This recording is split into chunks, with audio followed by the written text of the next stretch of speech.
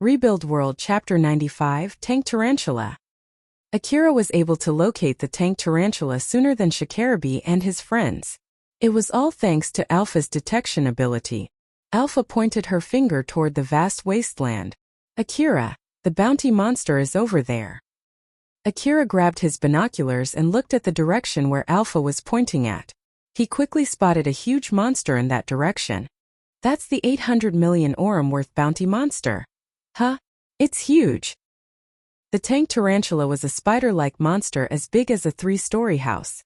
16 legs extended out from its abdomen, and its whole body was covered in reinforced plating. The upper portion of its abdomen was equipped with 2 big cannons that you would usually only find on tanks. There were wheels and caterpillar tracks outfitted on the bottom part of its body. It used one of his legs to push a scorched half-destroyed vehicle into its mouth and munched on it. The hard vehicle frame was easily crushed under its gigantic teeth before getting swallowed into its huge body. It's eating a vehicle. Is it in the middle of a meal? It might be one of the vehicles of the hunters who tried to hunt it. If you approach it carelessly, your vehicle will meet the same fate. So let's be extra careful. If it only eats metal, did the hunters escape? Or did they get eaten first? Monsters like that are usually omnivores. Moreover, hunters' weapons and equipment are usually made of metal, and I'm sure it won't even bother to separate them. Well, that's true. Even if it's not an omnivore, I have no plans to feed it my vehicle. Akira spent a lot of money on his vehicle. Thus he had no plans to let the tank tarantula eat it. The amount of food that monsters eat is usually proportional to its size. If you leave it alone, it'll only grow bigger and bigger with time. And with that, the amount of food it eats will also grow. Usually, monsters will get eaten by the other monsters before they can grow that big. But this one came from Yanazuka Station Ruin where it had an abundant amount of food. Akira remembered when he went to Yanazuka Station Ruin, he found a hallway filled with the leftover of battles but no corpses. When it was still small, the tank tarantula must have eaten the corpses and grown to a size where it could still fit the hallway. It then must have escaped the hallway to the surface and eaten all the wreckage around the area as it grew even bigger. They approached the tank tarantula carefully while closely observing it. Its metallic exoskeleton body looked extremely tough, and its huge powerful legs looked strong enough to crush a vehicle. Not to mention that the twin cannons on its back looked extremely powerful. Akira looked completely amazed by the appearance of that powerful-looking monster. But then again, if I can defeat that monster, it would earn me 800 million orum, huh? I wonder how strong of a monster it is to be worth that much. The amount of the bounty prize is not decided based on how strong a monster is. But at least there's someone who wants that monster dead as soon as possible, to the point that they would even pay you 800 million orum. It might be because it's sitting on an important trading route, or it might be because it attracts strong monsters to gather in that place and worsen the monster distribution. There are basically a lot of factors that decide how much a monster is worth. And when you add the fact that it's a strong monster that hunters can't easily kill, then it would be identified as a bounty monster. Think of it as a monster that's way stronger than any of monster that you've fought until now.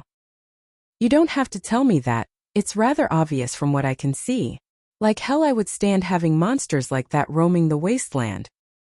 If you go further to the east, you can find a lot of monsters like that, you know? Oh. I see. And there are a whole lot of hunters who can defeat that level of monsters without having much trouble. That's why, even if there are monsters like this in that area, those monsters would not be identified as bounty monsters. I guess there are still a lot of things out there that I don't know. Huh? Akira sounded contemplative as he mumbled those words. Shikarabe's voice came out from the communication device.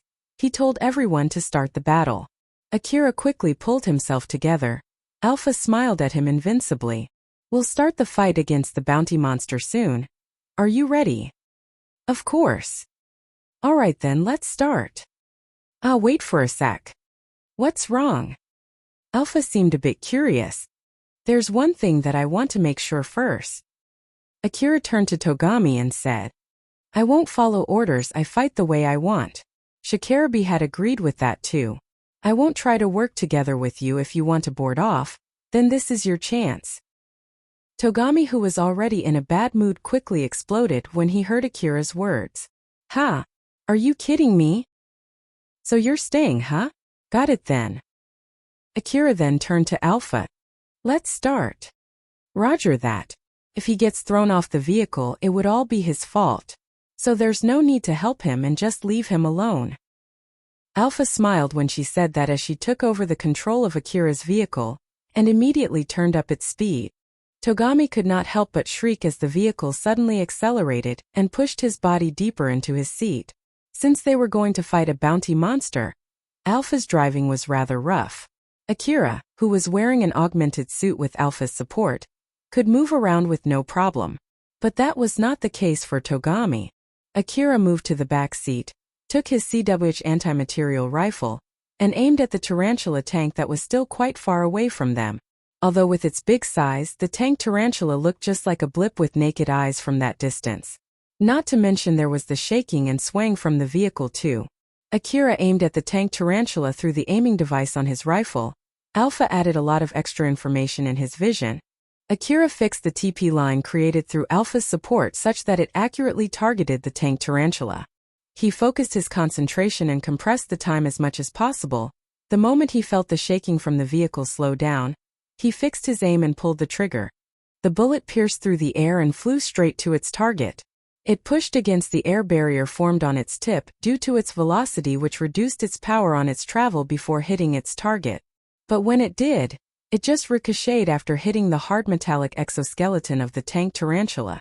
The tank tarantula had already noticed Akira and the other hunters. But since it was in the middle of its meal, it chose to focus on its meal rather than the hunters that were still rather far away from it. Now that it received an attack, albeit a harmless attack, it quickly shifted its attention to Akira. The huge cannon on the tank tarantula's back started to move. It was as if the tank tarantula was trying to aim its huge cannon. Akira noticed its movements through his aiming device. Did that one hit?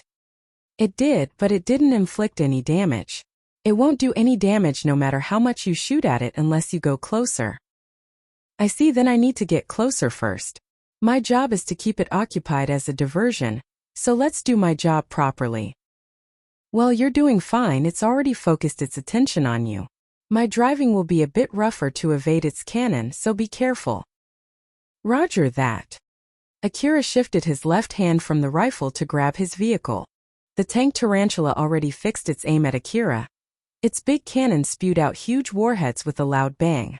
The kickback shifted its huge body, but not enough to throw it off balance. It was able to hold off the powerful kickback using its multiple legs. But it did not stop there as it shot multiple warheads in succession. The huge warheads drew multiple parabolic lines on the sky as they flew toward Akira. They rained down and created craters around Akira. Alpha quickly finished her calculation and predicted where those warheads would hit the ground. She then ignored the people on Akira's vehicle, as she controlled it to move away from the fallout area. The sudden acceleration threw Akira and Togami off balance. Akira used the power of his augmented suit to get a secure grip on his vehicle and avoid getting himself thrown off the vehicle while still standing. As for Togami, who was sitting on the driver assistance seat, he got himself pushed between his seat and the door, thus he was also able to avoid getting thrown off. The explosions from the warheads that rained down from the sky threw dust, smokes, and rubbles to the air. The shockwave and the pounding from the explosions shook Akira's vehicle. It even threw the vehicle off the ground, but thanks to Alpha's driving capability, it was able to land safely and all its luggage was also undamaged. Alpha smiled casually. It seems that it has a bad aim. In this case, we can safely approach it. That's good to hear. By the way, can you keep us further away from the warheads? Akira could feel the shaking transmitted through his legs. If he was not grabbing on his vehicle with his left hand, he might have been thrown off the vehicle by now. Don't worry, with that level of firepower, we can at least take one direct hit. You're talking about the vehicle, right? Well, even if you're using an augmented suit, there's no way you can handle that warhead, you know? That's unless you buy a better one. Don't be crazy, just how much do you think it would cost? If you can defeat that tank tarantula alone, you should get enough money to buy one. I don't have that kind of money. In that case, you should gather more money. Let's work hard to earn that much. Yeah, I can't agree more. Looking at Alpha, who was smiling like usual, Akira got a bit worked up. Shikarabe looked at that exchange between Akira and the tank tarantula through an onboard camera. The scene of Akira fighting against the tank tarantula that was borderline reckless was shown in a big monitor inside Shikarabe's vehicle. Shikarabe, Yamanobe and Varga, who were looking at that monitor, seemed to be enjoying the show. Yamanobe smiled and said, "Not bad at all. As expected of a hunter worth more than 100 million orum. He's doing pretty good there." Varga smiled casually. "He's doing a good job as a diversion. It might be sooner than we planned, but we should head out too." Shikarabe opened the door. Shikarabe pushed the button on the terminal and opened the rear door of the APC. He then left some words for Varga and Yamanobe. "No need to be reckless. Return back as soon as you finish your job." Yamanobe smiled and answered back, "I know. Even for me, I can't help but get a little excited after seeing that. But I have no plans to put myself in danger just to show off my skill." Varga laughed mockingly. "I have no plans to crash and burn in glory. That's the job for another person." Looking at how both of them reacted, Shikarabe looked relieved. Number 2, Operation Start. Number 3, Operation Start. Yamanobe and Varga jumped out from the vehicle on their bikes. They accelerated their bikes while still on the air. The wheels were spinning furiously as they landed on the ground. Both of them left Shikarabe's APC behind and separated into 2 teams as they headed to the tank tarantula. Akira kept heading toward the tank tarantula while avoiding the warheads. In the middle of that, he also kept on sniping the monster using his CWH anti-material rifle loaded with CWH special ammo. Thanks to Alpha's driving skill and her ability to predict the warhead's trajectories, Akira's vehicle was still doing fine. When the CWH special ammo hit the tank tarantula's armor, it bent and eventually stripped off that armor plating of the tank tarantula. As that armor part fell down to the ground, another undamaged armor plating was exposed under it. It was then pushed out and replaced the stripped-off armor plating. At the moment, Akira realized he could not inflict any meaningful damage to the tank tarantula. Akira tilted his head while still looking at the tank tarantula. "My shots did hit, right?" "They did. It at least inflicted some damages, enough to strip off the armor plating from that monster." Akira made a long hum. Until now, he was able to defeat anything that he met with one shot using CWH special ammo. The only exception to that was the powered armor that he fought in Kazusuhara Ruin the other day.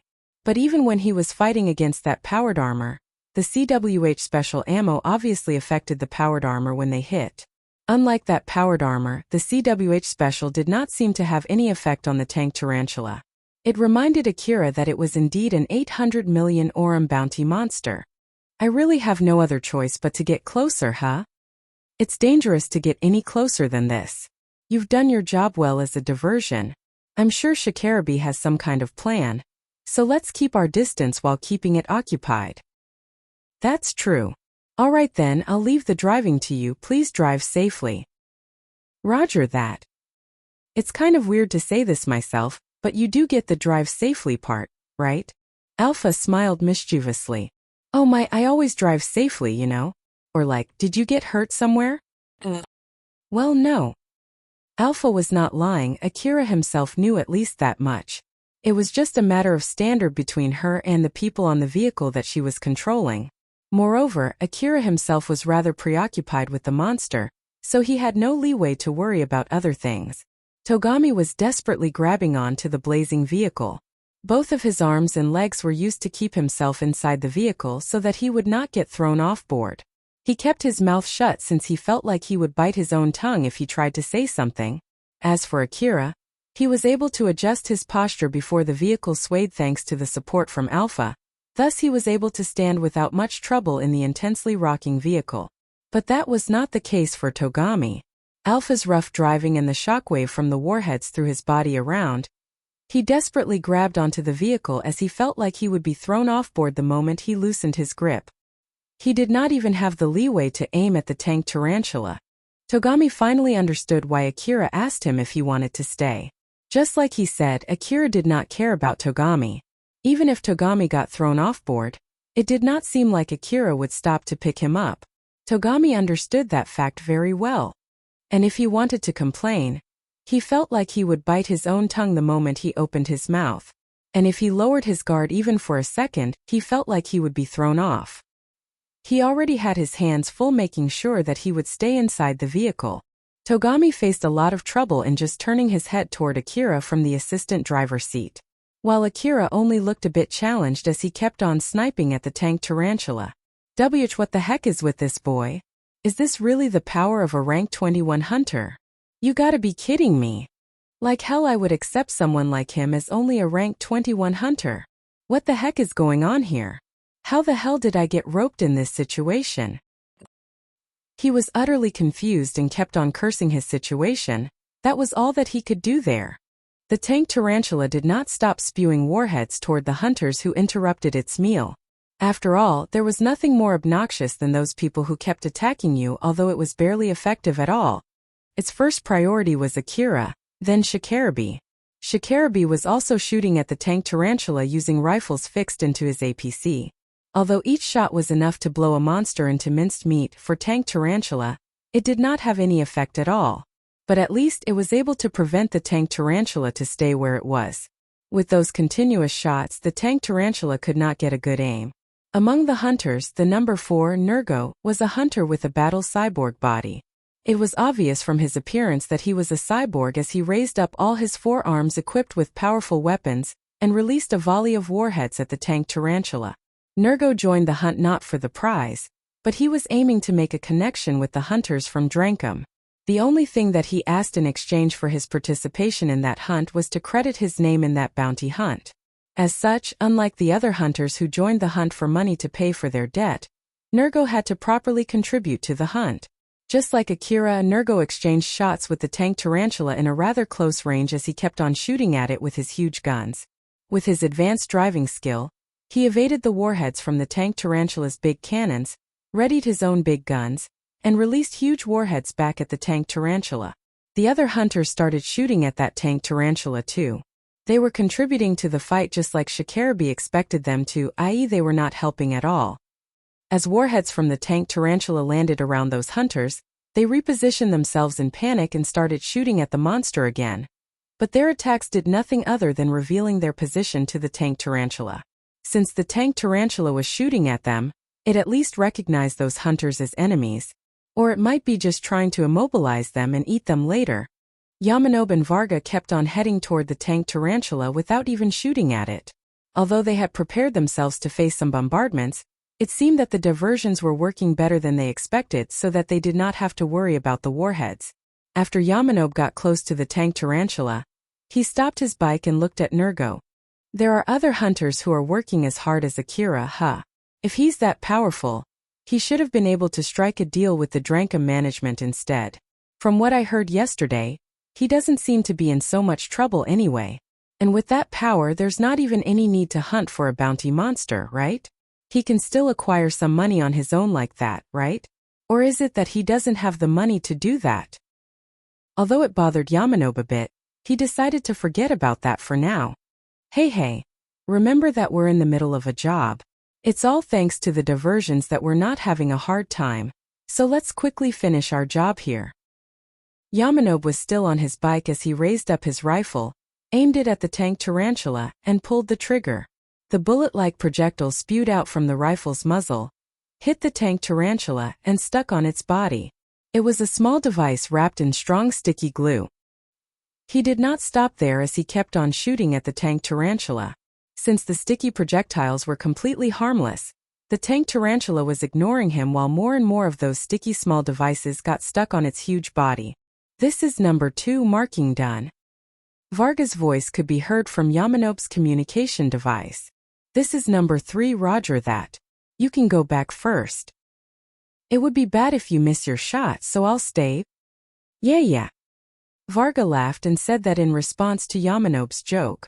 Varga was approaching the tank tarantula from another direction.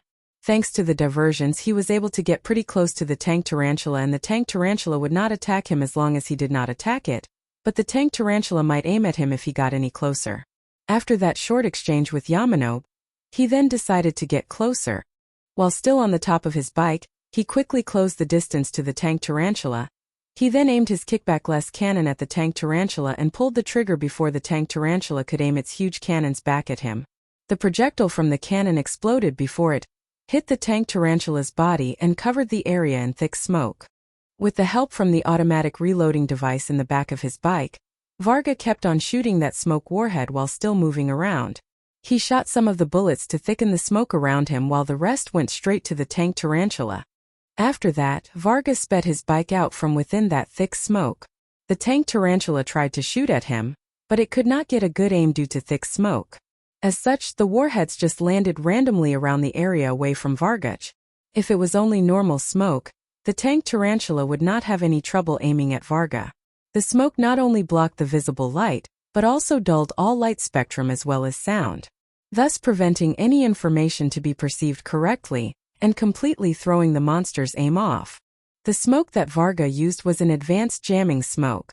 Varga then contacted Shikarabi. "This is number 3. I'm done here too." Now that their victory was almost guaranteed, Shikarabi smiled and said, "Roger that, get away from that place. You'll also get blown off if you guys stay too close."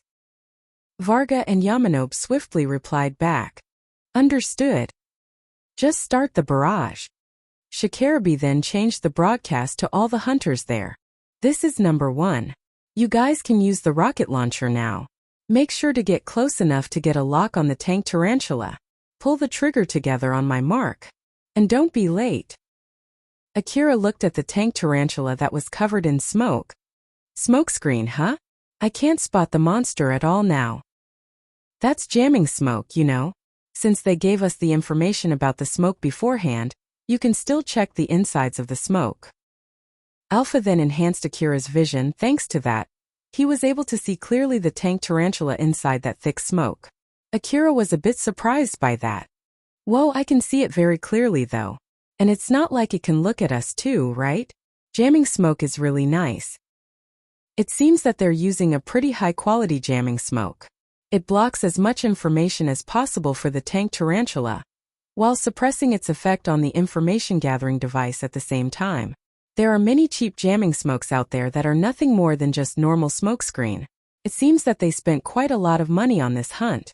I just hope there will still be enough money to share after subtracting the equipment expense. It would be okay, right? Akira sounded worried. Shikarabi then contacted everyone again to get the rocket launcher ready. Akira quickly put down his CWH anti-material rifle and started preparing his rocket launcher. Due to the jamming smoke, the tank tarantula shot its cannons to a direction where there was no one present. It did stop shooting and tried to escape the smokescreen, but since some of the smoke canisters were stuck on its body, it did not take long before it got wrapped in a thick smoke again. Since it was unlikely to get shot in that situation, Alpha stopped the vehicle. Togami was finally able to stand up. Hey.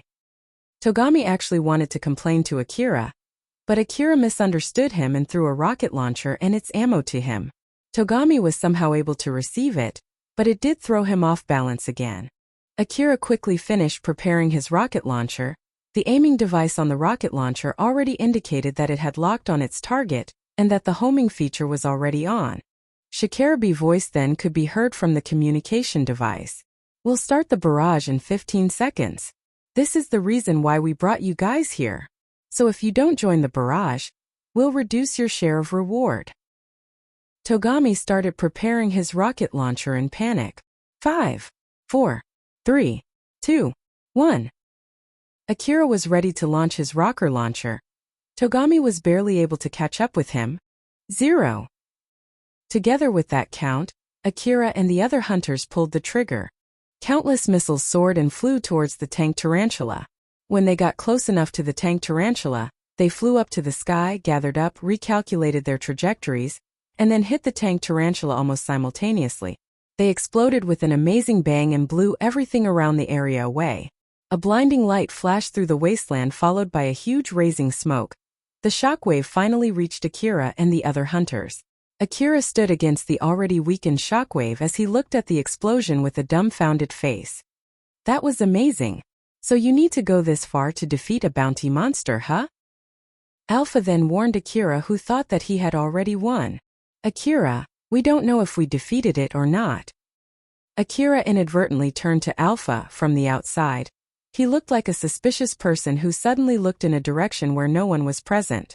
That was just how surprised he was. What? No, there's no way it survived that explosion. And even if it did, there's no way it's fine after taking that explosion head-on. So we can just take it easy later while showering it with more missiles to deliver the finishing blow. Alpha then pointed her finger toward the tank tarantula. Look. Akira turned his gaze to the tank tarantula. Since the smoke was blown away by the explosion earlier, he was able to clearly see tank tarantula even without Alpha's help. Although it took the explosion head-on, it still survived. Some of its legs were already blown away. The cannon-like object perching on its back was also missing. A chunk of its huge torso was completely destroyed, as well as its caterpillar tracks and wheels on its lower body. But even so, the tank tarantula tried to force its legs to move just to get them broken and crumbled down with a loud bang. Akira dropped his jaw and said to Alpha, "I can still move even after taking that attack?" "No, wait, it seems that it can no longer move. It should be okay, right?" Shikarabe suddenly gave his next order through the communication device. "One more time. We'll execute another barrage once we get the guidance device attached on its body. Make sure that your rocket launcher is ready." Yamano's voice was heard next. "Number 2 here. Roger that, I'm on it." Then followed by Vargas. "This is number 3. What about me? Should I put the jamming smoke again?" Shikarabe quickly answered Vargas' questions. "Wait for a sec. Let me check for a bit. It seems that it no longer has any long-range weaponries. It should be fine without the smoke. So save the smoke for the next bounty monster. Or you can use it later if things get dicey." "Roger that. It seems it did lose its huge cannon after all, so I guess there's no need to put up the smoke, huh? What the heck is that?"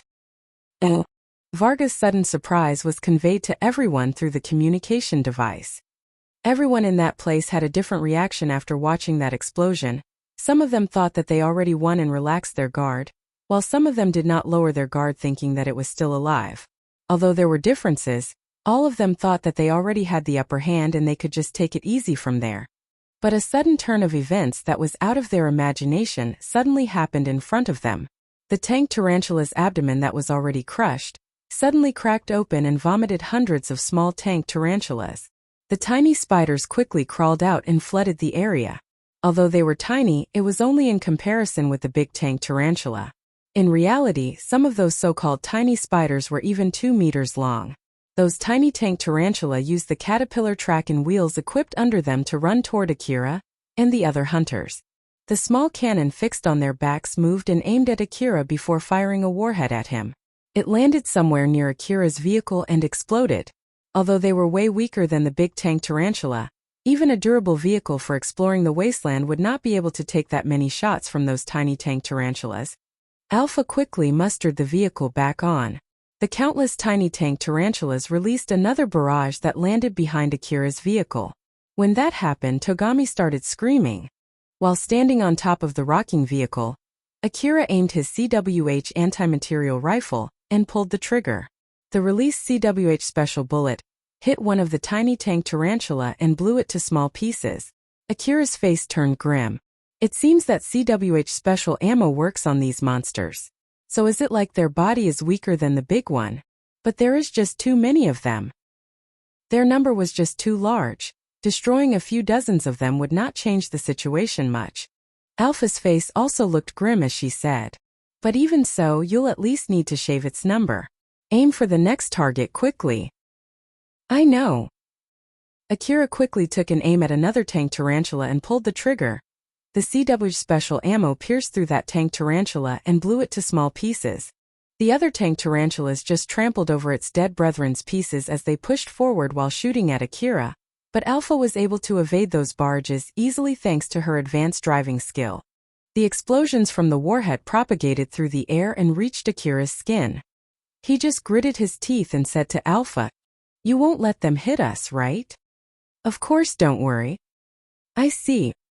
If it's only that much, we can at least take some shots and still be safe, you know?" "You're talking about the vehicle, right? Then how about me?" If you don't want to get hit, then do your best in reducing their number. The chance of you getting hit falls by a lot even if you are only able to take out a few dozen of them. Okay. I just need to keep shooting at them, right? Akira got a bit irritated there, but he tried to keep himself calm as he took his aim. He focused his concentration, compressed his time perception, and aimed as best as he could before pulling the trigger. With Alpha's support added to his aiming, he was able to hit his shot without wasting even a single bullet. But even so, his situation was still dire. While he was taking out the tiny tank tarantulas, some of them were able to get closer to him and their shots were getting more and more accurate. As a matter of fact, his situation was getting worse with time. Rebuild World Chapter 96, High Ammo Expense. While the hunters were having a hard time fighting the tank tarantulas, Shikarabi barked his order through the communication device. Just leave the monsters that are running away alone. It's not like you get any bounty money from destroying them. If they're protecting the big tank tarantula, they might scatter off if we defeat the big tank tarantula. So just focus your firepower on the big tank tarantula. Number 2. How's the marking going? This is number 2. I was able to stick some guiding devices on its body, but the smaller tank tarantulas are destroying the guiding devices. Wait for a sec. I spot one of the smaller tank tarantula carrying the guiding device away. And it's going in your direction with the guiding device. If we shoot the rocket launcher without changing the target setting, some rockets will go in your direction. Damn it. The big tank tarantula can't move, right? Although it'll reduce the power, it can't be helped then. Change the target setting to the big tank tarantula's coordinate. Number 2. Focus on cleaning up the smaller tank tarantulas. To all the hunters with a rocket launcher, get ready to shoot the rocket launcher in 1 minute. Keep your eyes on the counter in the communication device for the timing. The sound in the communication device changed. 59, 58, 57. The same countdown was broadcasted to all the hunters through the communication device. Although all the hunters heard that, they were too preoccupied with something else to prepare their rocket launchers. Akira's face turned grim while shooting at the monsters around him. He gritted his teeth hard so that he would not inadvertently say something and bite his own tongue. He was in a situation where it would not help no matter how he cursed or screamed as a swarm of small tank tarantulas were trying to board his rocking vehicle controlled by Alpha. Using the advantage of the telepathy that allowed him to talk even in the middle of such a fierce fight, Akira questioned Alpha about the current situation that he thought to be so unfair. Alpha, why are they aiming for me? It's not only you, they're also swarming Shikarabi's vehicle too. That's because Shikarabi is the commander in this operation, right? He's also riding a big and strong vehicle that looks intimidating, so no wonder why it's sticking out in this situation. It even has that machine gun equipped too. While my vehicle is not that different from the others. So why is it only me? At first, the smaller tank tarantulas that poured out from the big tank tarantula seemed to be expanding in all directions and tried to attack anything that they could find. But after they spread out a bit, they started to focus their attention and attack on Shikarabi and Akira. Of course, the other hunters were also getting attacked too. But it was rather obvious that most of the smaller tank tarantulas focused on Akira and Shikarabi. Alpha just smiled bitterly and said, well, it might be because they first thought that both of you were somewhat easy to attack. But after a short time, it's rather obvious that both of you can easily take out the small tank tarantulas without sustaining much damage. So the algorithm inside them might have set you and Shikarabi as strong enemies to defeat first. You can just think of it as bad luck. Akira got a bit annoyed and said, smiling, is it because of my bad luck? Well, if you say so, then we can't do anything about it, right? Akira himself knew that he had bad luck. So if Alpha said that it was because of his bad luck, he could not do anything else except hoping that her support would be able to handle his bad luck. On top of that rocking and swaying vehicle, Akira used his augmented suit to absorb the swaying and placed his leg against the vehicle's frame to reduce the kickback from the CW anti-material rifle as he kept on shooting at the smaller tank tarantulas closest to him. In that extremely dangerous situation where a slight shift of his center of gravity would easily throw him off the vehicle, Akira kept on shooting as if he was possessed by a berserker. Although the area around that place was already filled with tank tarantulas that was turned into scraps, their attacks did not slow down at all. Alpha. No matter how you slice it, there are just too many of them. I already killed a whole lot of them, you know? The other hunters are also fighting back and Shikarabe's machine gun should have killed a whole lot of them too. Why aren't they slowing down at all although we've killed so many of them?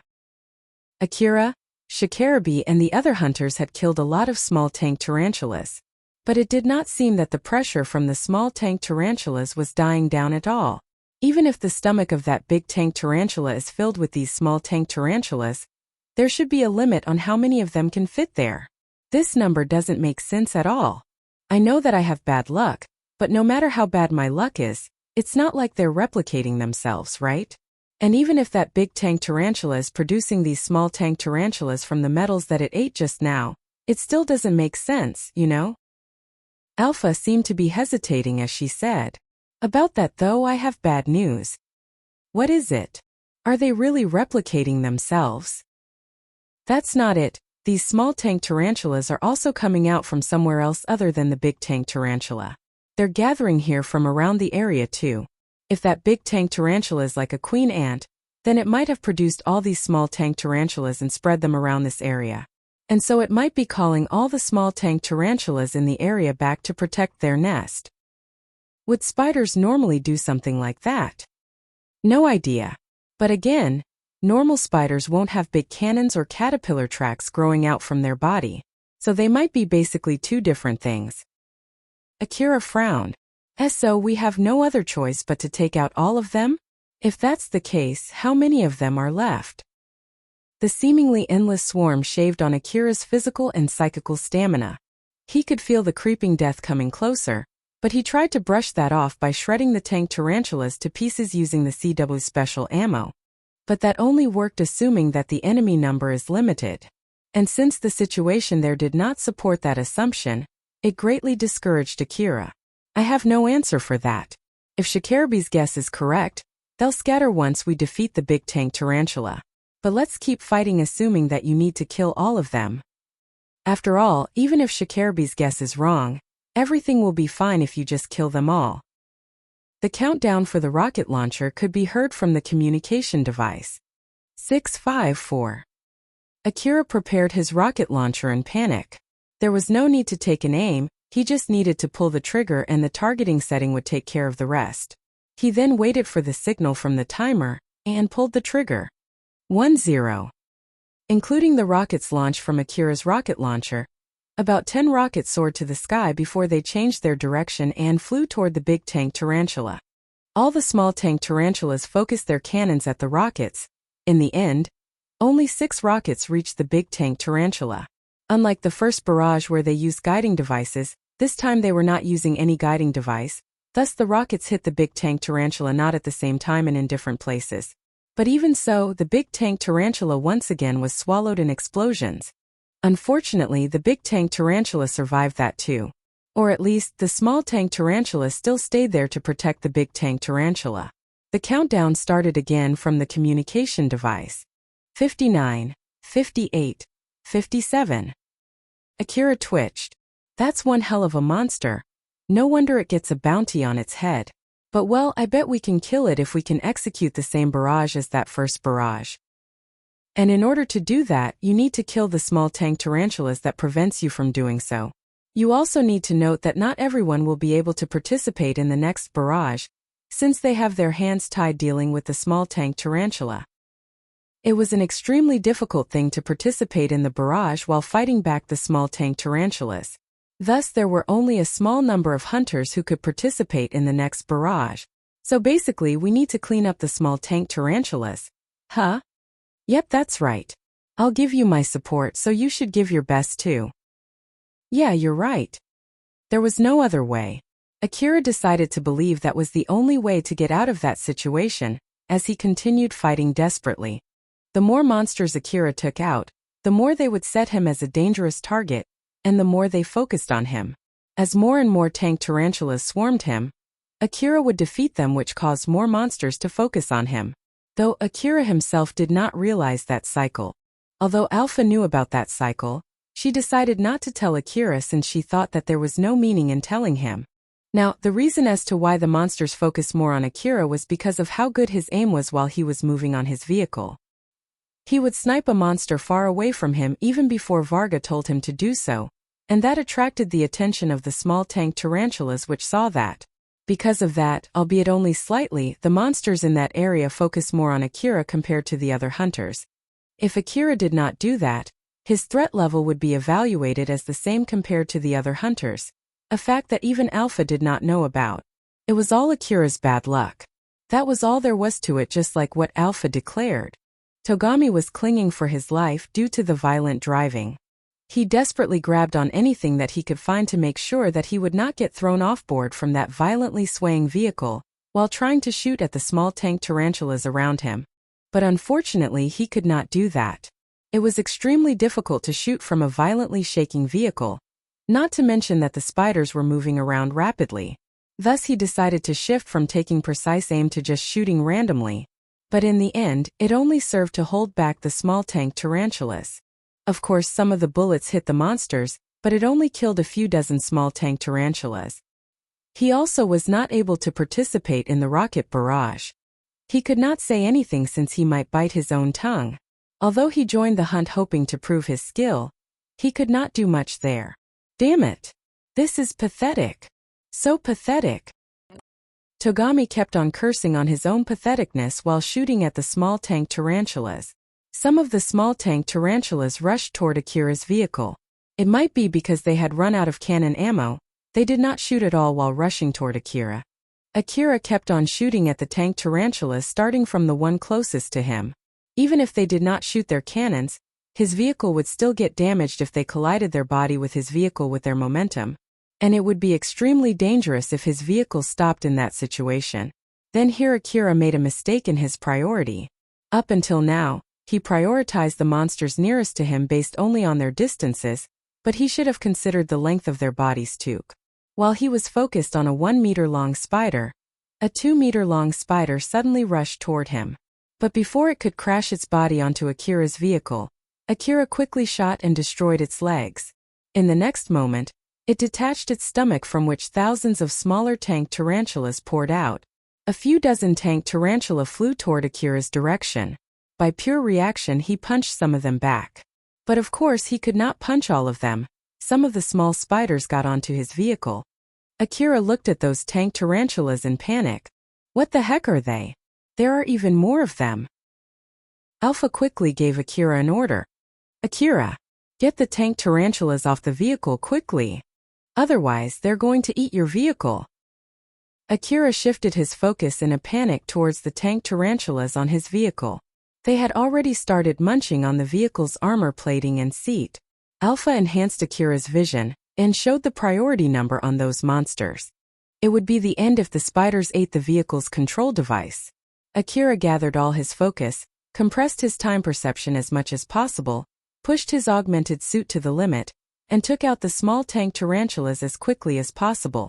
He kicked the tarantula eating the seat, pulled the one munching on the control wheel and threw it off-board.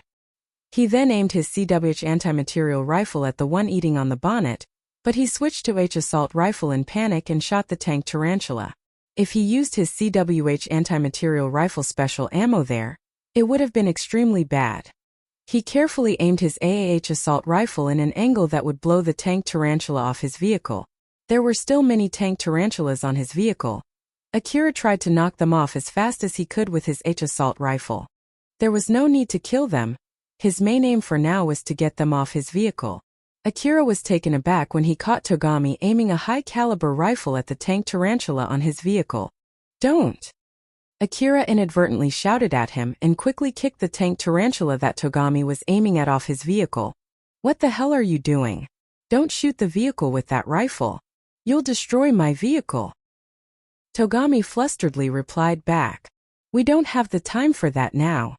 Like hell, a wasteland vehicle is going to get destroyed because of that. It's my vehicle, you know? In reality, Togami was correct there. But Akira thought that Togami was using the same powerful ammo as his CWH anti-material special ammo. That was why he shouted at Togami when he saw Togami aiming at his own vehicle. While they were debating there, the tank tarantulas did not stop munching on Akira's vehicle. Alpha then gave Akira another order.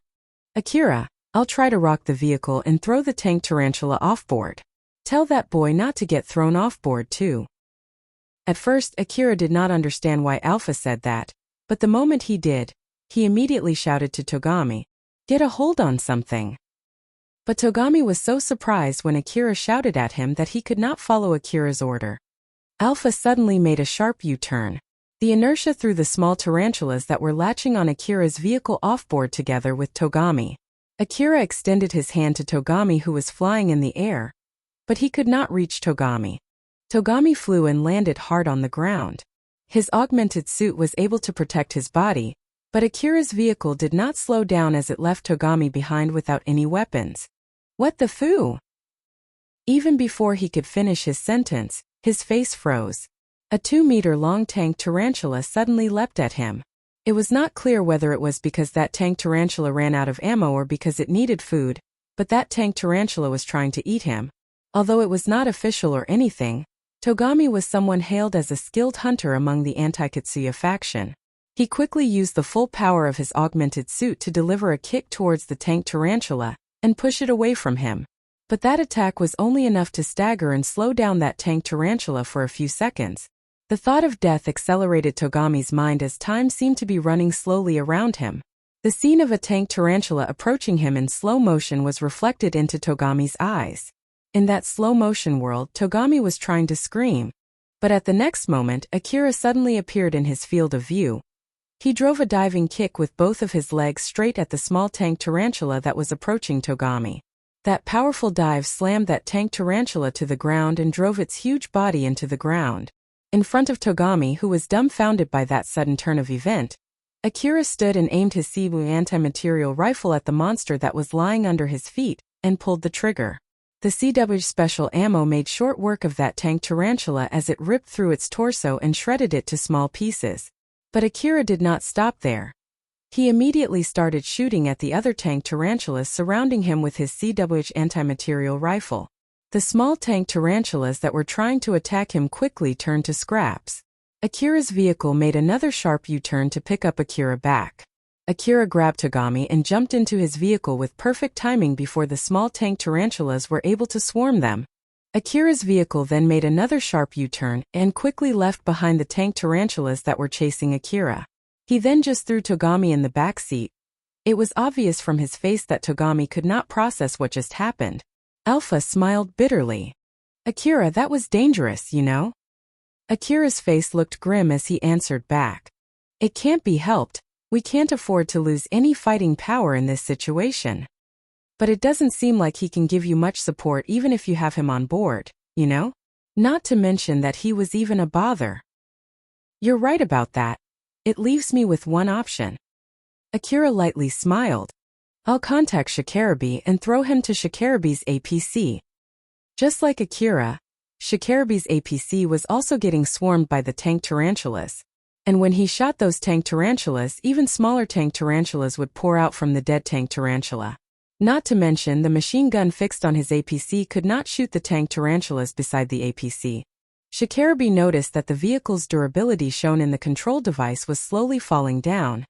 He then clicked his tongue and said, "It can't be helped, huh? I guess I have no other choice but to take care of it myself." Shikarabe turned on the autopilot and left the steering wheel. He opened the back door of that APC to shoot down the tank tarantulas that attached themselves on the APC, but he then noticed Akira's vehicle heading his way. When Akira got close enough to Shikarabe's APC, he then grabbed Togami and threw him over to Shikarabe's direction. Shikarabe caught Togami and pulled him inside his APC while Akira did not slow down at all as he left Shikarabe's APC behind. Shikarabe laughed. That boy literally threw Togami to my vehicle. He really meant what he said, huh? Togami was still dumbfounded since Akira threw him, so Shikarabe lightly kicked him to get him back into reality. Welcome back. You came just at the right time. You can drive an APC, right, Togami? But Togami still could not process what just happened. Shikarabe grabbed him and shook his head to force him back. Togami, can you drive? Or not? Give me an answer. I can drive. Take the wheel now. The auto-drive function is not that smart after all. Call me if you find any troubles.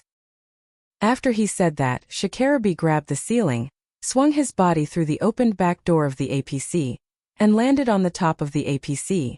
He then immediately shot down the tank tarantula latching on the side of the APC. The tank tarantula that Shikarabi shot would then landed and rolled over on the ground, shredded to small pieces. Togami, who just came back to his senses, rushed to the steering wheel in panic. Akira was surprised when he looked at Shikarabi. That's amazing how he can do that. He's on top of a vehicle, you know? Isn't he afraid what would happen if he falls off from there? Alpha just smiled and replied, "Don't just look at him, you have your own job to do. The number of small tank tarantulas is slowly decreasing." Ah, you're right. Since there's no need to worry about that boy anymore, I'll go even faster than before. Make sure to be careful, okay?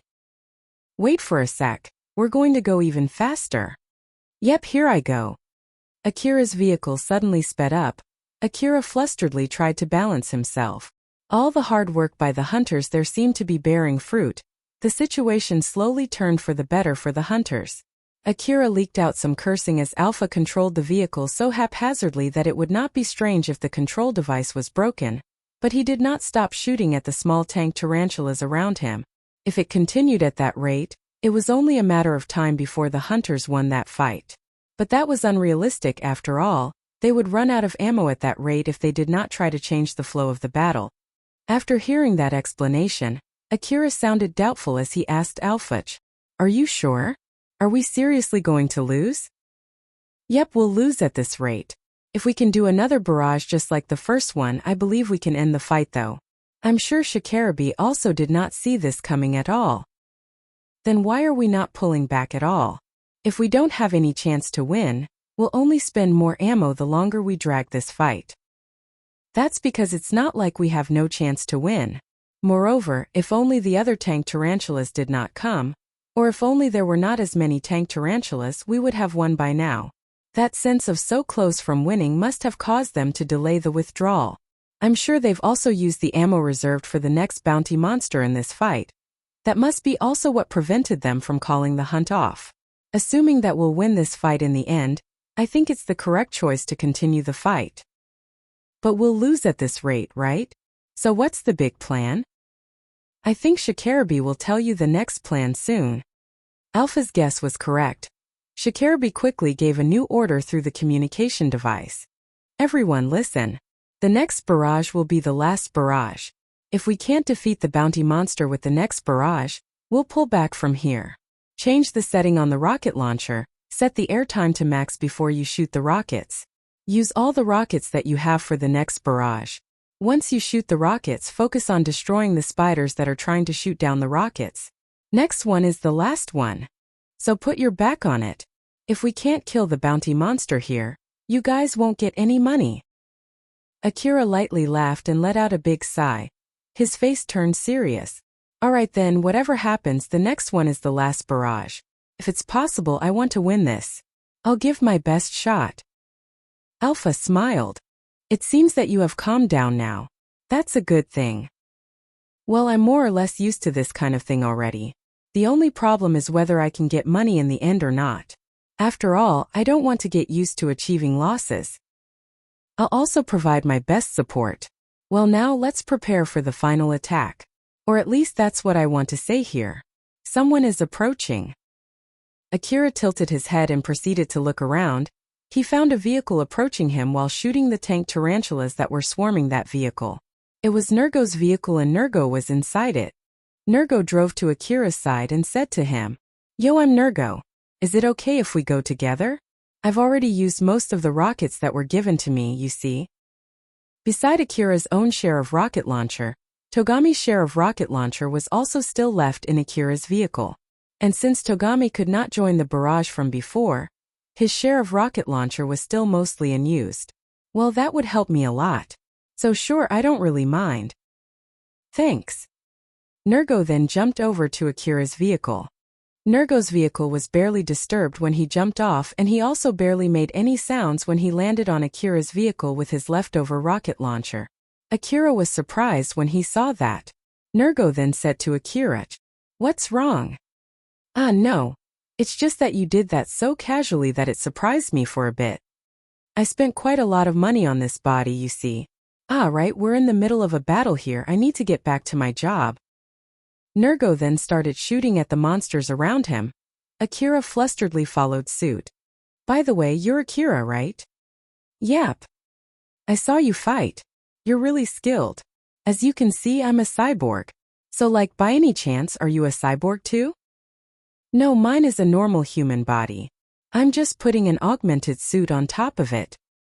"I see, so you're an augmented suit user. Huh." Nergo took a good look at Akira, while still shooting the monsters around the area without having much trouble. In contrast to that, Akira was having a hard time answering his question in that situation. What? "It's nothing, sorry for staring at you.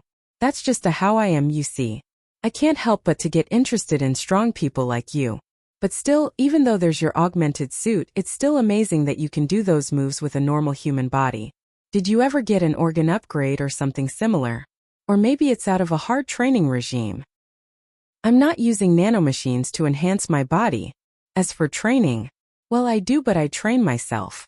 So if I have to say which one, I guess it's because of my training." "I see, that's pretty amazing." Akira frowned. He seemed to be weirded out. What's with this guy? Alpha, do you know anything about him?" "Just like you can see, he's a cyborg. And judging from his move just now, it seems that it's a pretty high-quality cyborg body. I guess that's all. While as for why he's interested in you, well, you're doing pretty well, although you're just a boy. So it's normal if he's a bit interested in you." I see." Akira still felt a bit weirded out there, but he decided to just drop it and focus more on the enemies in front of him. He was in the middle of the battlefield and right before they would launch the last coordinated attack, so it was not like he had a lot of leeways there. Nergo did not say anything in particular after that, and continued shooting accurately at the monsters around them. Suddenly, Shiakurabe's voice could be heard from the communication device together with the countdown. "Get ready, it's the time. Keep shooting until I give an order to pull back. If you don't participate until the very end, I'll judge that you didn't contribute at all in this battle. So don't expect to get any money even if you can return back alive." 5, 4, 3. Akira and Nergo readied their rocket launchers. Akira used both of his hands to carry one rocket launcher, while Nergo used each of his 4 arms to carry 4 rocket launchers. Akira was a bit intimidated when he saw Nergo like that. 2, 1, 0. Together with the countdown, Akira and Nergo released a barrage of rockets. There were basically 5 rocket launchers spewing rockets on top of that one vehicle. The other hunters also tried their best to participate in that barrage after Shikarabe threatened them. In the next moment, the rockets crowded the sky in that area. Akira put down his rocket launcher and was about to reload, but Nergo suddenly stopped him. "I'll do the rockets, I have more arms after all. You should focus on the small tank tarantulas." "Okay." Akira picked up his CWH anti-material rifle and started shooting at the spiders that were trying to shoot down the rockets. Thanks to Alpha's support, he barely wasted any ammo. Behind him, Nergo did not stop shooting rockets to the sky while looking closely at Akira's movement. Countless rockets soared to the sky. After flying upward for some time, they reoriented themselves toward their target. The small tank tarantulas tried to shoot them down, but thanks to Shikarabe and the other hunters there, most of them could not shoot down the rockets. The rockets then hit the huge tank tarantula almost simultaneously and created a bigger explosion than the first barrage. Akira frowned. "If this doesn't work, we really have no chance to win." Alpha smiled. "That's true, but it seems there's no need to worry about that. Look at that." The big tank tarantula exploded to small pieces and the other small tank tarantulas around it suddenly stopped moving. Some of them that were running crashed to each other as if they lost control of their bodies.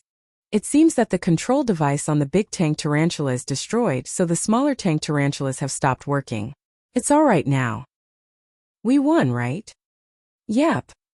Akira let out a big sigh. Rather than the excitement of the victory, it was more out of relief. Nergo sounded casual as he said to Akira, "It seems that we have successfully defeated the big tank tarantula. That's good. I'll excuse myself then. We'll see each other again if we're fated to meet again." He then jumped back to his own vehicle and left Akira. Akira sounded unenthusiastic as he asked Alpha. So, in the end, just who exactly is that guy? No idea. Well, it has nothing to do with us anyway. Well, that's kind of true. I'm so tired. Akira looked super tired as he dragged himself back to the driver's seat. Alpha smiled and tried to cheer him. You did great there, Akira. With this, the 800 million Orum bounty monster was defeated by Shikarabe's team. The other hunters also stayed there after they defeated the bounty monster. Unlike when you killed a normal monster, there were a lot of things to take care of after you defeated a bounty monster. Shikarabe contacted the hunter office to inform them that he killed the bounty monster. He had made some arrangements beforehand so that he could use the powerful communication device in his APC to hook up with Drankum's communication line to reach the hunter office. In order to confirm the kill, the hunter office would send some people to check the leftover wreckage, or the dead body of the bounty monster.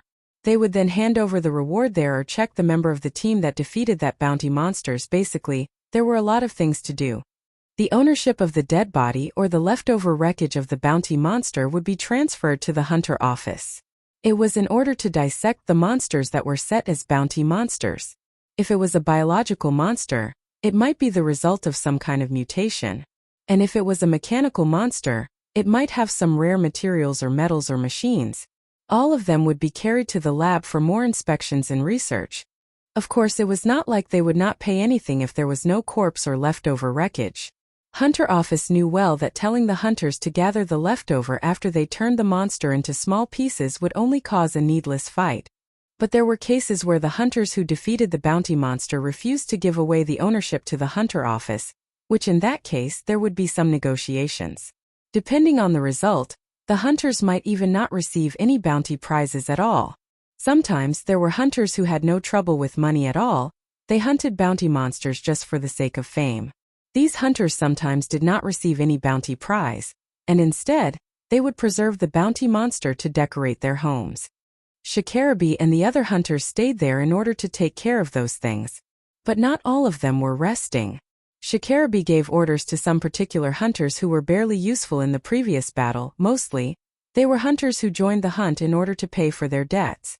Shikarabe told those hunters to gather the pieces of the big tank tarantula in one place.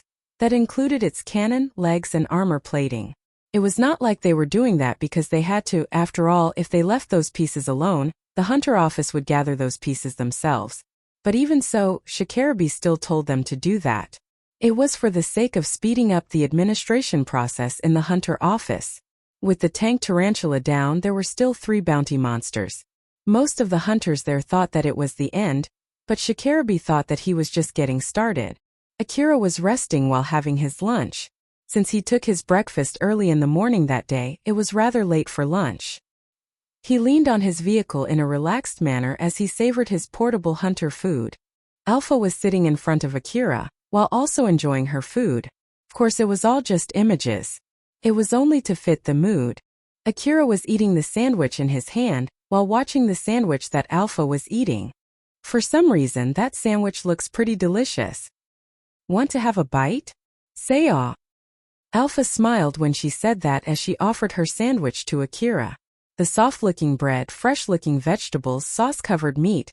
Everything about that sandwich looked delicious. There was a bite mark left by Alpha too. Akira frowned. Can you stop teasing me like this? That extremely delicious-looking sandwich was not real. Even if Akira extended his hand, he would not be able to even touch that sandwich, and of course it was impossible for him to taste it. In front of the smiling Alpha, Akira returned back to eating his sandwich while pouting. Although it was the same sandwich that he had this morning, he somehow felt that it was lacking this time. Alright then, that's it. I'll eat something delicious once I return from this hunt. Let's just forget about the price and treat me with something delicious. Alpha, who listened to Akira's statement, smiled and said to him, That sounds like a good idea. You need to at least get a taste of that level of luxury. Seems that it was worth showing that to you. What lies? You were just poking fun at me, weren't you? Oh my, I'll never lie to you, you know. Not now, not ever. Alpha seemed to be having so much fun there. Akira just went back to eating his sandwich without saying anything back. Shikarabe and his friends were also taking a break near Shikarabe's APC. Togami was also with them. The hunter office was collecting the names of who defeated the bounty monster. And it was 4 names: Shikarabe, Yamanobe, Varga, and Togami. Shikarabe sounded annoyed as he mumbled, "They're late. How much longer until the people from the hunter office are here?" Shikarabe wanted to hunt the next bounty monster as soon as possible. But he could not afford to move away from that place until he dealt with the aftermath of the hunt with the hunter office's staff. Yamanobe tried to calm Shikarabe down as he gleefully said, "Calm down. We got our minimum target. We can take our time hunting the rest." Varga joined in. "At least we got the first bounty monster. There's no news about someone else taking out the other bounty monsters. Just think of it as a small break so we can hunt the next monster in our tip-top shape. Leaving us aside, even if we go now, I'm sure the others are tired that they won't be much of help, you know?" After hearing the other's opinion, Shikarabe finally calmed down. "You're right, I guess I'm too impatient, huh? That's so not like me at all." Shikarabe might have gotten too excited after killing a bounty monster. That was what he thought as he took a breath to calm himself down. Yamanobe laughed and said, "But still, that tank tarantula was really strong. The 800 million Aurum prize is a scam. That one should have at least 1,200,000,000 Aurum prize money." Varga laughed. No, I want at least 1,400,000,000 Aurum. It has been quite a while since I had such a difficult fight. Not to mention that we got some dead hunters too. How many got killed in that fight?" 5 hunters. All are debt-ridden hunters, and I heard one of them was killed since his observer shot him when he tried to run away. So it's basically 4 hunters, huh? Well, considering that we fought a bounty monster, I think we did well. Yamanobe and Varga were in a good mood. But that was not the case for Shikarabe. Yamanobe, who noticed that, decided to ask him, "What's wrong? You don't seem that happy." "The bounty prize. It's 800 million Aurum, right?" "Yep. It's true that it's rather unfortunate we can only get that much money after defeating such a powerful monster. But it's not like we don't get any profits either, right? Not to mention that none of us got injured too. Result-wise, I think it's not that bad, you know?" Shikarabe looked a bit annoyed thinking of what was coming and at the same time, a little worried as he said, "We spent more ammo than we expected. So subtracting the ammo expense from the 800 million Aurum, and dividing the rest among the number of hunters alive. I'm just wondering if Akira would be happy with that number." Unlike Nergo, Akira did not join the hunt just for connection or renown. It's purely for money. Although we did agree on that contract, thinking about his share, I'm not sure if he'll be happy about it. The unexpected ammo expense was also proof of just how hard that fight was. It was as well the very reason that would cause trouble for the incoming negotiation. The trouble caused by that unexpected ammo expense could have been avoided if there was enough money. Being a hunter was not a cheap occupation after all. Yamanobe and Varga looked at each other and smiled. Varga then said to Shikarabe, "Well, negotiating with him is your job. So good luck with that." Although Shikarabe was the leader of the team that had defeated a bounty monster, he did not seem happy at all as he let out a sigh. Rebuild World, Chapter 97, Contribution during the Battle and Evaluation. Togami was fiddling with his information terminal. He was trying to see Akira's hunter record. Akira said that his hunter rank was 21. After knowing that Akira's rank was lower than his, Togami started mocking Akira. But now, he was hoping that it was actually just him making a bad joke there. Togami had seen Akira in action up close and felt the difference in their skill. He experienced it firsthand and understood the fact that Akira was too strong for a rank 21 hunter. But that was not the biggest problem yet. The biggest problem was how Akira was so casual about it. He did not show even a trace of pride, snub, or self-confidence in his own skill. Although he was strong, he was not prideful of his own skills at all. Don't tell me that it's normal to be that strong for a rank 21 hunter, or is it? No, that can't be normal. He's definitely weird. He's abnormal. So there's just no way. If it was normal for a rank 21 hunter to be as strong as Akira, then there would be no problem at all. But if that was the case, if Akira's strength was considered normal, then it would mean that Togami was weak according to that standard. For Togami, who always thought that he was a skilled hunter and prided in that, it was a bitter pill that was too hard to swallow. Togami tried to check Akira's hunter rank while half-praying, but his expression showed that his prayer was not answered. According to the record from the hunter office, Akira was indeed a rank 21 hunter. Togami was still in a shocked state as he asked Shikarabe, there's something I want to ask. Although Togami was a part of the anti-Katsuya faction, he was still a young hunter. So in short, he was a type of hunter that Shikarabe hated. Since Shikarabe had no particular impression on Togami yet, he still saw Togami as one of the young hunters that he did not like. Shikarabe sounded annoyed as he said, "What?" If it was the usual Togami, he would have lashed back when Shikarabe said that to him. But not this time. His face looked tense as he continued. "About that Akira. Who exactly is he?" "What do you mean by that?" "He's a hunter that I paid to join the hunt. I know that he's not from Drankum, but I have no plans to listen to your complaints about taking in a hunter who is not from our gang." Togami flusteredly tried to correct Shikarabe, who was misunderstanding him. "That's not what I meant. That guy, I won't accept that someone like him is just rank 21. You know? It's definitely strange." Shikarabe was a bit surprised, but he quickly understood what Togami was talking about.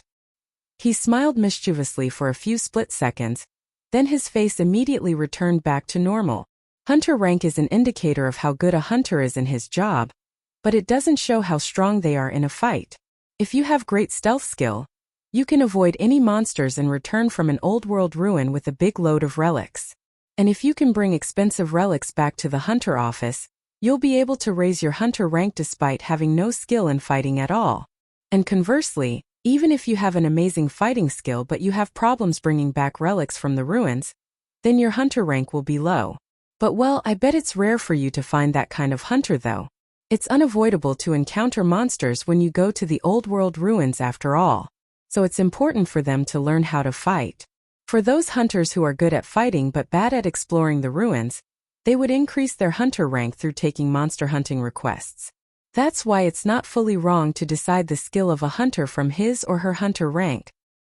After Shikarabe said that, he smirked at Togami. But what can I say? Let's say that there's someone who thinks hunter rank is proportional to fighting skill. That guy has always been taking easy requests to increase his hunter rank. And when he finally works together with another skilled hunter, he realizes that he's actually slowing his partner down. Let's say that person misunderstands his own skill since he has always been focusing only on increasing his hunter rank.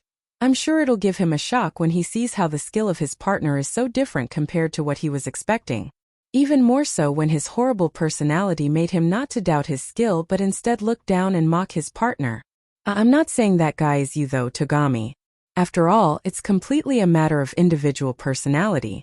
But well, it's not like I want to say bad things about the gang that I belong to, but the truth is that kind of hunters have been increasing lately in Drankum, and it's true that people have started saying bad things about Drankum. Something like the hunters from Drankum are nothing but incompetent hunters with powerful equipment. But I don't think you're one of them, okay? After all, I invited you to join the hunt for the bounty monster. I have no idea what indicators they used when they picked you, but if the people in the upper echelon picked you, so maybe they're not mistaken, just maybe. Togami did not say anything as he listened to Shikarabe, but his face turned pale as he said, "I'll go and get some fresh air for a bit." Togami only said that before he left Shikarabe. He seemed a bit wobbly as he left that place. "Just come back before the hunter office staff is here." Shikarabe said that and saw Togami off. After Togami left, Varga, who had been holding back, exploded in laughter. "Shikarabe, you do have a bad personality, you know. No matter how you think about it, Akira is the one who is abnormal. That kid is right, it's weird for someone as strong as him to be just rank 21. There's no way a rank 21 hunter can be worth more than 100 million orum, you know?" Shikarabe just laughed and replied, "Don't be rude. I wasn't lying, you know? And I did say that it was not the case for Togami, right?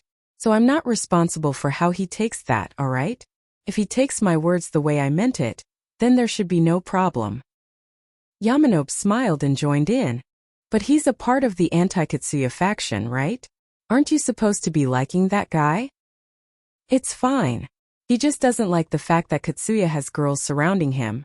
Not to mention that it's true he's getting advantage from that young hunter preferential treatment program, and he indeed got ahead of himself back then. People like him will change the moment Katsuya recognizes his skill or praises him. I can guarantee that. So from that point of view, he might as well be a part of the Katsuya faction. You're right about that. That's a totally possible outcome. It seemed that Shikarabe's anger on the Drankum's young hunters had subsided as he and his friends laughed together. Varga then returned back to his serious mood as he asked Shikarabe. Shikarabe, I want to confirm what's our plan after this. Are we going to hunt for the next bounty monster? I haven't really decided yet. It depends on how our situation will turn out. Although we use most of our reserve ammo, we might be able to procure a refill depending on the route that we take. It also depends on whether we will hunt the next bounty monster alone, or we will join the other team. What will we do about the other team members if we join the other hunter team? We hired them without the hunter office's approval. They might cause trouble if we bring them when joining another team. You know? To be honest, I want to hunt for the next bounty monster only by ourselves. But if we join another team, we won't be bringing the others. As Varga said, it'll only cause more trouble after all. So I'll be just bringing hunters from Drankum, which basically means the three of us plus Togami. Not to mention that the record in the hunter office also only has our names as the people who defeated the tank tarantula. Yamanobe sounded disappointed as he said, I see, to be honest, I hope we can at least bring Akira and Nergo, you know.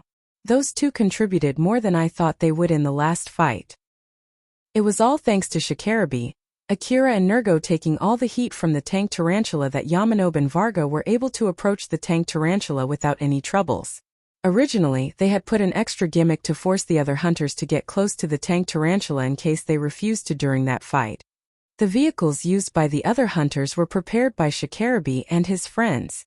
They rigged those vehicles so they could control those vehicles from Shikarabe's APC. Of course, they installed that gimmick to force the other hunters to be the decoys. Although in the end they did not resort to it, they did make preparation for such a thing. Yamanobe thought of something and voiced out his idea. How about bringing the other hunters together with us by hiring them through a formal request? Shikarabe instantly replied back. That sounds like a bad idea that would cause a lot of trouble during the negotiation. So if you're going to do that, make sure to take care of the aftermath too, okay? I won't help you though. Me neither. I guess that's indeed a bad idea, huh? Yamanobe quickly stepped down without much resistance. In terms of its reward and difficulty, hunting a bounty monster was a very sensitive subject. So if Yamanobe brought along hunters who were not from Drankum, it meant that he would have to negotiate with the other factions too. Even Yamanobe would not want to have to face that. The hunter office's staff arrived not too long after that. Shikarabe and his friends finished the administration work and loaded the leftover wreckage from the tank tarantula that they had gathered beforehand into the hunter office's truck. After they finished their business with the hunter office, they still had to take care of some administration stuff in Drankum.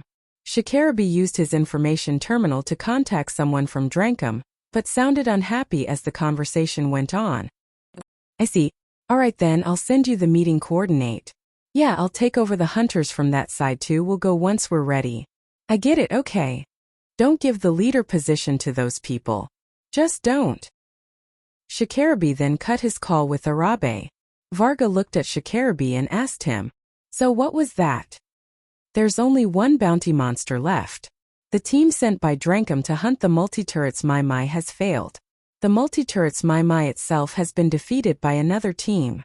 As for the overgrown snake, it seems that Katsuya's team defeated it. Shikarabe sounded annoyed as he continued.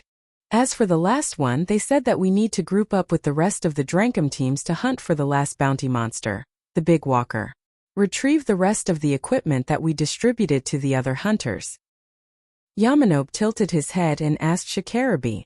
Sure, so then why are you upset? The Katsuya faction splurged a lot of money for Katsuya to hunt the overgrown snake, so even you also expected that they'll be able to take out that bounty monster, right? Shikarabe sounded really annoyed as he replied back. According to how we are going to form the new team and how big it is going to be, Katsuya might be the leader of the new team, you know? The upper echelons are having a debate about that right now. The Big Walker's bounty prize is 3 billion orum. So the leader of the team that takes out that 3 billion orum bounty monster will earn a lot of prestige, you know? I would rather die than working under that boy. Both Yamanobe and Varga nodded in agreement. Both of them knew well just how Shikarabe hated Katsuya. Asterisk, asterisk, asterisk. Both Elena and Sarah looked exhausted as they were traversing through the wasteland. They were sitting on the driver's seat and the driver's assistant seat in their vehicle respectively.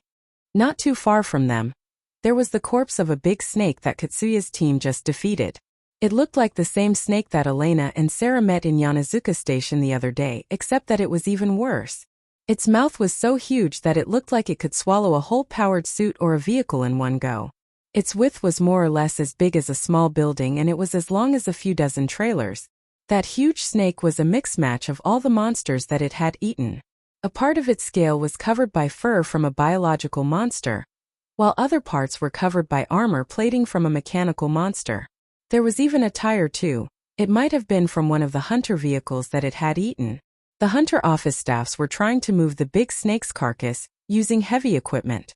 A group of young hunters gathered not too far from them. They looked thrilled for being able to defeat the snake. But some of them looked sad since their close friends got injured or even killed in the previous fight. A hunter office staff was talking with Katsuya on the spot. He must have a lot of things to talk about as the leader of the team that defeated the bounty monster. Behind him, Mizuha, the woman who supported the Katsuya faction, was standing while listening to their conversation. Elena and Sarah were not a part of Drankum. They used that excuse to take a rest in a different place not too far from Katsuya and his team. But actually, that was also an order from Mizuha. Sarah looked at Elena who was sitting in the driver's seat. She sounded really tired as she asked, "Elena, is it okay if I whine a bit?" Elena also sounded equally tired. "Sure, go ahead, although I feel like I know what you want to whine about." "Is that so? Well, I'll take that offer then." Sarah took a long breath and started whining. "To be honest, the job this time isn't worth all that hard work at all. I can't agree more with you. That was my mistake. I'll have to be more careful about the contract term next time." "It's fine. It's not your fault." "Thanks. I'm glad that you're my partner." Both Elena and Sarah still looked super tired, while they were showing their appreciation to each other. Elena and Sarah had exhausted their physical and psychical stamina. Of course, they had spent their stamina during their fight against the bounty monster. To be more precise, it was because the fight placed too much burden on Elena and Sarah. The nervousness when they hunted for the bounty monster, the fear when they encountered the bounty monster, and the chaos that ensued after that because of their lack of experience. It was almost impossible for the young hunters to work as a team in such a battle. Katsuya's order was cut midway multiple times. It was because he always went to help his team members when the bounty monster smashed their vehicles. There were even some young hunters who kept shooting at the bounty monster up close, although Elena and Sarah warned them that they were too close and they needed to pull back. Those young hunters refuted Elena and Sarah by saying that it was not an order from the leader of the team, Katsuya. While it was correct for them to only follow the orders of the leader, they ended up having to sustain heavy injuries because they fought the bounty monster up close. It was Elena and Sarah's job to make sure that as many young hunters as possible returned back alive. Thus they worked extremely hard to pick up those young hunters and carry them to a safe place. Elena and Sarah tried their best to help out in that fight as they circled around the bounty monster. They were actually gathering information about the bounty monster, as well as helping out the other hunters. Although it looked like a dull job, it was actually a very important job. But to some of the other young hunters, it seemed like Elena and Sarah were just going around doing nothing. It was true that the ones who defeated the bounty monster were Katsuya's team. They were also the ones who shot a lot of rockets at that snake. So at a glance, it seemed that they were the ones that contributed the most during that battle. It was as if they would be able to defeat the bounty monster even without having Sarah and Elena around. That was of course if their rockets could hit the bounty monster without the guided targeting provided by Elena. But in reality, that was also possible. Katsuya and his team actually carried a huge amount of rocket launchers, enough to compensate the low accuracy with sheer numbers. And without Elena and Sarah, that accuracy would drop even lower, which meant that they would have taken more time to defeat the bounty monster, thus they would have sustained more losses in that battle. But not everyone present there thought so, especially those people who wanted to boost a particular person's achievement and renown.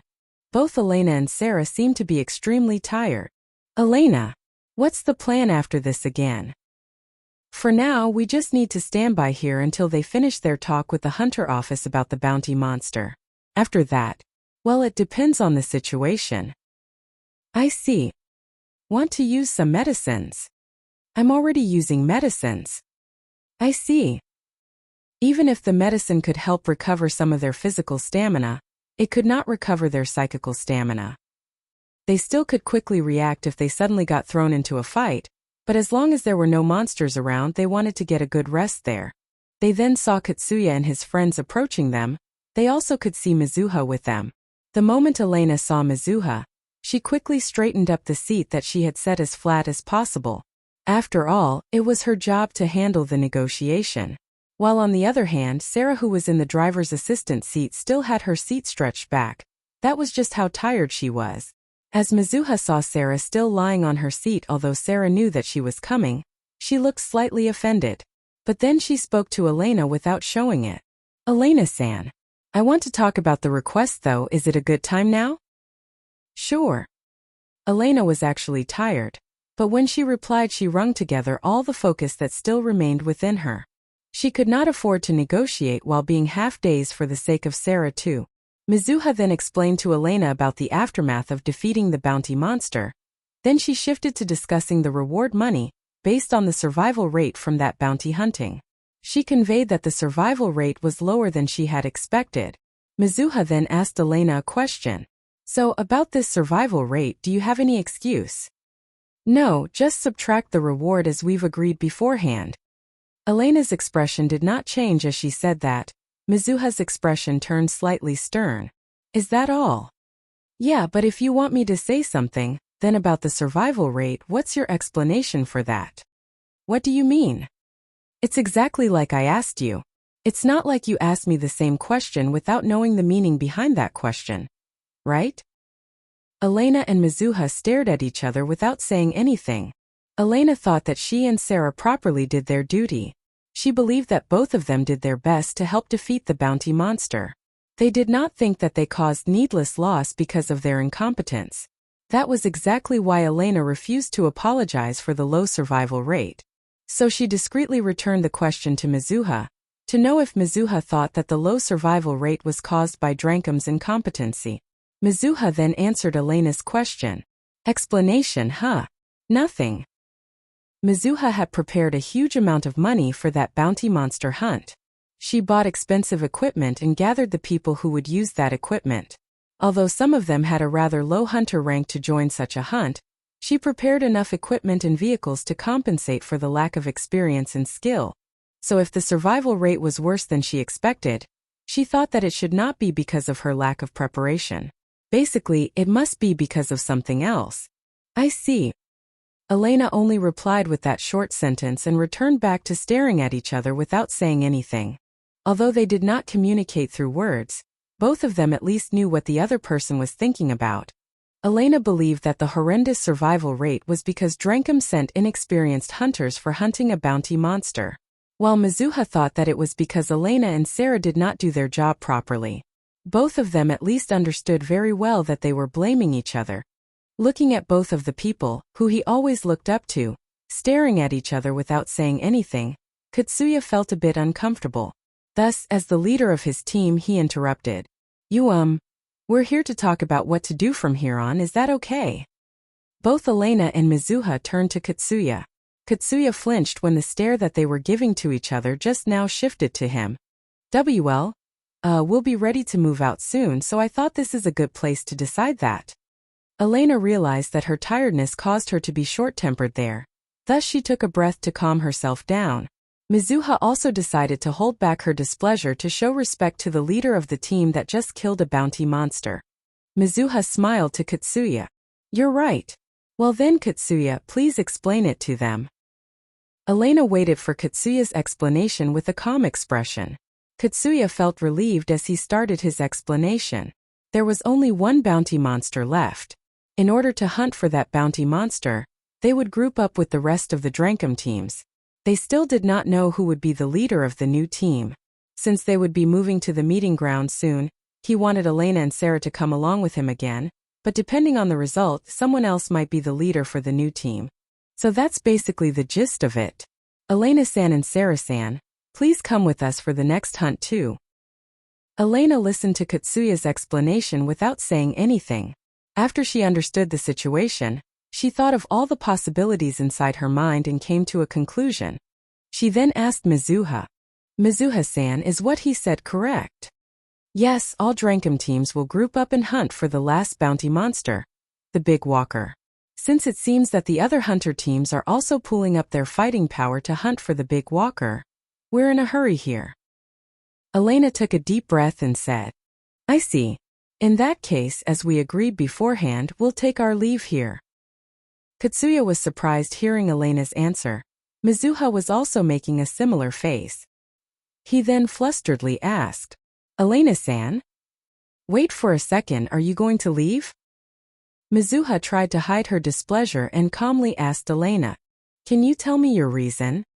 Elena calmly replied, Our contract is that we'll accompany and provide support to Katsuya's team while hunting for the bounty monster.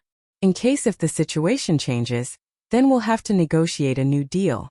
And if it happens during a fight, we'll provide support until the fight ends before negotiating a new deal. Now that the team is going to be reorganized to the point that the leader might even change, not to mention that grouping up with the other teams means that there might be infighting which might evolve to a real fight, I believe that this is enough reason to see that the situation has significantly changed and there's a need to negotiate for a new deal. So with that laid out, I decided that we're going to take our leave here as stated in our original contract. Don't you think that we have the right to negotiate too? Of course, if you want to make an offer after I've made that decision, you're welcome to try. That is, if Drankum thinks that it is worth spending time negotiation with us. Elena and Mizuha lightly smiled at each other. From afar, they looked like they were getting along, but looking up close, unless you were a dense person, it was obvious that they were showing hostility toward each other. Having Elena and Sarah leave his team here means that the fighting power of his team would diminish. Both personally and as the leader of his team, Katsuya really wanted to avoid that. Katsuya made a begging face as he asked Elena, Elena-san, do you really have to leave no matter what? Elena looked apologetic. I'm sorry, but yes. I think you can clearly see it, we're exhausted. We're not in a state that we can provide meaningful support. We might even just slow you down. So according to our principle as hunters, it's not right to accept a request under this state. I see. Katsuya looked very disappointed. Mizuha also confirmed that there was no room for negotiation there. Thus she gave up on bringing Elena and Sarah along. Her expression then returned back to formal as she smiled and said to Elena, I understand. Although it's a bit abnormal, our request ends here. We hope that you'll be working with us again the next time we need your help. And please don't forget to return the equipment that we lent you. We've already returned all the equipment that we received from you, including the unused ammo. Sarah, we're going home, so at least say your goodbye. Elena shook Sarah to wake her up. Sarah then slowly fixed her posture. Although she was not planning to sleep there, she was so tired that her mind was a bit hazy, she could actually quickly fall asleep if she wanted to. She then reconfirmed what she heard. We're going home. Yep. Okay. Elena smiled at Katsuya. So then we'll be parting ways here. Katsuya, I know that it's not easy to be the leader of a team, so make sure to keep calm and give your best out there. Sarah also smiled at Katsuya. She still looked very tired. Katsuya, good luck. And also be careful. Returning back alive is the biggest victory for a hunter. Katsuya just smiled back and said, Yes, Elena-san and Sarah-san too, please be careful on your way back. We're in the middle of the wasteland after all. As Elena turned on her vehicle, suddenly someone shouted at her as if to stop her. You have no right to say that. Everyone in that place focused their attention onto the source of that shout. It was Lil Ina. Lil Ina, who was behind Katsuya, pushed aside the people in front of her until she came right in front of Elena. Sarah sounded annoyed as she looked at Elena and asked her, Elena, did I say anything strange? It might be just me, but I don't think either of us said anything strange though. Elena also did not even try to hide her displeasure when she answered Sarah's question. Lil Ina vented her anger and shouted as if she was close to exploding. Both of you. Both Sarah and Elena looked back at Lil Ina, who was glaring at both of them. I know it, you know. Your duty was to protect us.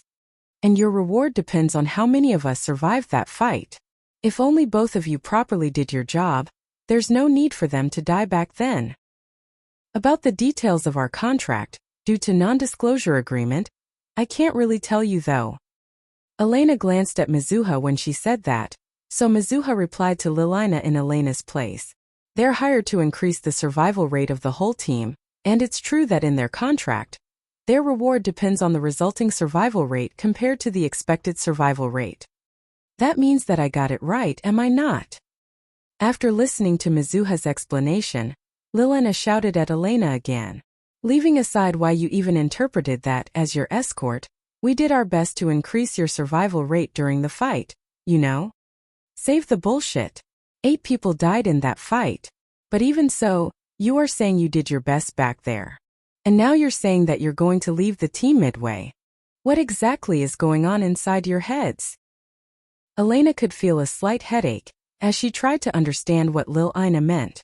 As she dug deeper into Lil Ina's way of thinking, her headache got even worse before she finally drew a conclusion and checked it with Lil Ina. So in short, you who believe that being able to return back alive is the most important thing as a hunter, think that we abandoned our duty or at least not taking our duty seriously since we prioritized our survivability, huh? And you want to say that if only we followed Katsuya's orders and did our job better, then no one would have died in that fight, right? That's right. So how are you going to take responsibility for that? Lil Ina shouted even louder than before. Elena and Sarah looked so exhausted as they let out a big sigh. Elena then replied as the representative of her team. If you want to complain, direct that to the people who hired us. I'm sure they'll at least give you some answers. See you then. Elena only said that before she accelerated her vehicle. Lil Ina saw them off as she shouted at them. Wait! Are you running away now? Elena did not slow down at all, in fact, she even paced her vehicle faster. Lil Ina then went to Mizuha. Her expression was showing her anger and sadness for losing her friends. Mizuha-san, why would you even hire those people? Mizuha looked apologetic as she said to Lil Ina. We hired them since Katsuya vouched for them. He said that they're skilled hunters, but it seems that I put too much trust in them. I'll properly take care of the rest, so just calm down, okay? Mizuha tried to calm Lil Ina down with a gentle voice. Lil Ina somehow calmed down thanks to that, but she still sounded displeased as she said, All right, I'll trust you on this. Lil Ina slightly bowed and returned back to preparing to leave that place.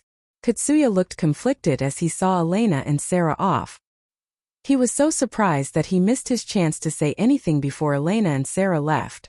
Mizuha looked at his expression and frowned. Katsuya's conflicted expression showed what he was feeling deep inside his heart, and that included a lingering affection toward Elena and Sarah. Mizuha tried to smile and spoke to Katsuya. Katsuya, you should finish your preparation to leave this place too.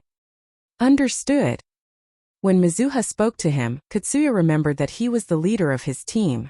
Although a lot of things were going through his mind right now, he still had to do his duty as the team leader at the moment. Katsuya turned and started walking back to his team. Asterisk, asterisk, asterisk. Elena and Sarah were traversing through the wasteland in their vehicle. Elena had set the vehicle on autopilot heading back to Kagomayama City. Since she left the driving to the control device, the vehicle was shaking more than before. If Elena was taking the wheel, she would have been able to adjust the acceleration and pick a better route. But Sarah knew that Elena was also tired, thus she had no plans to blame her. Elena and Sarah were slouching on their seats. Since no one else was there was no need to keep up their appearances. It also showed just how exhausted they were. But they were at least rested enough to have a normal conversation. Sarah mumbled. Seriously though, that wasn't easy at all. Elena couldn't agree more with that. Yeah, you can say that again. That was really tiring in all sense. Lilina, was it again? At first she said that they don't need us, then after that, she said we didn't work hard enough. If they really could do that themselves, there was no need for our help, right? Do they even have any idea of how much you work just to cover them? It was rare for Sarah to sound so angry. It seemed that she did not like the fact that Elena was overburdened during the last fight. Elena smiled bitterly. Looking at that, I feel like she'll still have something to complain about, even if we sacrifice ourselves to protect Katsuya's team. Something like, these hunters are pathetic to get killed by something like this. Maybe it was because she was tired that Elena said something so mean that did not fit her character at all. Sarah just smiled bitterly to that rare side of Elena. I can see her doing something like that. Although she complained a lot about us being their escort in the first place, she should realize the fact that they're so weak to the point that they needed escorts in that battle. Or at least, the people in the upper echelon think that they're not strong enough to go alone without an escort. It's such a huge luxury to go hunting a bounty monster with escorts. You know? I wonder if she's some kind of a rich lady who always has escort everywhere she goes since she was little. That might be why she thinks it's normal to have escorts. As Elena listened to Sarah's mean joke, she remembered about a certain rumor within Drankum. It was about a rumor that there was a real rich lady in Drankum. Up until now, Elena never took that rumor seriously, and even if it was true, it had nothing to do with her. That was why she did not care much about that rumor. Elena, what's wrong? It's nothing. If it's true that there's a real rich lady in that gang, then the Young Hunter Preferential Treatment Program might have been created for that rich lady. That does make sense. It might cause a problem if that rich lady alone got preferential treatment. That's why they used that program as an excuse. That's an interesting way of thinking, but isn't that too much work to do just for the sake of one person? I know, that's just something that passed through my mind. Sarah thought that Elena was joking as she lightly laughed. Elena also replied with a laugh. Elena then continued. If this mysterious rich family is not supporting Drankum's young hunters, then all of those expensive equipment for the young hunters would have to be paid by Drankum, you know? I don't think that those young hunters would do enough work to pay for those expensive equipment, which means that the more veteran hunters would have to pay for them. I heard that there's a gap growing between the young hunters and the veteran hunters. I guess I now know where's that coming from. Moreover, there are young hunters who behave like that. It's rather expected that a gap would grow. The most important thing is not that there are young hunters who behave like Lilina. With that many young hunters in the gang, it's to be expected to find at least one of them like her. The real problem is the fact that no one even tried to stop them. All of them agreed with her, although they didn't express it, they at least agreed with what she said back there. I'm sure all of them back then at least agree with that girl to some degree, including that Drankum officer. That basically means that most of the young hunters in Drankum think like her, right? Well, I at least don't think that all of them think like her though. Both Elena and Sarah thought of the same thing and took a deep breath. Sarah then mumbled, I really understand now why Shikarabi would complain about it. Yeah, I totally agree. Elena just smiled bitterly when she said that. The hunter office staff finished checking the dead corpse of the overgrown snake. It was also for the sake of transporting the snake, after all. It was hard to transport that snake without knowing its weight. The staff looked a bit confused when he saw the result of his scanner. A fellow staff who noticed that asked him a question. What's wrong? About this though, look at this cross-section view of the inner part. This is me. Huh. There was a big long hollow cavity inside the snake. Both of the staff looked confused. It doesn't seem like its digestive tract, nor does it seem like someone gouged it out. What is this? Was there something inside that cavity before? No idea, but one thing for sure, this is not a leftover body from molting. The other staff replied to that joke with a laugh as he said, So you're saying that this whole thing is just skin? That's just impossible. Moreover, it has snake in its name because it looks like a snake. It's not like it's really a snake, you know? Yeah, if I'm not mistaken, it's one of those monsters that evolve depending on what they eat, right? Well, anyways, the real examination will be done by those researchers after we take this huge thing to the lab. They then laughed together as they continued their job. Rebuild World Chapter 98 Mocking Laugh. Akira was heading back to Kagomayama City. The request for hunting the bounty monsters from Shikarabe ended after that fight against the tank tarantula. Although Akira did prepare himself to head out for the next hunt, Shikarabe decided to decline the offer because of his circumstances. So then Akira returned all the equipment that he received from Shikarabe and quickly headed back home. As for the other Drankum hunters, they quickly proceeded to the meeting ground. Nergo also accompanied Shikarabe and the other 2 hunters from Drankum to the meeting ground. It seemed that he negotiated with them and made a deal so that he could go along as one of the Drankum's hunters. As for the rest of the hunters, they had left the place. Akira did not know whether they also headed back to the city through a different route or they went to finish another request somewhere. But for now, he was heading back to the city alone. Akira was listening to Alpha's commentary about his previous fight against the tank tarantula. So, as I've explained to you, that was the gist of that fight. The hunters fought as planned and then won as planned. Although it's as simple as that, it was rather impressive that they could turn their plan into reality like that. After listening to your explanation, it sounds as if Shikarabe, Yamanobe and Varga could have won by themselves if they got lucky. To be honest, their chance of victory was not zero. One thing for sure, if the tank tarantula does not call for reinforcement like back there, they have a good chance to defeat it all by themselves. I bet the reason why they hired you and the other hunters is simply to get a better chance at victory as well as to increase the safety and reduce the time needed to defeat that tank tarantula. Although it seems that something a bit complicated is going on inside Drankum, he also made preparations to quickly move to the next bounty monster, which means that it's already within his original plan. So I'm sure the real reason was to shorten the time needed to defeat the bounty monster. Akira felt both amazement and admiration after hearing that. So, if they're not hard-pressed with time, they would have hired fewer people or they might have even hunted the bounty monster alone. Huh. Those bounty monsters are really strong and it's amazing how hunters would still hunt for them. I guess that's why those hunters get renowned from hunting bounty monsters, huh? That would explain why so many hunters went out to the wasteland hunting for the bounty monster. And it seemed that Shikarabe and his friend's skills were on a different level compared to those hunters. If I have to be extremely picky, I would say that the only bad thing about that hunt was that it expended too much money. They prepared a lot of one-time use equipment, so I'm sure they've spent quite a sum of money to prepare them. It's true that they'll still get some profit since we did take down the bounty monster, but if we had failed, it would have caused a huge loss. Akira remembered that the contract was that the equipment expense would be subtracted from the reward before it was distributed. He felt a bit worried. Did we use that mini ammo? Alpha smiled. We did. For example, those sticky devices that Yamanobe shot at the tank tarantula, those are not only guiding devices, those are also mini information gathering devices. They must have used those devices for both guiding the rockets, as well as to analyze the tank tarantula to find its weak points or parts of its body that are more brittle than the rest of its body. I'm pretty sure those devices are more expensive than the mini information gathering device that Elena used in Yanazuka Station Ruin. I bet they analyzed those information using the analyzer installed in their APC, and then used the analyzed information to adjust the rocket targeting system in order to increase its firepower. Not to mention the rockets, they must be pretty expensive. And if they got the other equipment from renting, then it must have been pretty expensive too. Akira then remembered his short conversation with Elena.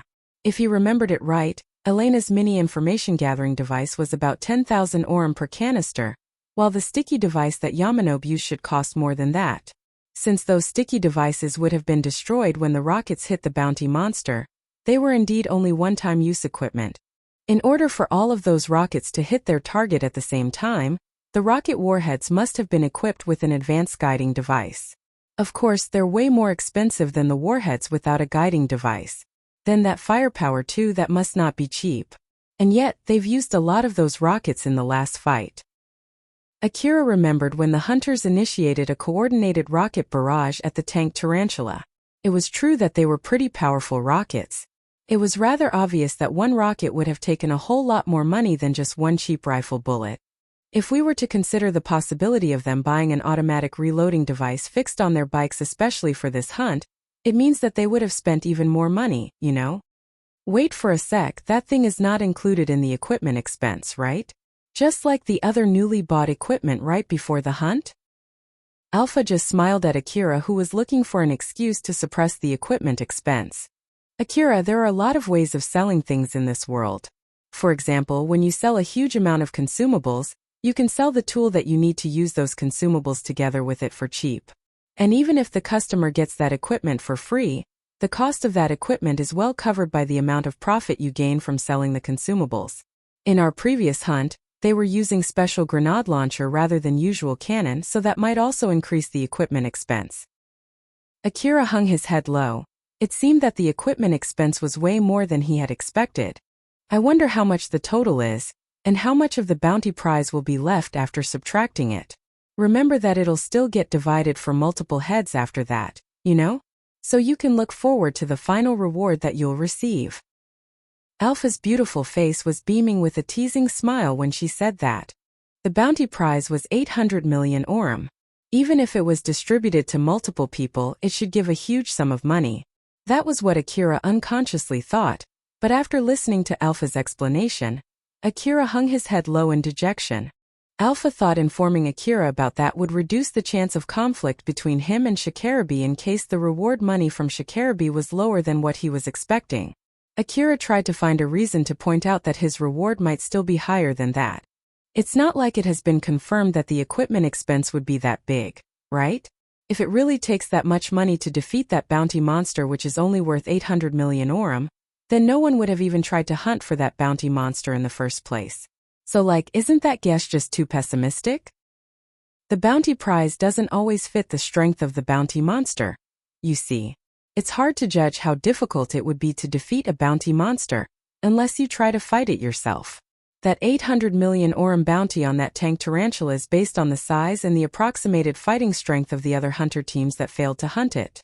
If back then Shikarabe decided to pull back, it would have meant that his team had also failed hunting that bounty monster.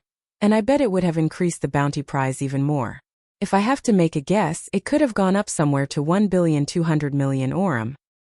Akira made an annoyed face. So in short, that would mean we were desperately trying to defeat a bounty monster that was severely underestimated, and so we can only get that heavily undervalued bounty prize. That might be exactly the case. And if that's true, well, tough luck, right? Akira obviously twitched as he let out a big sigh. I'm not bothered at all. I just need to go out to the wasteland to hunt for relics to earn money. Once all the bounty monsters are gone, I can once again safely go to the old world ruins. That battle is basically for that goal in mind. Shikarabe and his friends also paid for the equipment and ammo expenses too, so it doesn't bother me all that much. Although it was obvious that it was bothering him, Akira said those words to cheer himself up. Akira checked the bounty monster information in the info bulletin of the Hunter office site through his information terminal. The bulletin had been updated to announce the bounty monsters that had been defeated. It was Tank Tarantula, Multi-Turrets Mai and Overgrown Snake. There were pictures of the bounty monsters when they were still kicking and alive put right beside the picture of their corpses or leftover wreckages. It also included the Tank Tarantula that Akira had defeated. So there's only one bounty monster left, and according to Shikarabe, Drankum pooled all its hunter team to hunt for that last bounty monster. I guess all the bounty monsters will be defeated today. So let's head back home, get a good rest, and get ready for exploring old world ruins starting from tomorrow. Suddenly Alpha accelerated Akira's vehicle. Akira let out a shriek of surprise as his body was pushed against the seat. Alpha, what's wrong? Shoo! Alpha looked grim when she said that. The moment Akira noticed that, he quickly raised his guard. Alpha would only make that face when something really bad happened. He might even be in a life-threatening situation right now. Alpha kept pacing Akira's vehicle to its top speed. After about 10 seconds keeping Akira's vehicle on its top speed, she eventually said something still with a grim expression. It's not working, it's catching up with us. Alpha slowly decelerated the vehicle. Akira looked at Alpha with a serious face. Akira, calm down and look behind you. I'll handle the steering, so no need to worry.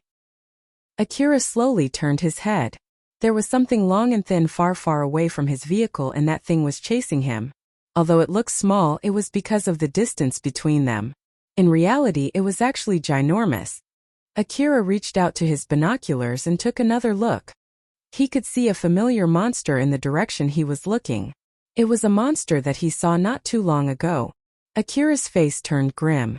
The monster looked similar to the one that he had met in the Yonezuka Station ruins entrance as well as one of the pictures in the Hunter office bulletin, and that monster was chasing him right now. It was the overgrown snake. Akira immediately rechecked his information terminal.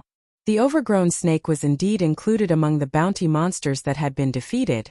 There was even a picture of its dead corpse in the Hunter office bulletin.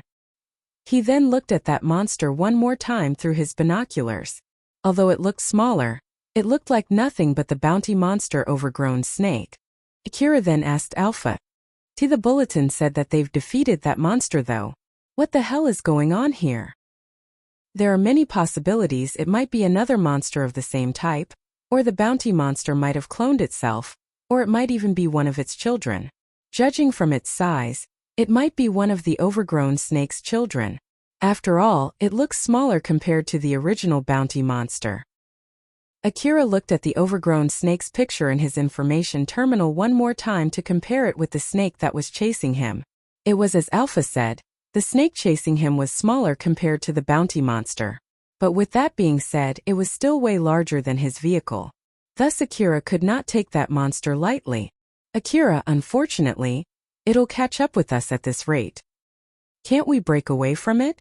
If that snake is really of the same species, it might as well qualify as a bounty monster if we're not lucky, right? Do I have a winning chance if we fight it? If we keep running until this vehicle runs out of energy, it might give up on chasing us. Do you want to try and do that? Akira's face still looked grim as he moved to the back seat of his vehicle. It was true that the snake might give up, but if that was not the case, once his vehicle ran out of energy and could no longer move, that snake would eat his vehicle along with him in it. Not to mention, he knew he had bad luck. Akira smiled bitterly and said to Alpha, I guess I have no choice but to fight, huh? Back then when I refilled my supply, I did buy extra ammo just to be safe if I encountered a bounty monster in the wasteland, but why in the world would I really get to meet a bounty monster now? Akira had indeed filled his vehicle with ammo. He bought a lot of CWH anti-material special ammo and DVTS minigun extended magazine. It would give him an advantage when he fought a strong monster, but using those ammo against normal monsters would only cause him to lose money. And to be honest, just for today, he really did not want to end up in the red.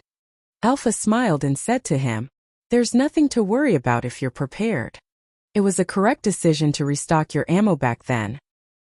Seeing how Alpha was smiling like usual, Akira regained some of his calm and composure. He then smiled bitterly and replied to her, I really hope that it's just a needless fear sometimes, you know? When I have a bad feeling, I'm more than happy to have that bad feeling completely miss its mark.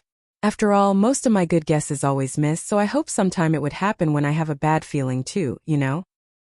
Alpha smiled back and asked Akira, So this time, what's your intuition saying? Akira smiled confidently. It depends on you. Alpha smiled back invincibly. Yep, that's the correct answer. If you know that, then just leave the rest to me. I'll show you that my support can offset your bad luck, just like always. Akira and Alpha smiled at each other full of confidence. Akira had made his resolve there. He then aimed his CWH anti-material rifle toward the overgrown snake. He supported his CWH anti-material rifle with both his hands while aiming at that overgrown snake through the aiming device on top of a shaking vehicle. He then concentrated his focus as much as possible to the point that it felt as if he could accurately recognize the pattern in which his vehicle was swaying. To top it off, his aiming was augmented with Alpha's support. When he pulled the trigger, the CWH special ammo which flew out through the muzzle went straight toward the overgrown snake. Although it was so far that its huge body looked like just a small dot from Akira's point of view. The bullet ripped through the air and hit the snake's head. But the moment that happened, the snake's scale easily repelled the bullet as it left a dent on that particular scale. Akira reconfirmed what just happened through the aiming device. I got a hit there, right? It did hit. It was at least enough to annoy that snake. That's all the damage that I can inflict using a CWH special ammo, huh? Those bounty monsters do have really hard bodies, don't they? What should I do then? We have no other choice but to increase the firepower. Akira, get your resolve ready. Akira smiled lightly. If resolving myself can get my shot stronger, I'll do it as much as you want. Resolve is my responsibility after all. I thought I've made my resolve though, was it not enough? Alpha smiled invincibly and said to him, that will be enough if what we are going to do next won't faze you. Alright then, let's do it. Alpha suddenly hit the brake, while on the other hand, the snake increased its speed as it was closing in on Akira. If the distance to the enemy lowered the firepower, then they just needed to reduce that distance. It was simple logic. The closer the enemy got, the easier it would be to kill that enemy. That applied both to Akira and that snake. Akira gritted his teeth and was somehow smiling in that situation. He was not fazed at all. The monster, which was only a small dot in his binoculars, now had become big enough to be seen with naked eyes. The overgrown snake did not move like a snake, it was more like a long connected vehicle. If Akira took a better look at it, he would notice that it had countless wheels and caterpillar tracks under it. It looked as if it forced its separate compartments to move forward together, although they had different speeds and shapes. Due to that, its huge body seemed to be wiggling up and down just like a snake. Akira took another aim at the overgrown snake. This time his shot hit the snake's weak point and peeled off its scale. But compared to its huge body, it was nothing but a scratch. Alpha slowed down the vehicle even more. The overgrown snake was close enough for Akira to hit it even if he just shot randomly at it. He took another shot at the snake. This time, the CW special ammo peeled off its scale and ripped off a small portion of its flesh, but it was far away from a fatal wound as it did not even slow the snake down. Akira frowned. It's not working even if it's this close, huh? Is it that thing? Is it that it has some kind of force field armor? That's not it. Simply because it has a very hard scale. It didn't produce any light when you hit it, right? So it's not a force field armor. Seriously, just how hard its scale can be. It won't cause any meaningful damage unless you get even closer. This is it, Akira. This is where you really need to steel yourself. Seeing how Alpha was smiling like usual in that situation, Akira got a bit annoyed. So my resolve is still not enough, huh? Alright. I get it already, let's do this. Akira guessed that the snake would not slow down and it would keep closing into him. His guess was correct, or to be more precise, it was 200% correct. Alpha suddenly accelerated the vehicle to make a 180 turn, and she sped up the vehicle even more as it was heading straight to the overgrown snake. Akira thought that Alpha would slow down the car to let the snake get closer, but instead, they were heading straight toward the snake at a high speed. He grabbed the frame of his vehicle so that he would not get thrown off. Although Alpha controlled his augmented suit to prepare him for that beforehand, it was so sudden that he was still surprised by it. Now that both Akira and the overgrown snake were heading towards each other, they quickly closed the distance between them. Akira, get your DVTS minigun ready. Akira shifted his hand from grabbing the frame of his vehicle to get the DVTS minigun attached to his vehicle. The overgrown snake was already right in front of his eyes. It opened its huge mouth filled with sharp teeth as it was going to swallow Akira and his vehicle whole, while on the other hand, Akira gritted his teeth tight. The overgrown snake made a slight change on its move to add extra momentum in order to leap on Akira. Alpha was able to precisely catch that slight move through the information gathering device. Alpha then used her advanced driving capability to swerve the vehicle to the side and barely avoided the overgrown snake's teeth. The vehicle did not slow down as it passed beside the snake's head, and just continued going forward beside the snake's body. When the snake opened its huge mouth right in front of him and he swerved to the right and barely avoided it, Akira got a good long look of its intimidating mouth up close in a slowed-down world, which caused him to make a grim face. Inside that slow-moving world, due to Akira's concentration and high tension, Alpha was the only one that was moving around normally. She then smiled at Akira and said, "Shoot."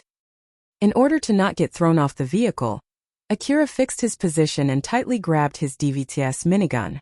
In that situation where his vehicle was severely tilted to the side, Akira looked desperate as he pulled the trigger.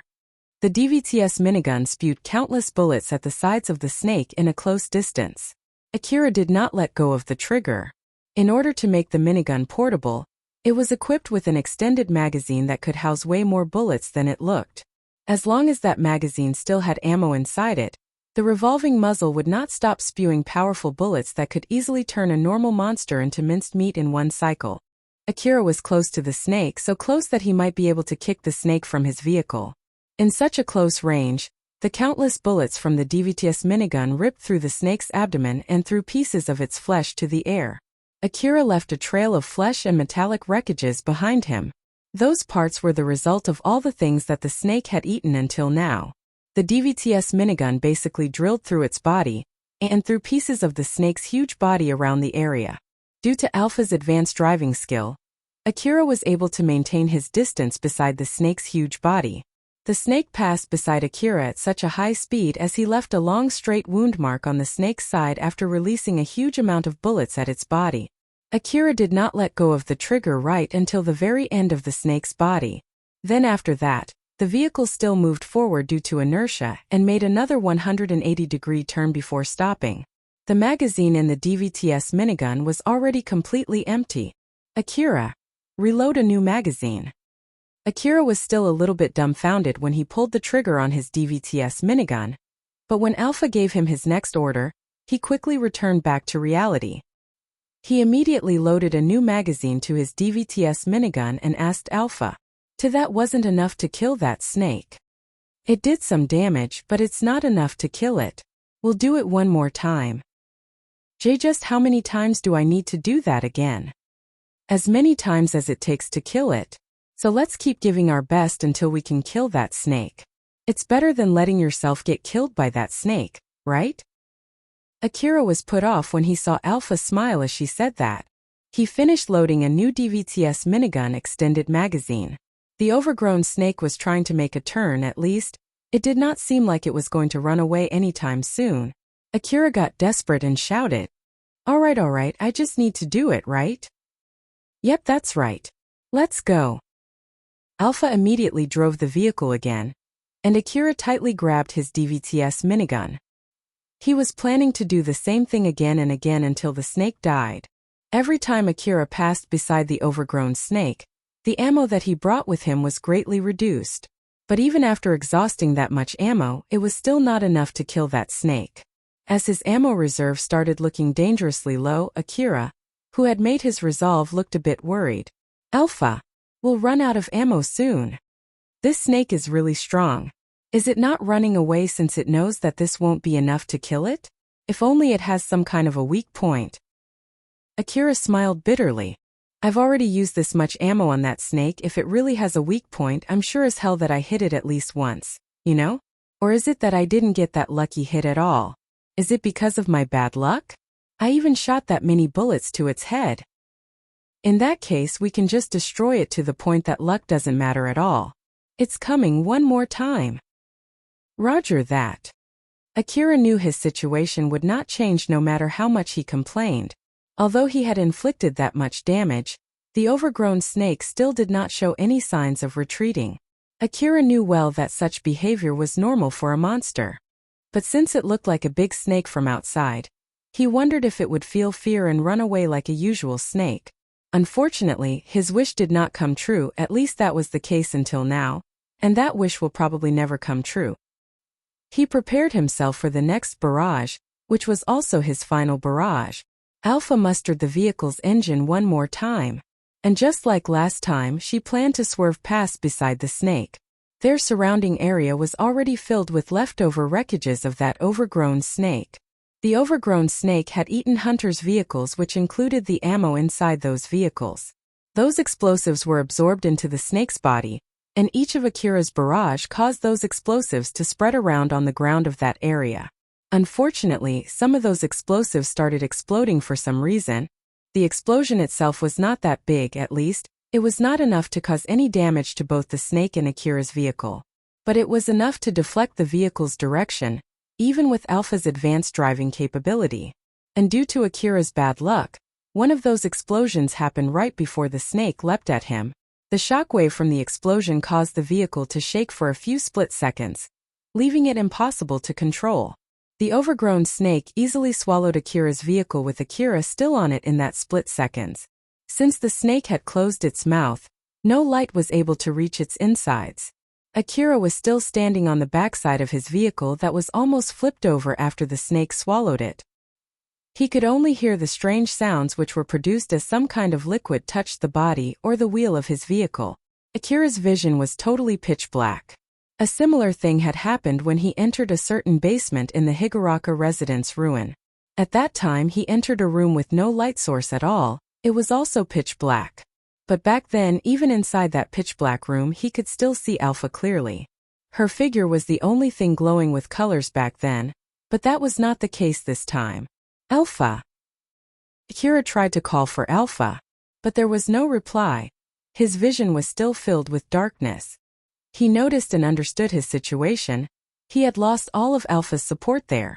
She once explained to him that there were places in the old world ruin where her support could not reach him. Akira was always connected to her through his ability as someone who was connected to the old world domain, so he bet that there must be something in the old world ruin that blocked his ability to connect to the old world domain. He thought that must be the case right now too. A part of the snake body must be blocking Alpha from connecting to him. Akira could not see anything inside that total darkness if he relied solely on naked eyes. He no longer had the support to maximize the power of his augmented suit, and no one was giving instruction to him that would provide him with an advantage in such a dangerous situation. He was all alone inside the snake's body. He no longer had the support that allowed him, an untrained slum boy with minimum equipment, to win against a fully armed veteran hunter. He no longer had the miracle that allowed him, a rank 21 hunter, to be worth more than 100 million orum. Akira started hearing banging sounds. It seemed that the snake had started crushing his vehicle from its sides. He no longer had the driving support that would help him get out of that dangerous situation. As the strange liquid dripped onto his augmented suit, it made a sizzling sound.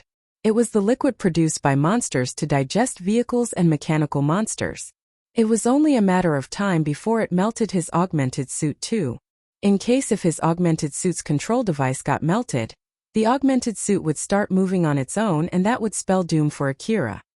He understood the reason why he was inside the overgrown snake's body right now. It was not because Alpha made a mistake, it was simply because of his bad luck. To be more precise, it happened because Alpha's support could not win against his bad luck. Akira had spent his lifetime worth of his luck when he met Alpha, and he had been relying on Alpha's support to overcome his bad luck up until now. But to be honest, somewhere inside his mind, he knew that one day he would not be able to rely on that. He always thought when that happened, i.e. when he lost Alpha's support, that would be the moment he died. And now he was facing that very moment. In the midst of that dangerous situation, Akira compressed his time perception as much as possible. It had been just a few seconds since the snake swallowed him. Because he could not see anything inside that total darkness, there was nothing that could help him gauge just how slow his time perception was right now. He did not notice that everything around him was already running in an extremely slow time. Inside that pitch-black world, Akira laughed. So my resolve to charge straight to this snake is not enough, huh? Alright. I get it. Stealing my resolve is my responsibility, yeah? Akira screamed on top of his lung and laughed as hard as he could. He was mockingly laughing at his bad luck that caused this predicament. The voice that he produced while in that extremely time-compressed state was severely distorted. He might not be able to properly listen to sounds in such a state. But it was not a problem, his outburst was just a statement, or to be more precise, it was a declaration of war against his bad luck that caused this unfortunate situation. He was there screaming all alone, and he was the only person there to listen to his screams. But that was okay, it was a statement to ridicule, resist and fight back against his own bad luck. Akira probed around for his DVTS minigun's handle. When he found it, he gripped it tightly and pulled the trigger. The loud sound of gunshots reverberated through the snake's insides. The muzzle flash illuminated Akira's surroundings as he released bullets indiscriminately through the inner walls of the snake's insides. The already grotesque insides of the snake were turned even more grotesque as the countless bullets ripped through its flesh and fanned out meat and blood in Akira's surroundings. As the pressure vanished, his vehicle returned back to its original shape. Akira quickly grabbed a tube-type medicine and emptied its content on top of his head. With this, it would buy some time until his head got digested. After all, unlike his limbs, his head was not covered by his augmented suit. The medicine paste that covered Akira's head made a hissing sound as it made contact with the snake's digestive liquid. He then swallowed a handful of medicine pills as if he did not care about their side effects. It was in order to help prolong his body's durability under that constant stress. He forced his body to move past its own limit inside that world where time was extremely compressed. The nanomachine inside his body immediately kicked to action as he forcefully moved his body with the help of his augmented suit way above the capability of a human. Akira reached to the driver's seat and set the vehicle to auto-drive mode through the vehicle's control device. His vehicle received a simple order as it spun its four wheels as fast as it could to drive forward. Since there was no way back, there was no other choice but to move forward. Akira was grinning in that situation, but he did not let go of his finger from his DVTS minigun's trigger. There was no need to take an aim, his bullets would hit the snake no matter where he aimed. He kept on spewing bullets in all directions as he drove through the inside of the snake while cackling. Unlike the exterior part of the snake's body, its inner part was way weaker. The flying bullets wreaked havoc inside its body, as if they tried to push the outer scales inside out. The overgrown snake screamed and wriggled in agony. Although it was wriggling up and down, Akira, who was inside its body, could not feel it since he did not even know which way was up. But even so, Akira did not stop coursing through the snake's body. The kickback from the DVTS minigun pushed his vehicle downward, thus exerting pressure and preventing the wheel from spinning. But with that being said, his vehicle still forcefully pushed forward while being under such pressure. The violent shaking that caused its body to collide with the snake's inner wall, and the digestive liquid that was dripping from the snake's inner wall shaved the durability of the vehicle. Even on top of that violently shaking vehicle, Akira did not let go of the trigger and laughed like a mad lad. He had exchanged the empty magazine for a new one many times as he fired ammo randomly inside the snake's body. The overgrown snake that was wriggling violently eventually fell down and stopped moving. But even so, bullets were still flying out from the inside of its body. And then from a weakened side of its huge body, a vehicle flew out with Akira in it. As it flew out with a lot of momentum, the vehicle landed on its side and flipped over, throwing Akira off-board. He then landed and rolled over on the ground. "I'm out." Akira was lying on the ground facing upward. The big blue sky was presented in front of him. He finally realized that he was outside. "Akira, are you all right?" Alpha looked at Akira with an extremely worried face. He stared at her dumbfounded. The image of Alpha in his vision was slightly blurred. After she called his name a few times, her image finally returned back to normal. Welcome back, Alpha." "I am back." To that strange reaction from Akira, Alpha could not help but give that awkward answer. "Alpha, can you check if that snake is dead for good?" Sure, wait for a sec. It's all right, it's dead for good." Akira laughed a bit. That's good news. If even that didn't work, then nothing would have worked. It was rare for Alpha to look so confused. She then asked Akira a question. "Akira, what exactly just happened?" Alpha did not know what happened during the time when her connection to Akira was cut. Although it seemed that Akira survived the fight, it was important for her to get the gist of what had happened when she lost her connection to him as soon as possible. "Sorry, but can you put that for later? And also, can you check if there are any monsters in the area?" "All right. Make sure to tell me all the details later." And also, you did say that we just need to destroy its body to the point that I won't need to rely on luck, right? I've done it for you, but I'm super tired right now because of that." Akira smiled confidently when he said that. He then relaxed his body as he was still lying on the ground while looking at Alpha's face. It was really rare for Alpha to look as confused as she was now. According to her calculation based on the situation right before she lost connection to Akira, there was a 100% chance that he would be killed. He should not have been able to return alive from that situation without her support. But even so, Akira managed to return alive. He once again overturned her calculation. Akira, who was under her grasp, had started to change. She kept on recalculating whether his growth that exceeded her expectation was a good thing or not. She focused all of her processing power on the recalculation to the point that she neglected to control her expression.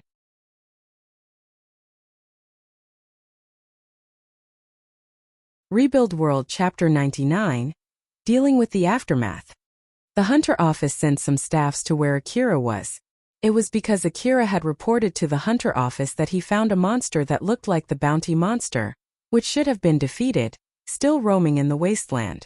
That was enough of a reason for the Hunter office to at least check it.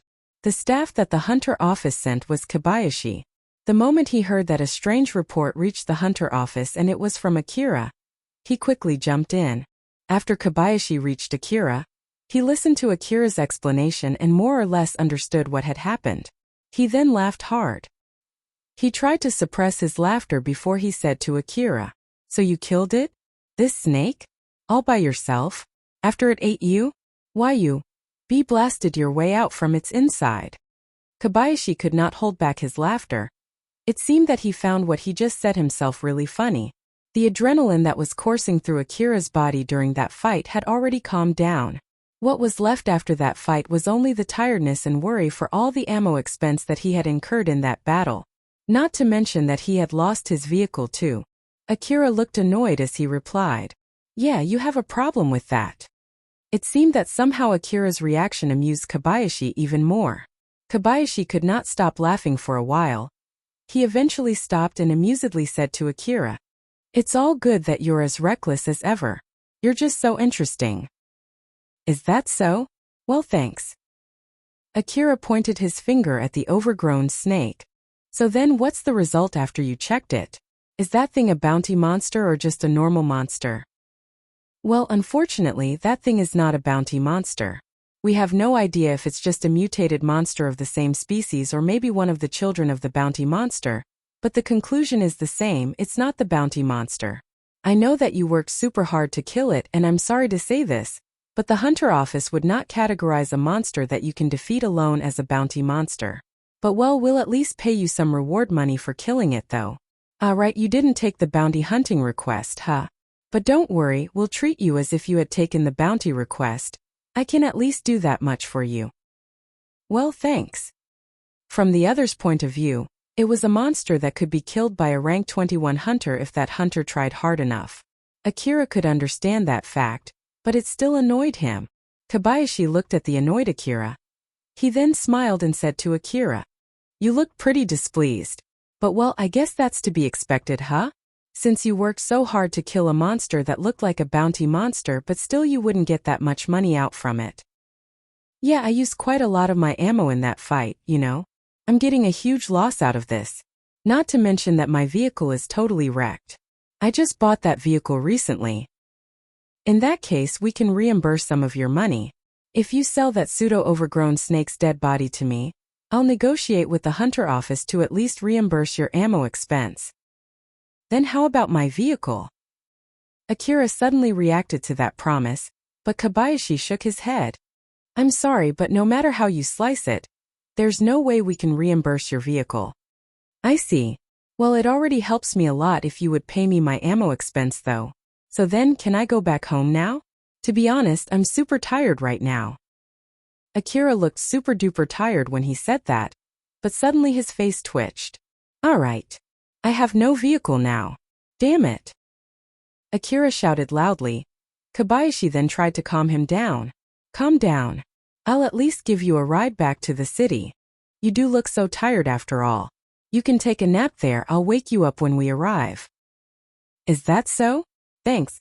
Ha. Don't mention it, I can at least do that much for you." Even after he calmed down, Akira looked completely opposite of Kobayashi, who seemed to be having fun there.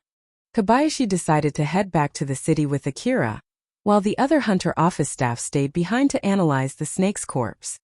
Akira was sleeping like a log in the back seat of Kobayashi's vehicle. Another Hunter office staff member was sitting in the driver's assistant seat, next to Kobayashi. That particular staff suddenly asked Kobayashi a question. "Are you sure it's okay to make that promise to this boy? Looking at that dead corpse, he must have used quite a lot of ammo, you know. Although you did say that you'll add some bonus, I don't think you can reimburse his ammo expense just from the reward of monster hunting requests though?" Kobayashi laughed merrily. "It's fine. I got to see an interesting battle record after all, so you don't need to worry about it." "Ha, I see. There was an air of superiority from the way Kobayashi laughed. The hunter office staff found that weird. But since he knew about Kobayashi's bad reputation, he just decided to forget about it. In reality, the overgrown snake that Katsuya's team defeated and the overgrown snake that Akira defeated were one and the same. The overgrown snake was actually a snake inside a bigger body. The relatively smaller snake was the real body. It used everything that it ate to construct its outer body. It was analogous to a human inside a powered suit. The one that Katsuya's team defeated was that powered suit. While the real body detached from its outer body and escaped. And to cover its escape, it set the outer body to rampage around. While the one that Akira defeated was the snake's real body. Although to be more precise, it actually had an even smaller body inside it. But Akira killed it before it could detach and escape since he scattered all of those bullets from inside the snake's body. Kobayashi actually knew that the one who actually defeated the overgrown snake was Akira, and not Katsuya's team. He also knew that Akira did not know about that. That was the reason why he was really amused by that situation. Kobayashi had no plans to report that to the Hunter office since he knew that it would be useless. The Hunter office had already broadcasted the news that the overgrown snake had been killed. Retracting that statement and announcing that another hunter actually defeated the bounty monster would definitely cause a dispute. It would be a huge problem since Drankum was also involved. While on the other hand, it was true that Katsuya's team defeated a powerful monster that might as well be considered as a bounty monster. So it was not worth the trouble making a correction to that announcement. Well, I'll at least reimburse your ammo that way. I'll be able to enjoy your reckless act again. Kobayashi was already interested in Akira. And with what happened this time, he got even more interested.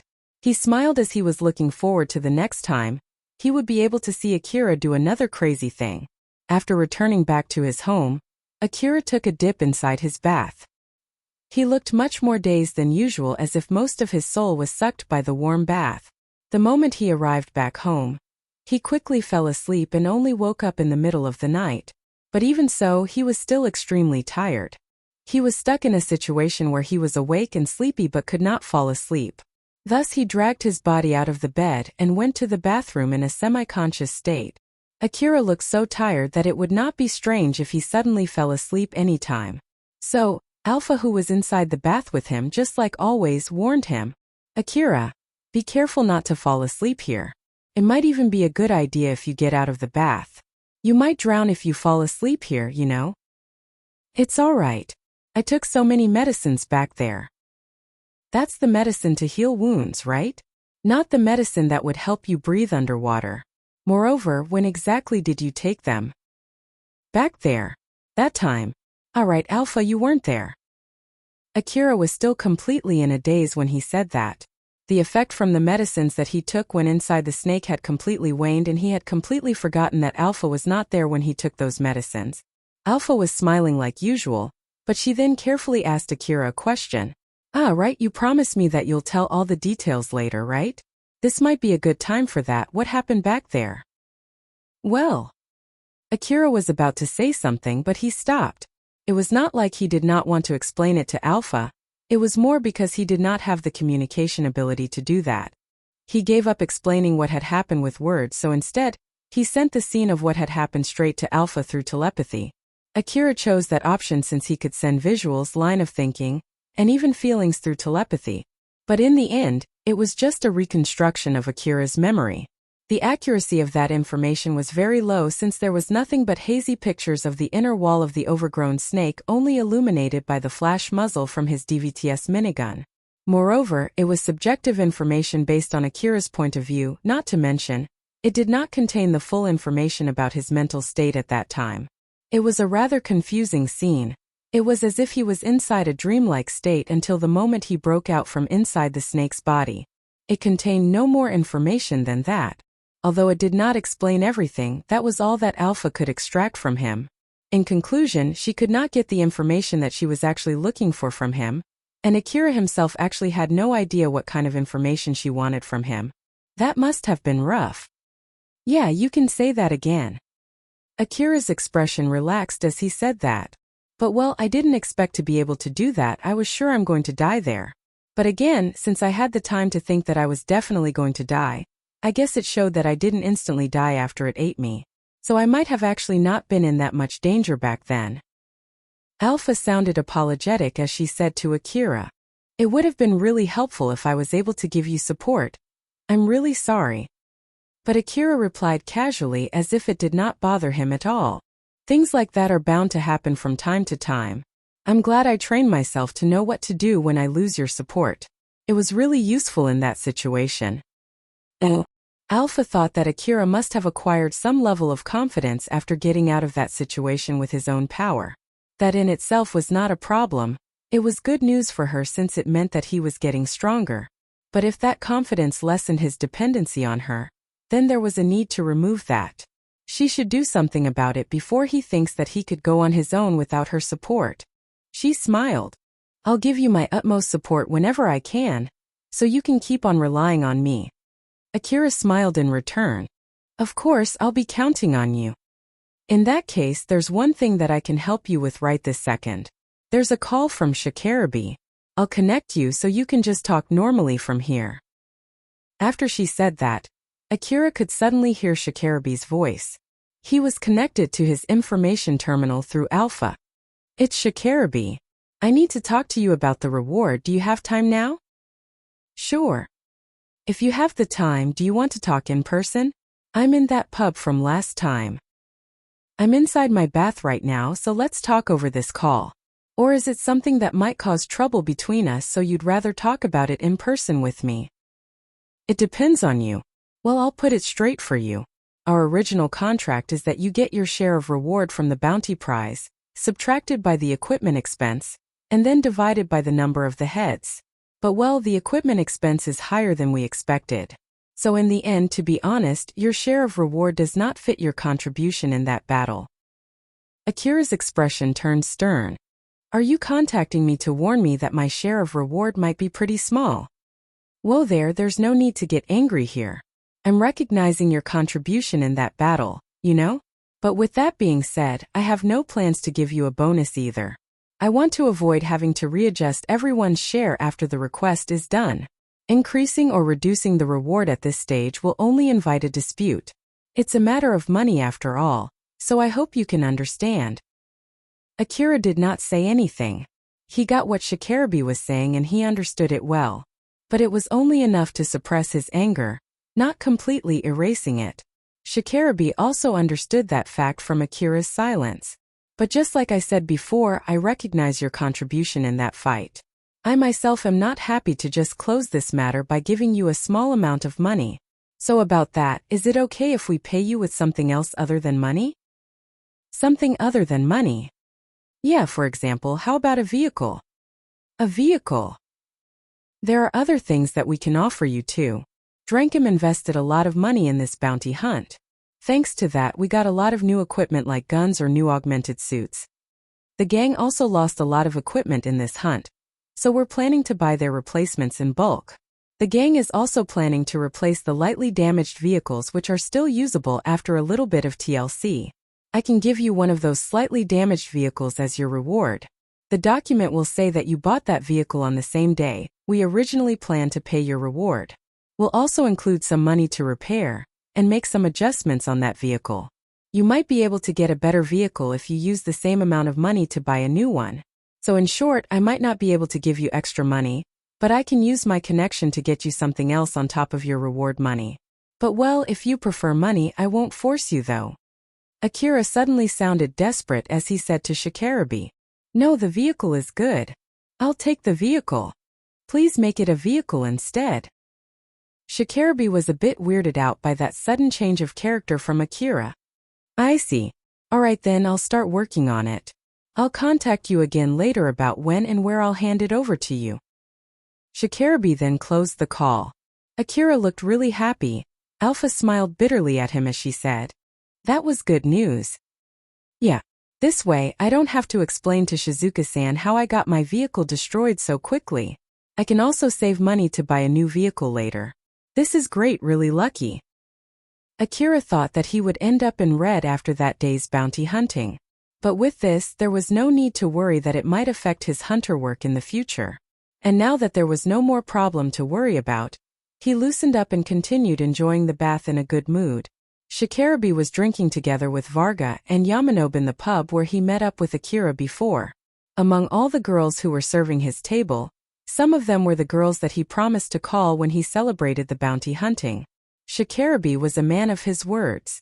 After he finished his call with Akira, Yamanobe smiled at him and asked, "How is it? Does it seem that we don't need to fight Akira?" Yeah, it was even somehow anticlimactic. It seems that he's really in need of a vehicle. Vehicle? But like he already has one, right? Why does he want another one? Did his vehicle get damaged during that fight against the tank tarantula? But he just went back normally on his vehicle after that, right? No idea. Well, it doesn't really matter. Now that we have nothing to worry about, let's get another drink. Shikarabe just continued drinking and celebrating with his friends. Of course, he had no idea that Akira fought a pseudo-overgrown snake after his hunt together with Shikarabe and lost his vehicle in that fight. Asterisk, asterisk, asterisk. There was a marketplace for hunter equipment in the lower district of the Kagomayama city. There were also different facilities in that area, like a repair shop to fix or readjust prosthetics, or a facility that looked like a combination of factory and hospital. A lot of hunters with prosthetics gathered near the hospital while the cyborgs gathered near the factory, and in between those two, there was a shop that could help hunters exchange normal organs for a battle-oriented cyborg body. Nergo was in that place. He rented an expensive individual room, where he could use the material that he brought himself, to fix the part of his body that got damaged during his fight against the bounty monster. Although from the outside his limbs looked just fine, sometimes sparks could be seen jumping out from his limbs. He was in the middle of fixing those parts. Just then Nergo received a secret call. He answered that call through a device that would allow him to speak without making any sound. "It's me." A troubled voice, which seemed to be a male's, returned from the other side. What should I call you now again?" "It's Nergo. I don't want to hear you calling me brother." "So it's Nergo this time, huh? It was Keen last time, wasn't it?" "That's the name that the Great Cause gave me, while as for my original name, I've already given up that name to the Great Cause. Such I have no name. There's no name that refers to me and the Great Cause refers to us, therefore we're brothers." That guy sighed exasperatedly. "I don't mind changing names all the time, but can you at least let me call you brother? That way I won't get your name wrong, you know?" "No, you're lacking achievement and zeal to call me brother. Especially, your blunder in the Kazusuhara ruin was fatal. Because of that hunter, whom we mistook to be an agent from the city, we've failed to steal the relics from the Kazusuhara underground ruin. If only you gave us more detailed information beforehand, we could have avoided that failure." That man quickly replied back to Nergo in his voice. There was a trace of mockery toward the hard-headed person that he was talking with. "You still call me brother, but you won't let me call you brother, huh? I don't really understand your way of thinking.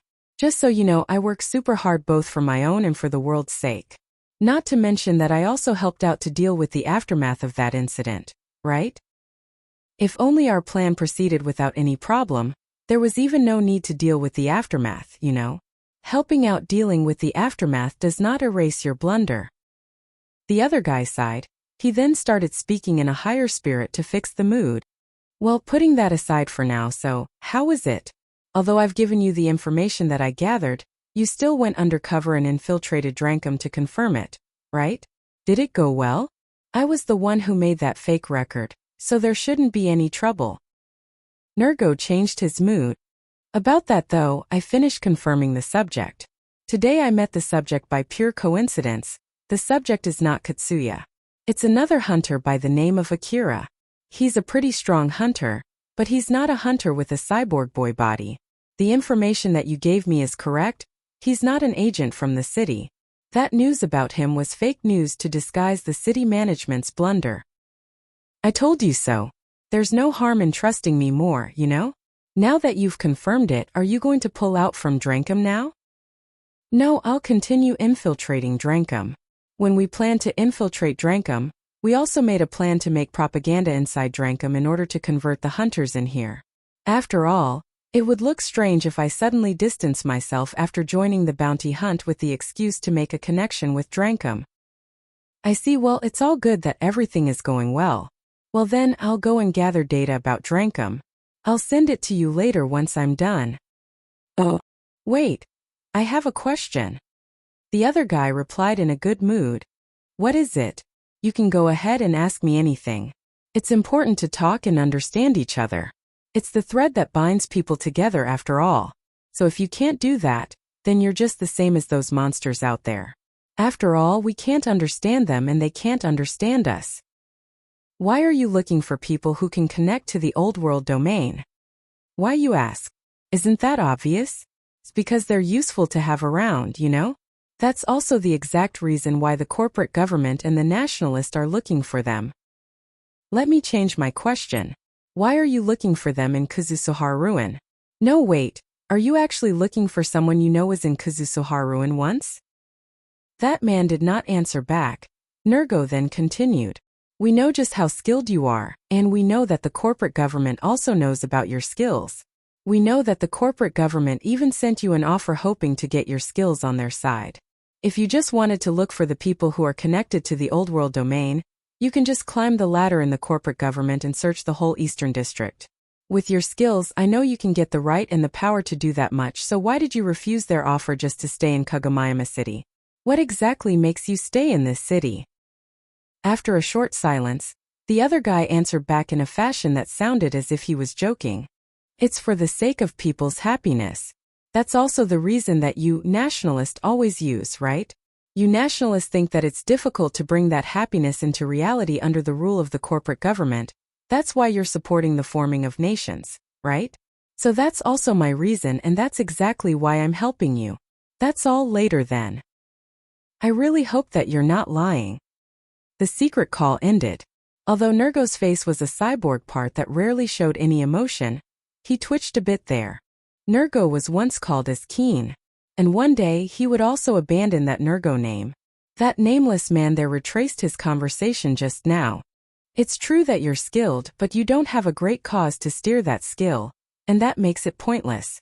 That's exactly why I won't let you call me brother. To be honest, I do want him to convert, but I'm not really sure now. A woman near Nergo suddenly spoke to him. Nergo-san, how are you feeling? Nergo smiled at her. Thanks to you, I didn't find any broken parts. I'm just doing fine-tuning right now. Mizuha-san, thank you so much for introducing this good repair shop to me. Mizuha smiled back to him. Don't mention it. We'll be working together from now on. It's normal to help out a colleague. I can't thank you enough. I couldn't really do any proper maintenance in the previous place that I frequented. Talking about gratitude, I really need to say my thanks to that Katsuya too. If it wasn't for him, I might have died by now. If it's possible, I want to thank him directly, or is it like it's not a good idea for a new member to do that? Nergo was saved from a dangerous situation by Katsuya during the fight against the big walker. Mizuha was a bit surprised.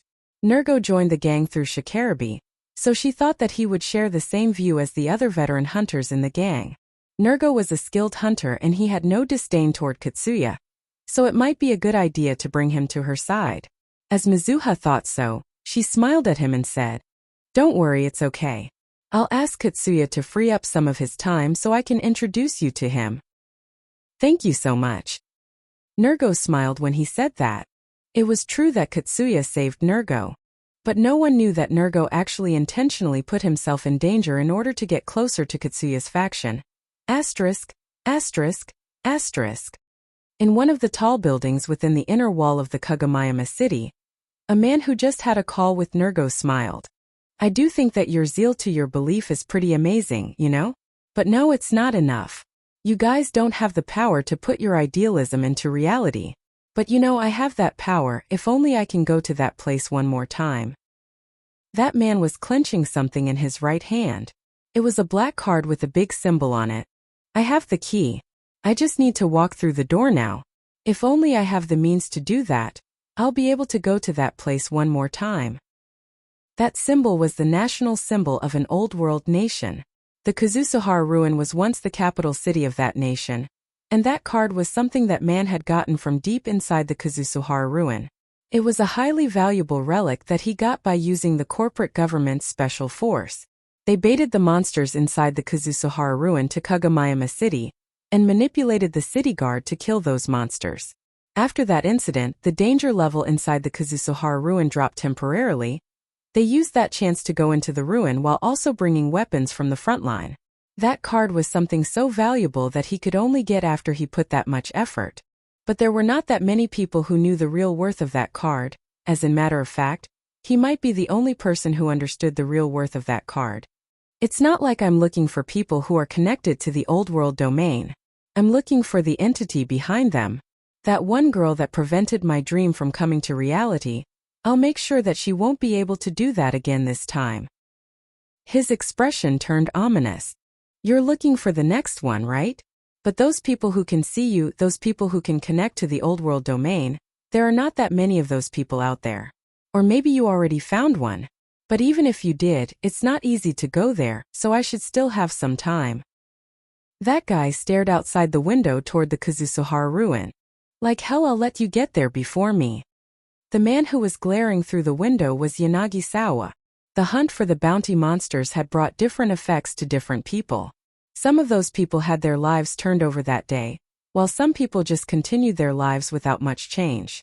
Some of them received profit while some of them incurred loss, but as long as they returned alive, they would have to face the upcoming days. Just like what they had always been doing and just like what they would be doing from now on. That day, all the bounty monsters were killed. The next day, Akira went to the same entertainment district that he visited the other day. Although it was a little too early before the usual prime time for the entertainment district, that place was already overflowing with customers. Akira thought that some of the shops in that place must be so popular that hunters would go there no matter the time. Akira went to the same pub where he met up with Shikarabe and the other hunters. But this time the one who called him there was the person who Colbert was working for. It was Tomejima. Tomejima wanted to discuss with Akira about that incident where Akira was about to kill Kadal, a debt-ridden hunter. Akira had heard everything from Colbert. To be honest, he could just ignore it, but Akira had a feeling that it would turn into something really troublesome if he did. So, although it was a pain in the neck, he decided to go to that pub to meet Tomejima. In the middle of his way to that pub, Alpha suddenly asked Akira a question. Akira, it's not like I'm against negotiating with them, but what's your plan? Are you going to just accept some kind of compensation money and call it done? Akira looked unsure. I really have no idea. To be honest, I don't have any good plans. I'm sure it's not like they're willing to give me a lot of compensation money after all. But letting it go just because he pays me a small amount of money will only cause trouble in the future too. If he let go of the person who tried to kill him just because of a small amount of money, it would definitely pose a danger to his life in the future. After all, it meant that his life was only worth that much. The most important thing for protecting himself was to make the other party think it was not worth the risk. Or at least that was that Akira thought. It would be great if we can find a good middle ground though. Well, they are the ones who came to strike a deal with you, so let's just leave that part to them. And of course, we'll remind them that they'll regret it if they try to do anything funny. You're right. Unlike last time, Akira brought with him CWH anti-material rifle and DVTS minigun just to be safe. Akira did not trust Tomejima as much as he trusted Shikarabe and his colleagues. Moreover, he had confirmed from his last visit that the owner of the pub did not mind hunters bringing in guns with them. Of course, he had no plans to cause a ruckus there, but that might not be the case for Tomejima. After all, that incident with Kadal happened once before. Akira came a little bit too soon before the entertainment district showed its glamorous and sensual side that he once saw before. So he was looking around, observing the other side of the entertainment district, as he was walking toward the pub that he was heading to.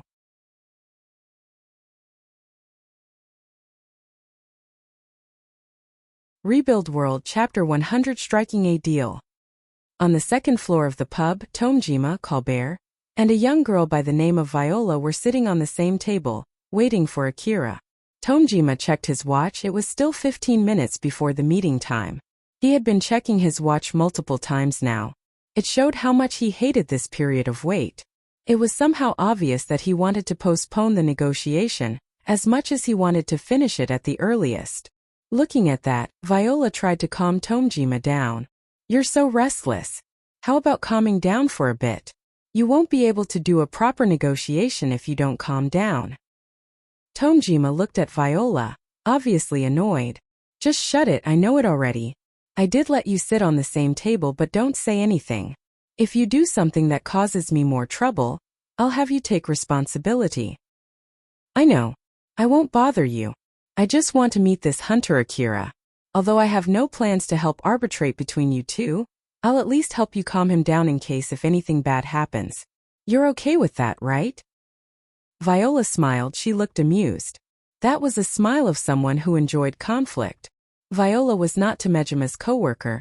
She was not working for the pub either, nor she had any connection with the brothel on the 3rd floor.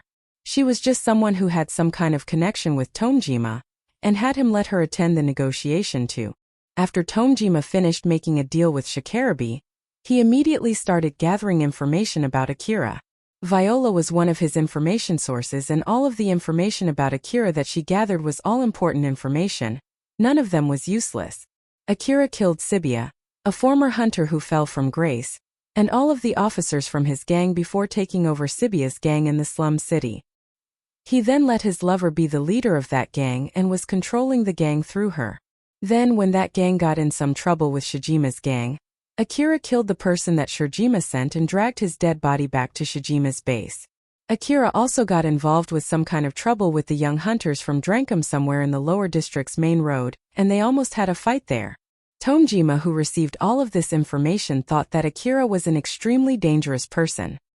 He killed without hesitation, without even thinking of the consequence. He was the epitome of your usual maniac. Although it seemed that he had enough common sense to avoid trouble with a big gang like Drankum, it seemed that he was barely able to do that. The company that Tonjima was working in was not as big as Drankum. If Akira really planned to wage war against it, he had no idea how far Akira would go before he would stop. Tonjima once heard what Yamanobe thought about Akira. Someone who went crazy from killing too many people. Tonjima could not agree more with those words. That was why he wanted to make a deal with Akira first.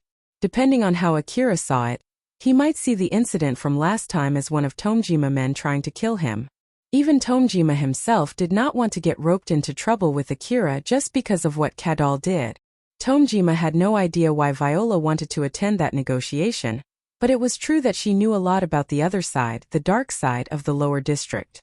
Thus, in order for him to finish his negotiation with Akira peacefully, he let Viola attend that negotiation. That was also the reason why he picked that pub to negotiate with Akira. After all, Akira at least stopped himself from killing Kadal the last time he was in that pub.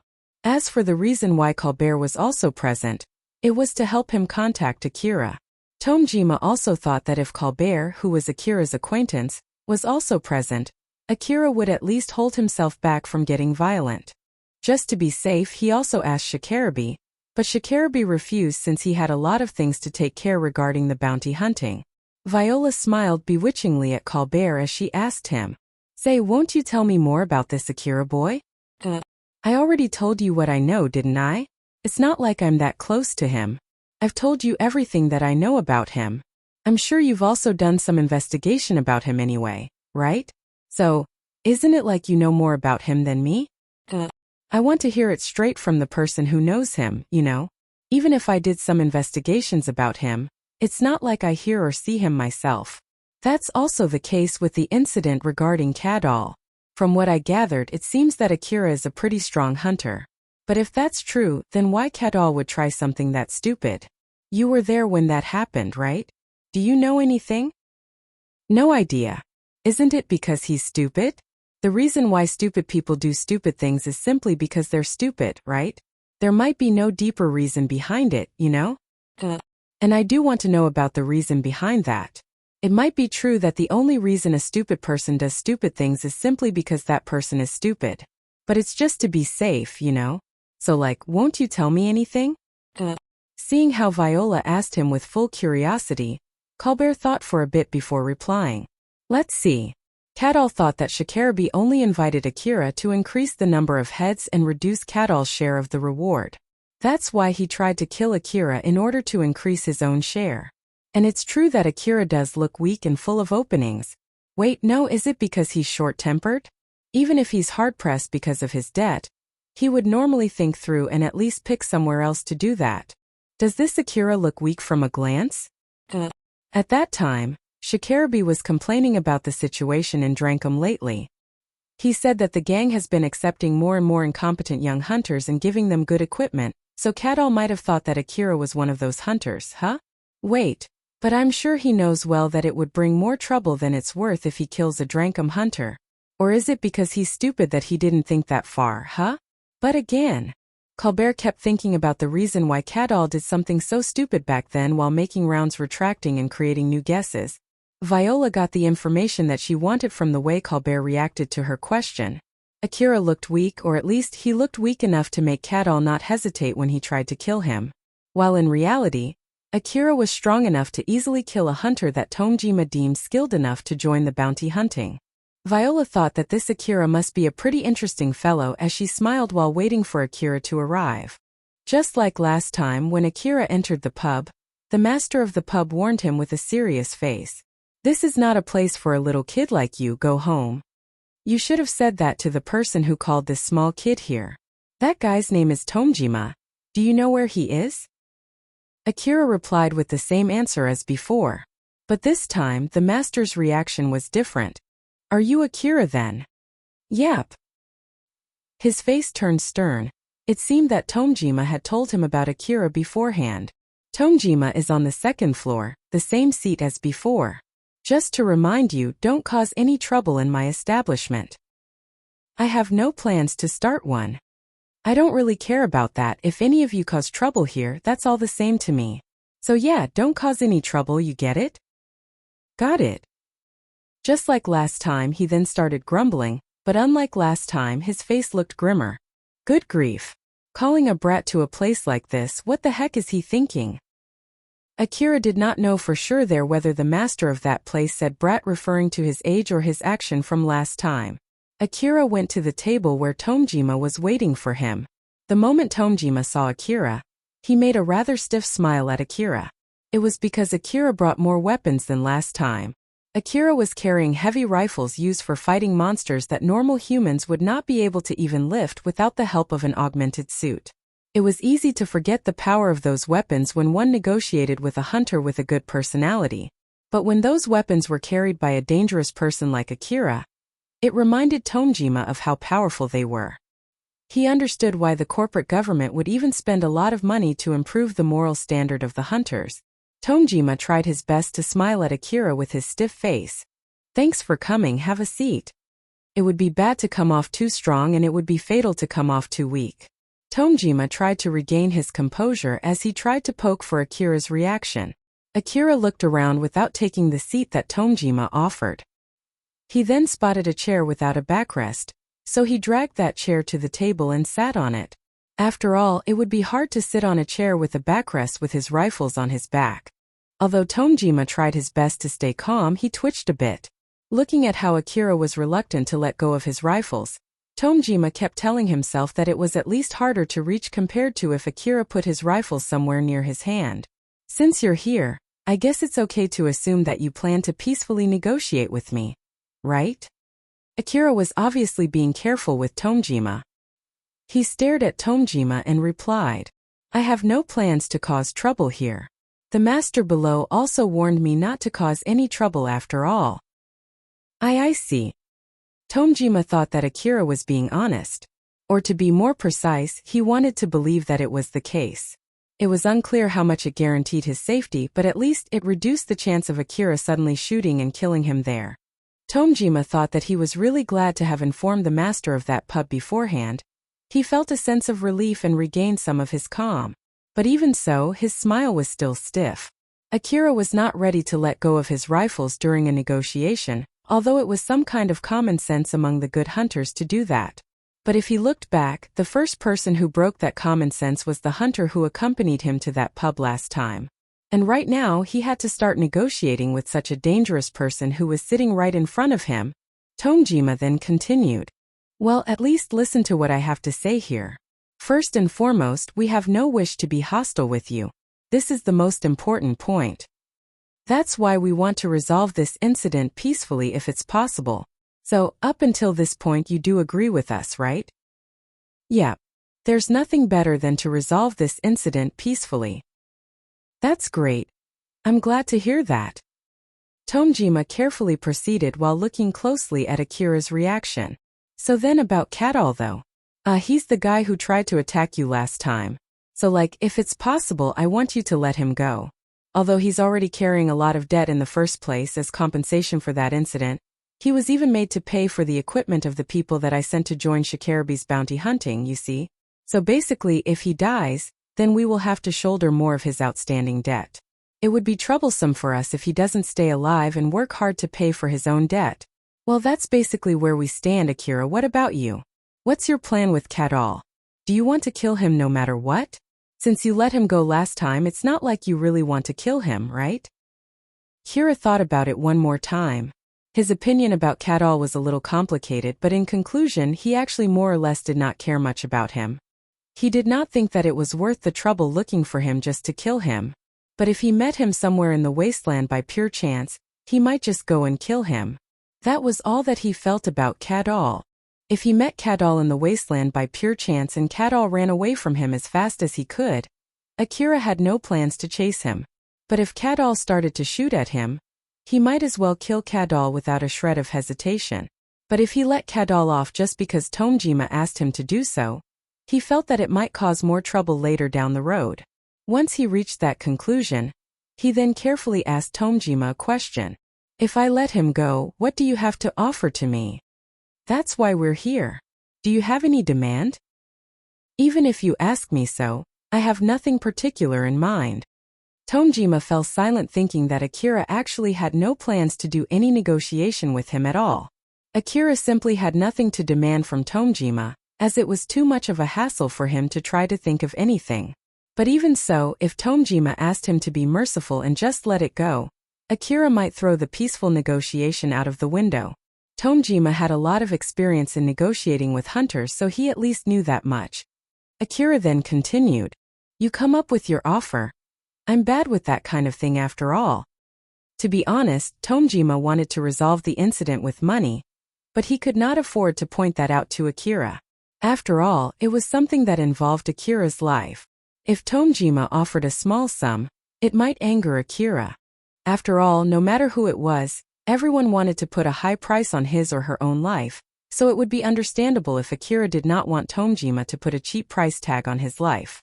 While on the other hand, even if he offered a lot of money to Akira, there was a limit on how much money he could pay Akira. And even if he put that money on Kadal's tab, Kadal had already been carrying a lot of debt to the point that he was close to his limit. If he put more burden on Kadal's shoulder, Kadal might decide to run away instead. And if that happened, he bet that Kadal would try to run away to the neighboring city just to get killed by the monsters midway. So in the end, Tomjima would not be able to gather any money from Kadal, and he would have suffered a huge loss. While on the other hand, in case if Akira demanded a huge amount of money from him, he would have to deal with it. Hypothetically speaking, if Akira asked for 10 billion orum and Kadal could not pay for that, and if Akira demanded Tomjima to pay in Kadal's stead in that case, then Tomjima would have to resolve himself to fight against Akira. Akira just sat silently waiting for Tomejima's reply. Tomjima did not know what to do there. Should he suggest to solve the incident with money?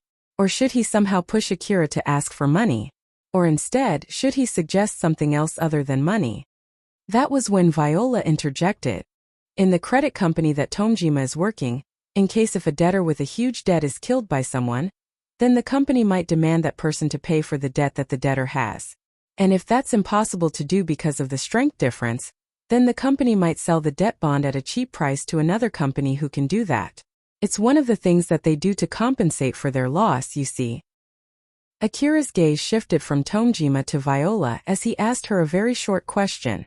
So, that's all. I just want to let you know in case you didn't know. If this negotiation doesn't proceed at all, then both of you would be in trouble. And if I have to add something, it's normal for creditor companies that usually deal with hunters to have some soldiers to collect debts from those hunters. And those soldiers have a reputation to uphold too. It would not be worth the trouble, you know?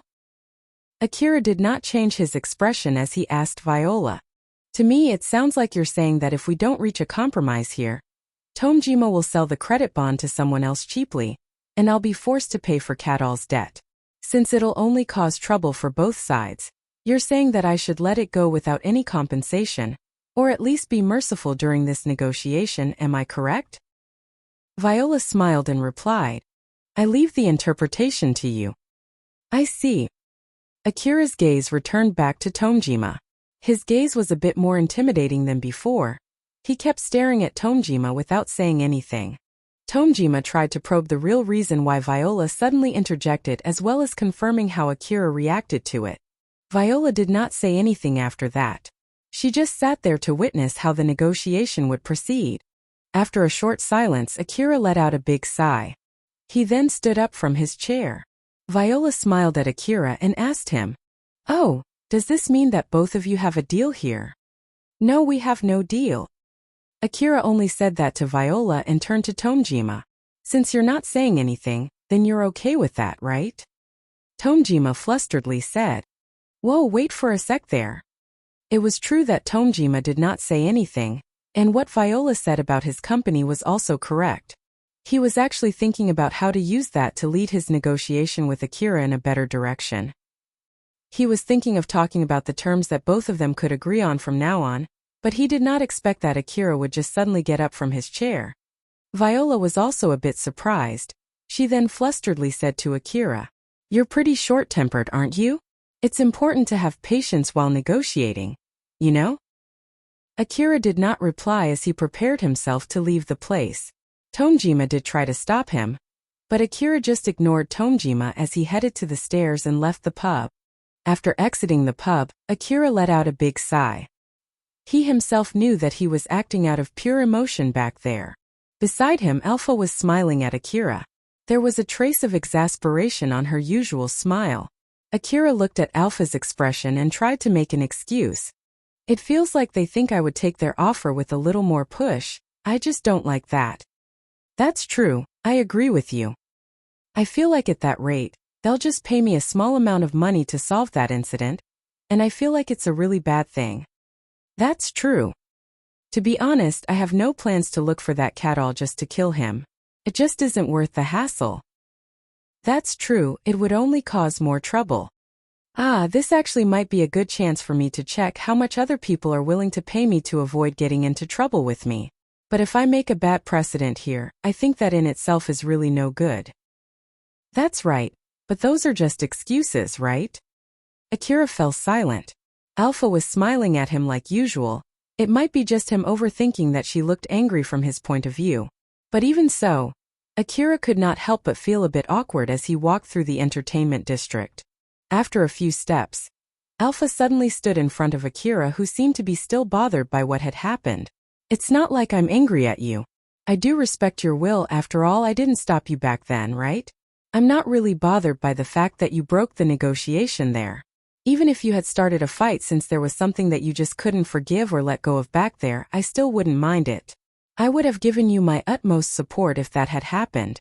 But again, if you decided to do that just to carefully probe for my reaction, you could have tried to be more careful back there, you know? Yes, I'll be more careful. Very well. Alpha smiled satisfied after hearing Akira's reply. Akira, who saw that, was finally able to calm down. She then made a suggestion to him. Since we're already in the entertainment district, how about we grab something to eat here? You did say back then that you'll treat yourself something delicious without worrying about the price, right? You're right. All right then. Let's look for a shop with delicious food. I can help you search through the network. What kind of food do you want? In that case then, make it a sandwich. A real delicious one. Akira remembered the sandwich that Alpha ate the other day. It looked extremely delicious, but there was no way he could eat that. After all, it was nothing but an image of a sandwich. Alpha smiled. I don't know if you can find that level of sandwich here, but I'll at least give it a search. And so, Akira just forgot about his exchange with Tomjima and enjoyed strolling in the entertainment district. Finding a good shop was the second priority for him at the moment. Asterisk, asterisk, asterisk. On the second floor of the pub, Tomjima was glaring at Viola. This is all because you went and said that unnecessary thing. You know, what are you going to do with this now? Viola kept up her calm demeanor as she said, "How can I say it? He's really a short-tempered boy, or more like he has no patience at all. Even if he's strong, it won't take long before someone kills him." "I don't care about that. It's all your fault. Don't you understand that? It's not like you can afford to keep silent forever, right? I know it's not like you can suggest to him to resolve it with money yourself, right? I know that you were also hoping Akira would break after listening to my explanation. Akira also did say that he thought you agreed since you didn't say anything back there. If you had stopped me midway, I'm sure he would have not left like that, you know? Or am I mistaken?" Tomjima was taken aback since Viola was absolutely correct. Colbert, who was just listening to them until now, finally opened his mouth. "So then what's your plan now? Akira has gone back, so if you don't need anything else from me, I'm going back home too. By the way, just to let you know, I don't care if you want to fight Akira, but I'll not lend you my hand, not even to help you contact him, and of course I won't be Cadal's observer or bodyguard. I won't accept your request to be your bodyguard either. So if you need one, go look for someone else." After Colbert said that as if it had nothing to do with him, Tomjima flusteredly said to him, "Wait, leaving Cadal aside, how about me? I have nothing to do with that incident, you know? It's up to you how you are going to put Cadal back on your leash, but what if he does something as stupid as trying to kill Akira again? And what if Akira mistook that aggression? Do you think he would not act because someone would suffer a loss with Cadal's death? I don't want to get roped into such things." Tamejima's face turned grim. He then shouted at Viola again. This time he sounded even more dreaded than before. "Viola! It's all your fault. I'll have you take responsibility for this." Viola still kept her calm as she said, "Don't worry, I understand. In that case, how about I buy Cadal's debt bond, that way his problem will be shifted from you to me. Let's see, I'll buy it for 50% discount." Tomjima was taken aback and lost his composure. He unconsciously considered Viola's suggestions and calculated its benefit. Cadal is still alive, and it's not like we know for sure Akira is going to kill him. A 50% discount is too much. Who exactly do you think is willing to buy the debt bond of someone chased after by a hunter who even killed a bounty monster? If you were in my shoe, how much are you willing to pay for it? I bet you're only willing to buy it for cheap, right? Or are you going to sell the bond to someone else without telling the situation? It would be really bad once it leaks out, you know? Or is it that you have the confidence you can find someone else who would properly control that stupid guy and take over his bond? You know that you can't, that's why you're panicking, right? Tomjima looked very desperate. All of Viola's guesses were indeed correct. Viola gave a fake pitying smile to Tomjima. She then gave him another push. "I feel responsible for what happened too, you see. That's why I'm offering to buy that bond for 50% since I'm sure no one would be willing to buy it.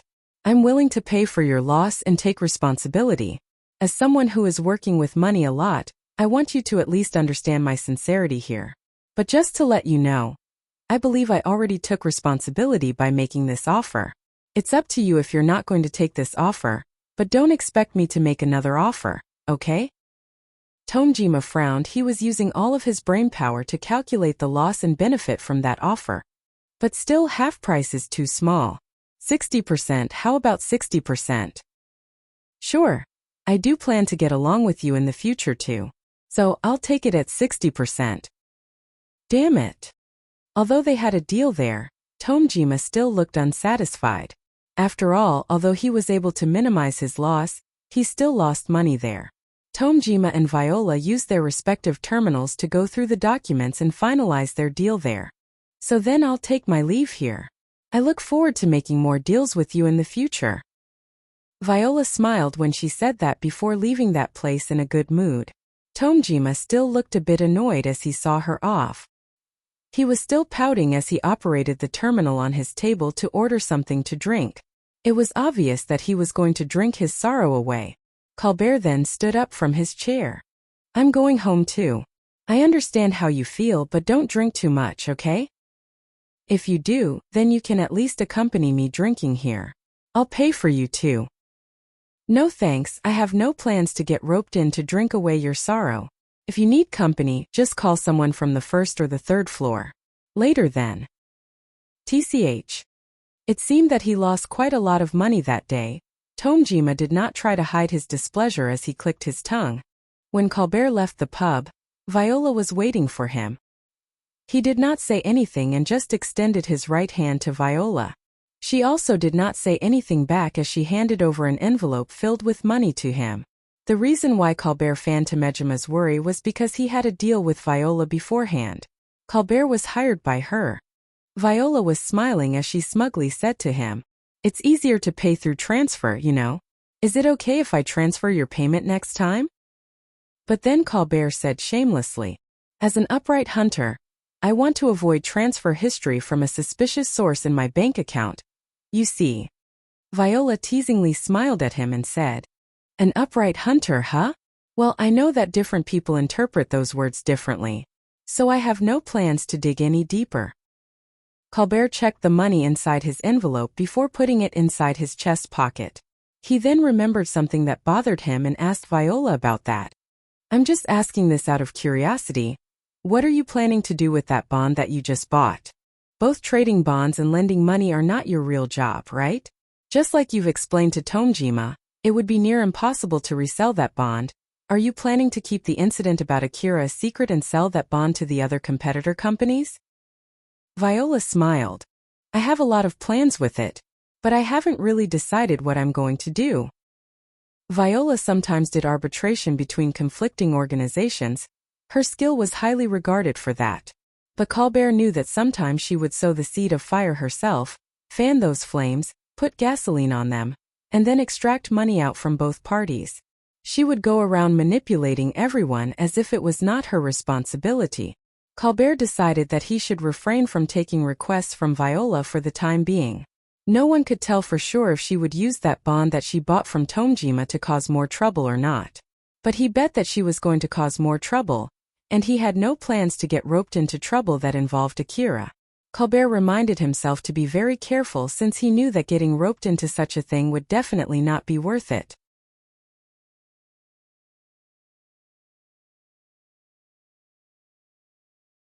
Rebuild World Chapter 101: The Clash Between the Current World and the Old World.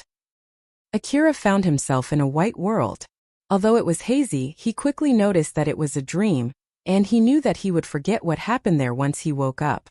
Not too far from him there was Alpha, and just like last time, it did not seem that she had noticed him. But there was something different compared to last time. Akira noticed that there were multiple Alphas present. To be more precise, there were 2 Alpha. Both of them did not seem to have noticed him. Then, in that place there was also another boy. Both Alphas did not seem to have noticed that boy either. Both Akira and that boy noticed each other. But since it was hazy, they could not tell who the other person was. But both of them thought of the same thing: the other person somehow looked familiar. The Alpha near that boy spoke first. "Just to be safe, we've agreed beforehand that we'll operate as separate units to encourage different bias, and that we'll temporarily stop communicating with each other. So I'm sure you have a good reason as to why you broke our original agreement." The Alpha closer to Akira replied, "But of course. To be more precise, the load on your side interfered with my calculation ability. Thanks to that, the subject under my care almost got killed." "I see, according to the log, that's precisely when the subject under my care took a very dangerous action. At that time, the subject under my care was trying to save a certain cyborg that he just met for the first time, and in order to do that, I had to use more calculation power. I believe that is the cause. I want to suggest that the resource divided between us be fixed, so that it would not suddenly change and something like that would not happen again in the future." The other Alpha looked a bit surprised at what Akira's Alpha just said. "Is that really necessary? It's true that it'll reduce the chance of interfering with each other, but it'll definitely reduce our calculation ability. Moreover, the subject under your care is still alive, right? So basically, although he went through some dangerous situation, it was still under your estimation, right? So why do you still have anything to complain about?"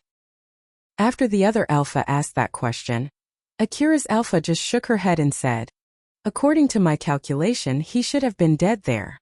When my connection to the subject was cut, Something must have happened and he got lucky so that he was able to survive. Unlike the subject under my care, I heard that the subject under your care is not that skilled.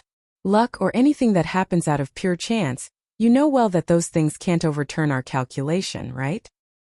For some reason, Akira's alpha sounded a bit annoyed as she said, "That evaluation is not correct. The subject under your care is rather gifted, so it's not like the subject under my care is incompetent.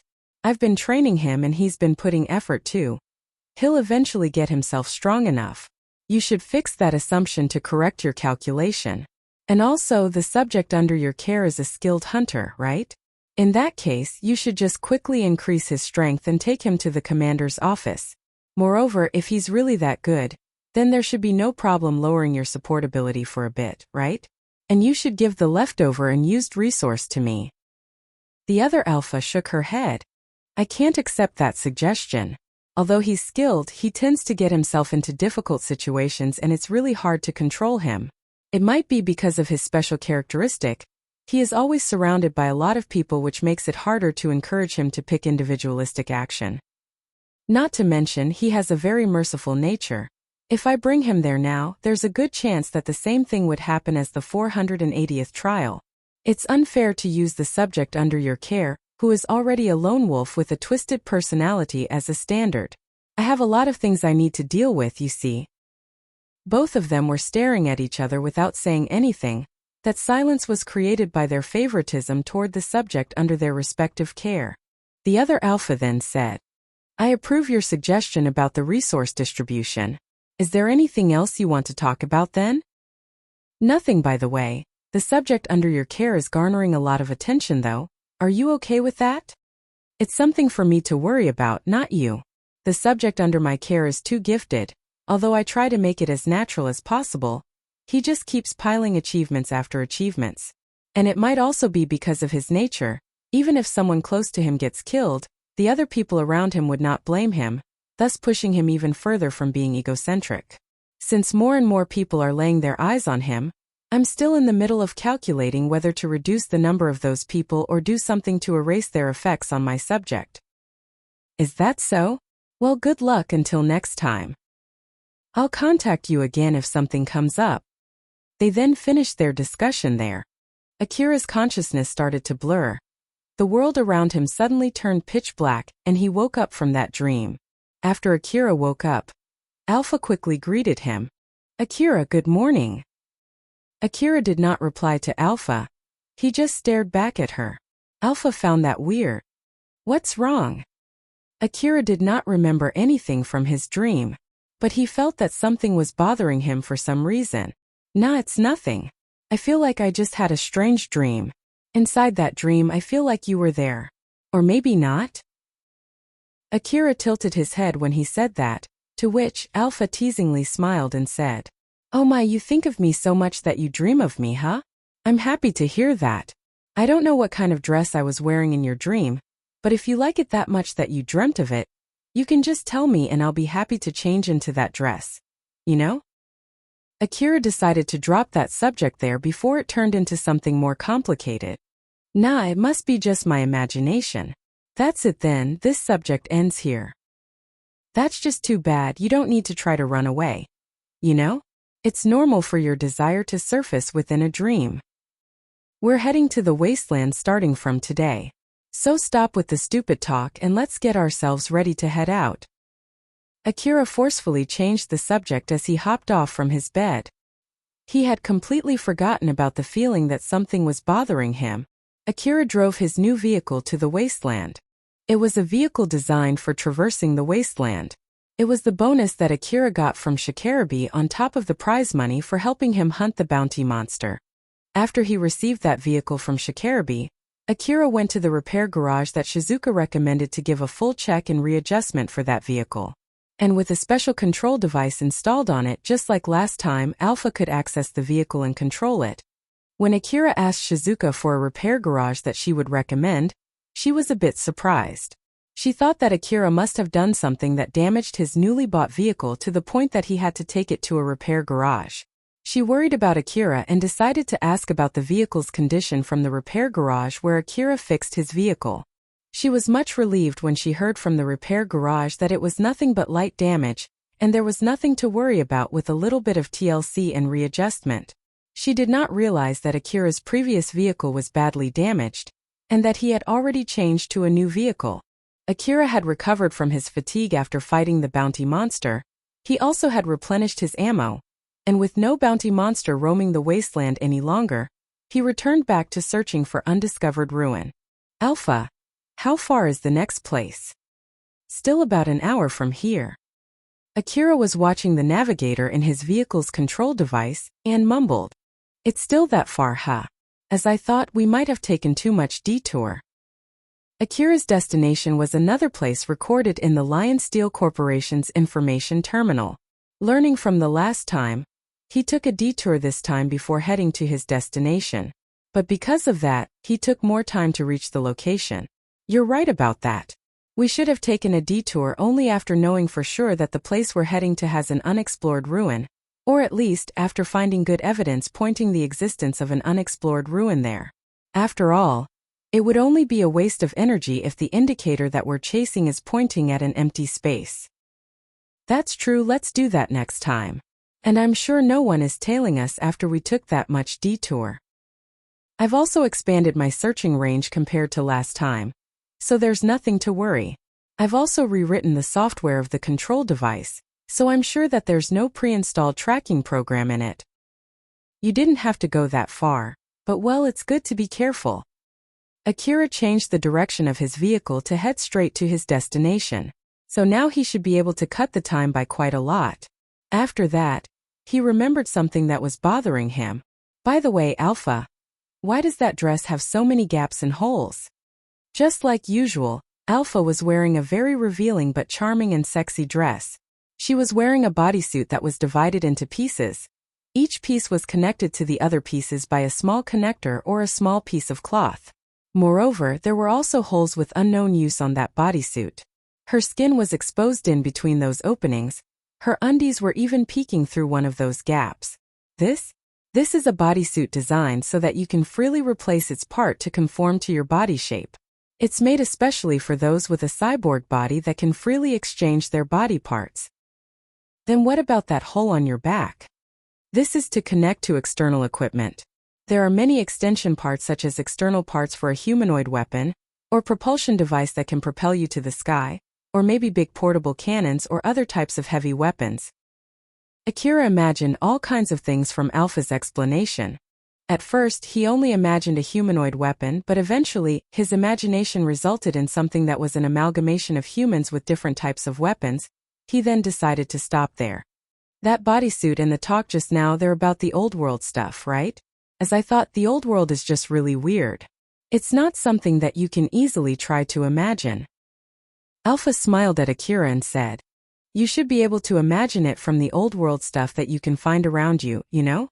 You should be able to find something similar if you look in the old world ruins."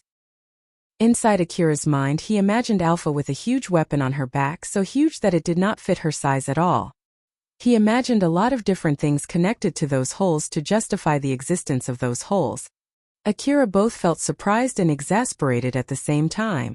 I see, so those kinds of things were normal in the old world, huh?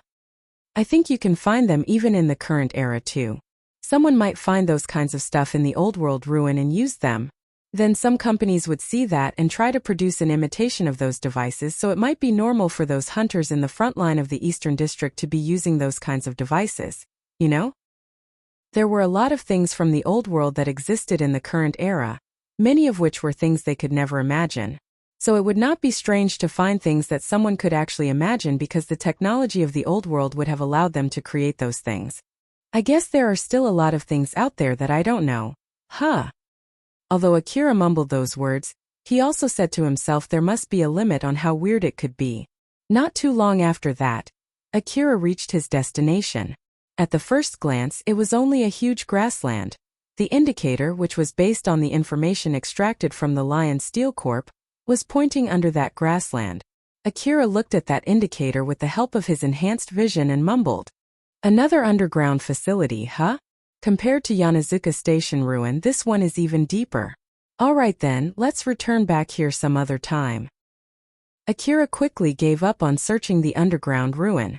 After all, if he found another unexplored ruin like Yanazuka Station ruin, it might cause him another round of trouble.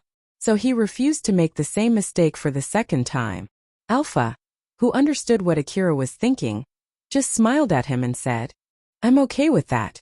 Until you have the ability to get out of the underground ruin with your own power and no support from me, it might be a good idea to refrain from exploring underground ruins. We still have other places to check out too, so there's no need to take an unnecessary risk. In that case, it'll mean I won't be going to explore any underground ruins for the time being. About that, there's nothing we can do but to look forward to your growth. Now then, for the next place though, the nearest place from here is actually pointing at a ruin that is already explored. Do you want to check it out? Or do you want to go to the next place instead?" Akira took some time thinking before he made a decision. "Let's go there. This is a good chance since I want to take a look at the other ruins too.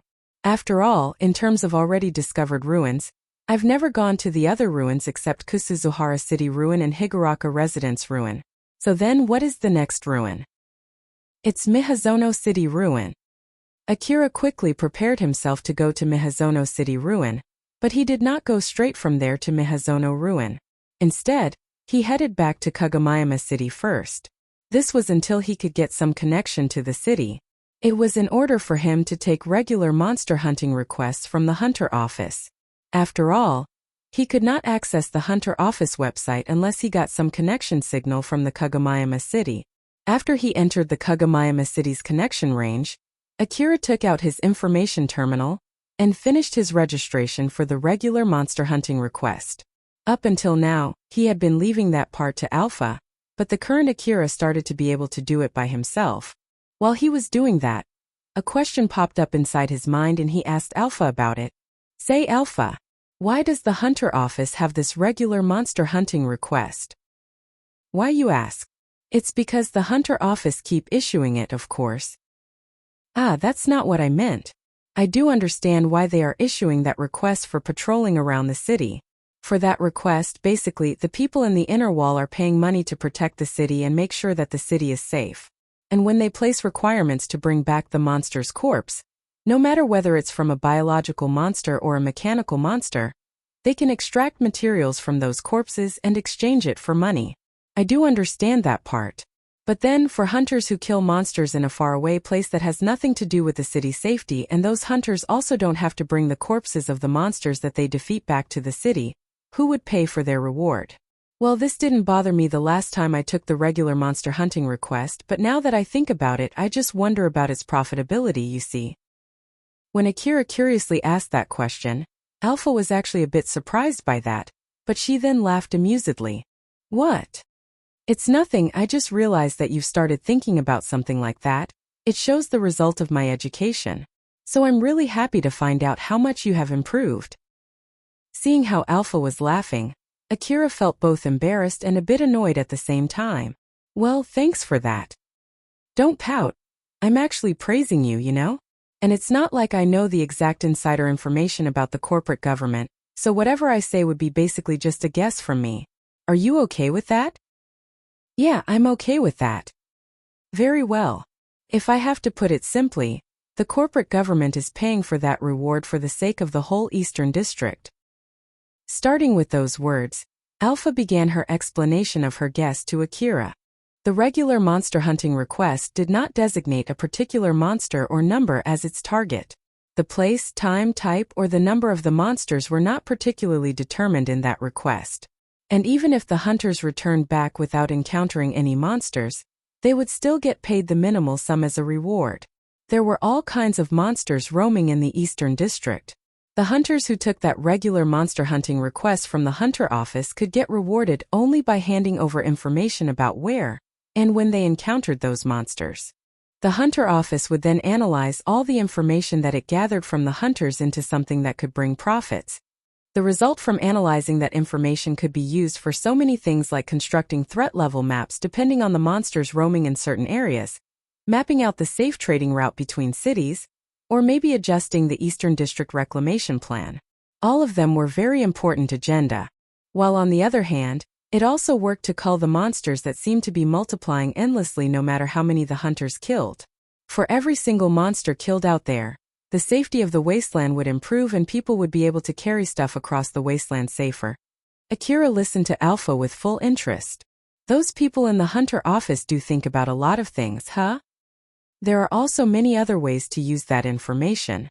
As an example, they can use it to look for new unexplored ruins, like the Yanazuka Station ruin that you discovered the other day. A lot of monsters are flowing out through it, so the monster encounter rate around the entrance to that ruin must be pretty high. If the city management decides to check that place, they should be able to find the entrance into the ruin. And if the city management discovers a new undiscovered ruin first, they'll be able to gain a lot of profit from it. Then they can sell the relics found there in the nearby cities and use that money to pay the hunters. That way the city would prosper, I see now. Compared to when he was living in the slum city, the current Akira started to notice things that were going on in the background. He was honestly amazed by it as he nodded deeply. It was also the result of Alpha's education that he started to grow not only as a better fighter. Alpha smiled as she noticed how far Akira had grown, while at the same time she always calculated whether that growth would give her trouble or not. She tried to suppress the possibility of Akira turning hostile in the future as much as possible. As Akira was heading to Miyazono City Ruin, a signal suddenly popped out in the detection range. When he checked that signal, it was not a monster but another vehicle. It was a big-sized wasteland bus. That bus was equipped with a lot of machine guns on top of it, and it seemed that it was filled with hunters. There was Hunter Office symbol on the sides of that bus. They're heading the same way with us, huh? It seems that it's a transportation bus from the Hunter Office. I think it runs between the Kagomayama City and Miyazono Ruin. Those people in it, are they hunters? There are quite a lot of them. It shows that there are still some unclaimed relics in Miyazono Ruin which attracts that many hunters. Let's bring back any good relics if we get to find any.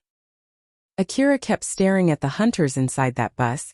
It seemed that he was thinking about something. Akira, what's wrong? Say, Alpha, there are many hunters exploring the old world ruin to collect relics, right? And they've been doing this for years. Maybe even for a few hundred years, huh? The precise number is uncertain and it's different for each area. But the most recent record shows that it has been going on for at least 200 years. Although hunters have been carrying out old world relics for that long, why are there still old world relics left unclaimed out there? Aren't there just too many of them no matter how you think about it? Including Akira, there were a lot of hunters in the Kagomayama City. Although compared to the total population in the Eastern District, maybe only a small portion of them were hunters, but there were enough of those hunters out there to the point that the whole economy in the Eastern District was constructed around them. And those hunters regularly carried a lot of old world relics out from the old world ruins back to the city.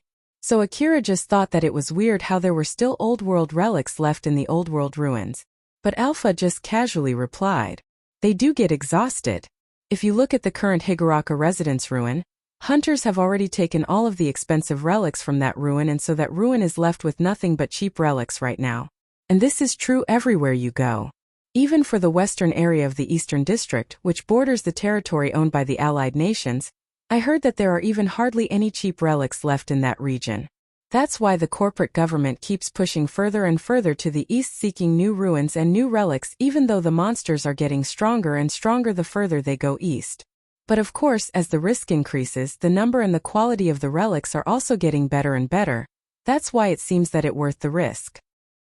I see. Akira's expression turned slightly stiff. If the relics in the Eastern District was exhausted, it would definitely change Hunter's line of work. He vaguely felt worried about that. Looking at that, Alpha just smiled at him and said, don't worry, although it's just my guess. I believe that the old world relics around this area will not get depleted anytime soon. At least they won't be depleted in your lifetime. Of course, they'll eventually get depleted if the hunters keep carrying them out from the ruins, but there's a reason why it won't get depleted anytime soon. And why is that? I don't think there's any need to explain it, but carrying out relics while fighting the monsters roaming in the wasteland is not an easy thing to do. Because of that, it's close to impossible to carry a huge amount of relics out from the ruin in one go. Well, that's true. And that's exactly why we have people working as hunters, right? Moreover, among all the old world ruins, some of them have self-repairing function. It'll fix damaged buildings and maintain everything inside those buildings. This also includes replenishing equipment and any other objects that the hunters take out from those ruins. There were even times when it constructed a new ruin in the middle of the wasteland, you know. It seems that the large-scale maintenance equipment of the Old World era is still functioning well. Oh, that's amazing. But if there are ruins that can replenish the relics inside it, won't the hunters and the soldiers from the corporate government flood those ruins? Most of the time, the self-repair function of those ruins also fix the security facilities and the factories in those ruins. Those factories would then endlessly produce security equipment to chase away any intruders. Some people also say that it's the real reason why the number of monsters in the wasteland won't get reduced no matter how many monsters the hunters kill. After all, the mechanical monsters are basically the security equipment produced by those factories. So of course they would normally attack people too. Seeing from the other perspective, they are basically security measures to prevent people from intruding and stealing things from the area that they are guarding, so that means that they are functioning as intended. Well, if you put it that way, that's kinda true. From their point of view, hunters are basically robbers. Akira mumbled those words as if he just realized something profound. He did feel a bit of an unpleasant feeling, but he then continued in order to expel that unpleasant feeling. But it's not like I can stop working as a hunter, I guess it can't be helped, huh? The people who own those facilities are already long gone. So as long as they don't come back to haunt me, they won't be able to complain. So it should be okay, right? Yep. Although Alpha was smiling, there was a trace of conflict in her smile that caused her smile to turn a bit stiff. She inadvertently showed that expression to Akira, who was already trying to move on from that subject. But she quickly returned her face to her usual expression before he could notice it. Just like Kazusuhara Ruin, Mihazono Ruin was a ruin of a city.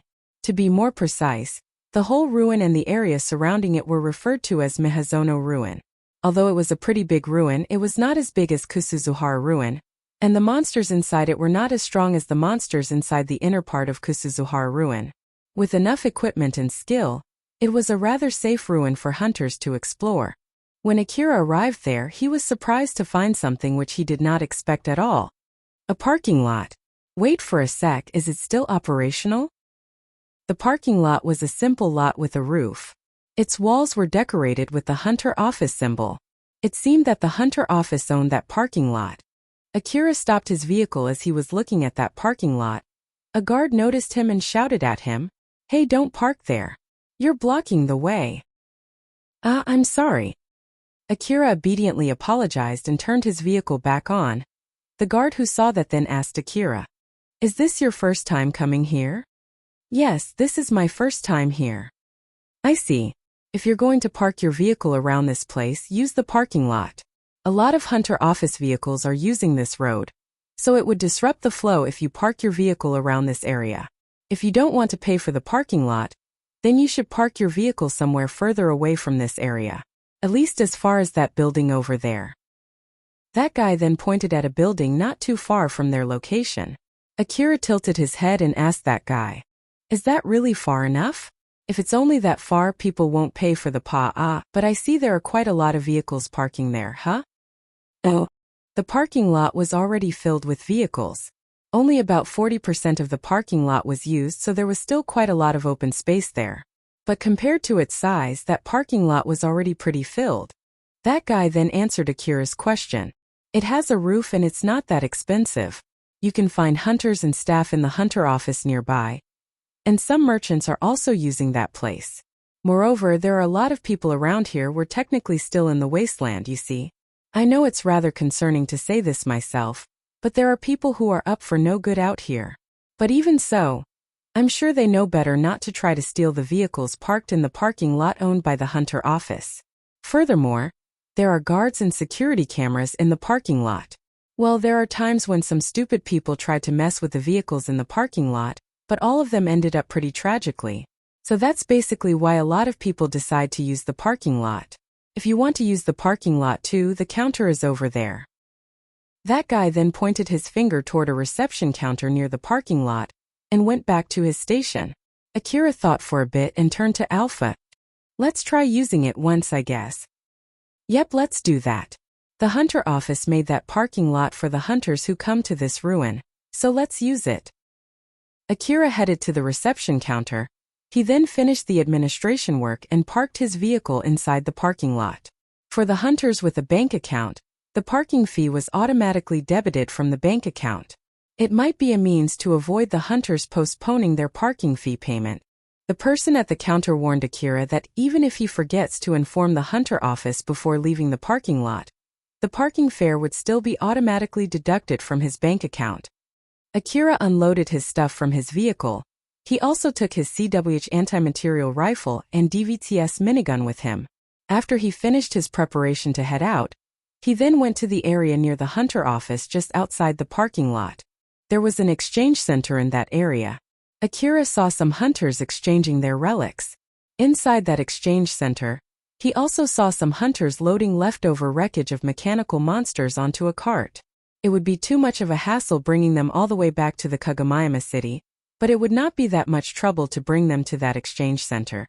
Even the mechanical monsters were also considered as the old world relics. They were filled with old world technologies that could not be reproduced by the current world's technology. If the hunter brought its leftover wreckage back, it might be worth more than bringing back cheap relics. Around that place, there were also merchants with selling stands and rentable carts. Hunters would usually use those carts to transport dead mechanical monsters. They might be the merchants who came all the way to this place using the hunter office's bus to open their shops there. A hunter office's bus arrived and stopped near the hunter office. Akira then saw hunters boarding off from that bus. Including Akira, all hunters in that place were focused on a group of 3 hunters. The reason as to why that group was gathering so much attention was because of their appearances. One of them was a young girl that looked more or less of the same age as Akira. She was wearing an augmented suit while carrying a big rucksack and multiple rifles. It was not a rare sight in the old world ruin. Her silky and well-maintained hair was also something normal to be found for women hunters who were doing well in her job. Although her beauty was above average, it was not enough of a reason to grab other hunters' attention. The ones standing out were the other 2 girls. One of them was carrying a huge long sword aside from her rifle, while the other one was carrying a small pistol-like gun and a big power glove as if it was originally a part of a powered suit. There were not that many hunters out there who preferred to fight monsters close range. That was why it was rare to find those types of weapons. Moreover, those 2 girls were beautiful and had some kind of unique charm of their own. It was to be expected for those weapons to attract some attention, but it was still not enough of a reason for them to attract that much attention there. The real reason why those 2 attracted so much attention was because both of them were wearing maid outfits. And to top it off from a glance, it seemed that those maid outfits were made of high-class fabric that gave off a luxurious vibe. Those girls were really sticking out in that place. If it was back in the Kagomayama lower district, they would only gather some attention and that would be the end of it. But they were outside the city, they were in the wasteland. The hunters in that place saw them with suspicion rather than pure curiosity since they seemed to be out of place. That group of 3 were Reina and her battle maids.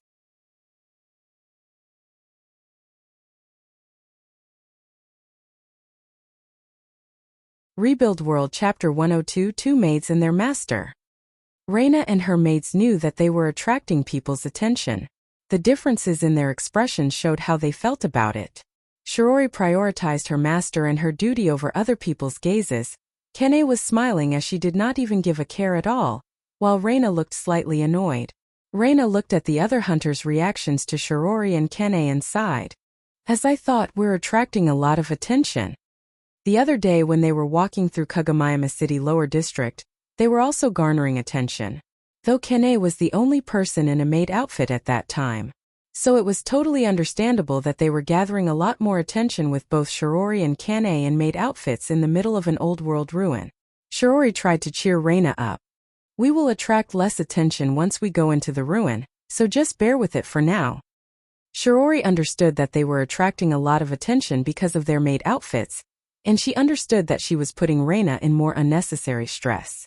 But there was a reason why she kept her maid uniform on. After all, it was not like she could just take off her outfit just because it was attracting some attention. Kene smiled and said to Reina, "We just need to get used to this. After all, Once Milady becomes a famous hunter, Milady will attract a lot of attention no matter what outfit Milady uses. So this is a good chance to get used to it, right? Of course, that is if Milady doesn't plan to be just one of those ordinary hunters. Shirori glared at Kane, so Kane averted her gaze.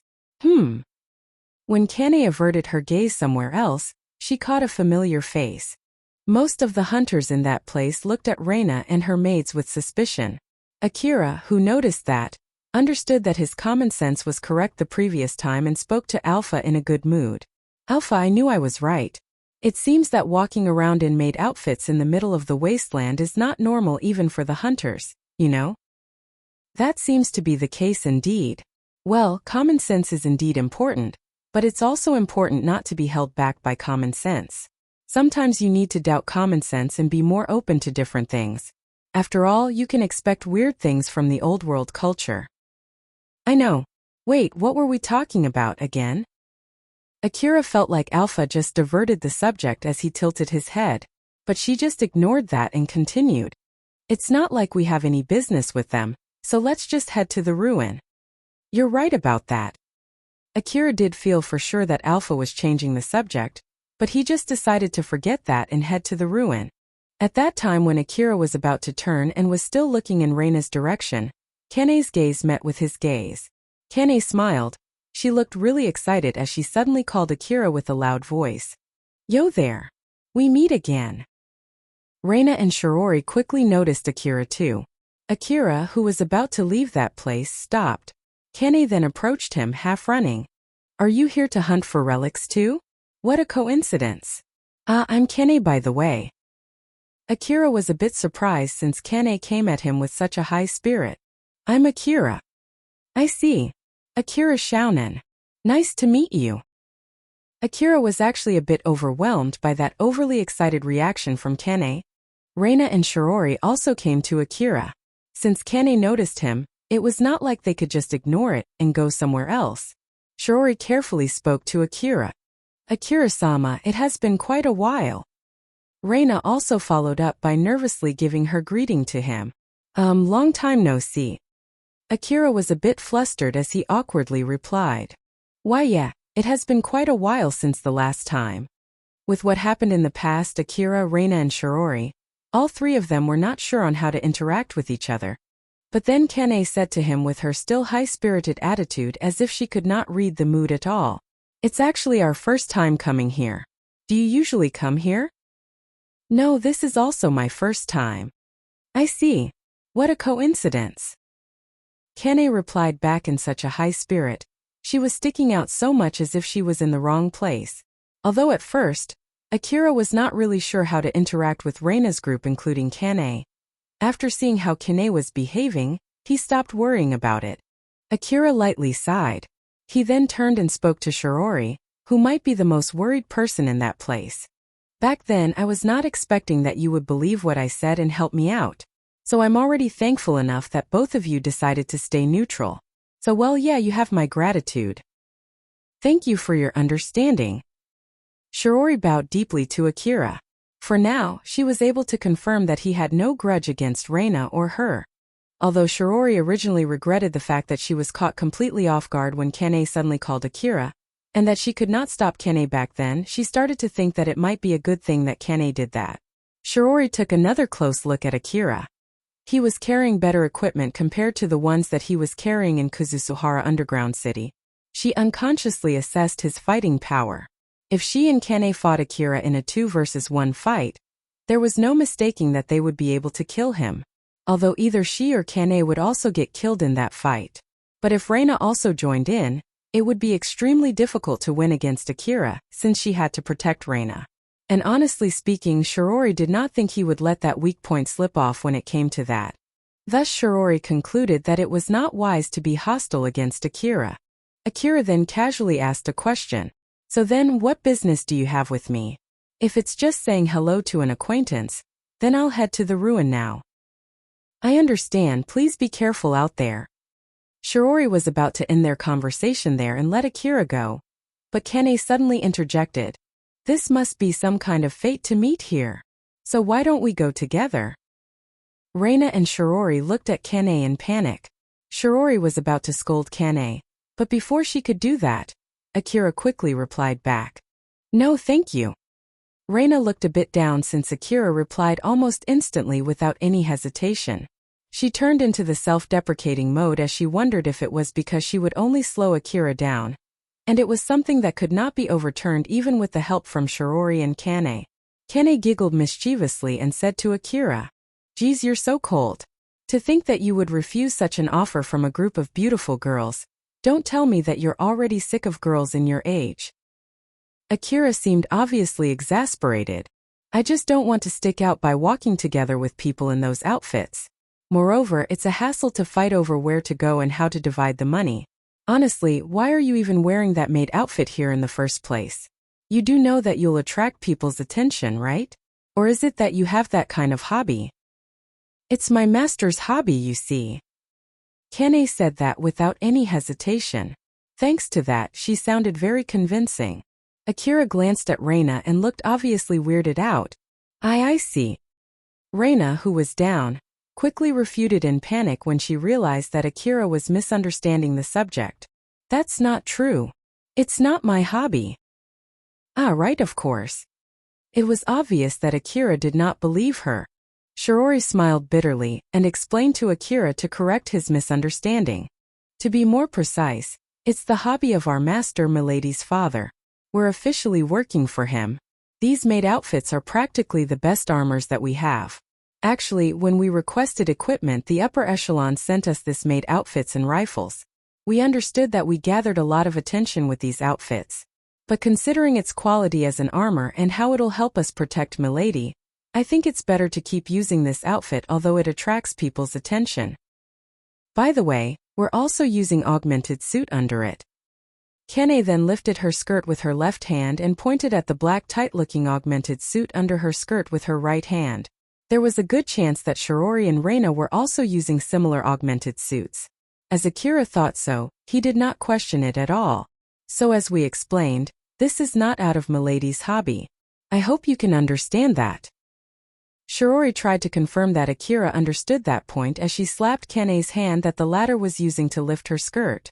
Akira's expression suddenly changed as if he realized something. "I see. So that maid outfit must be an old-world relic, huh? I heard that old-world fabrics are so strong that they are often used in place of armor.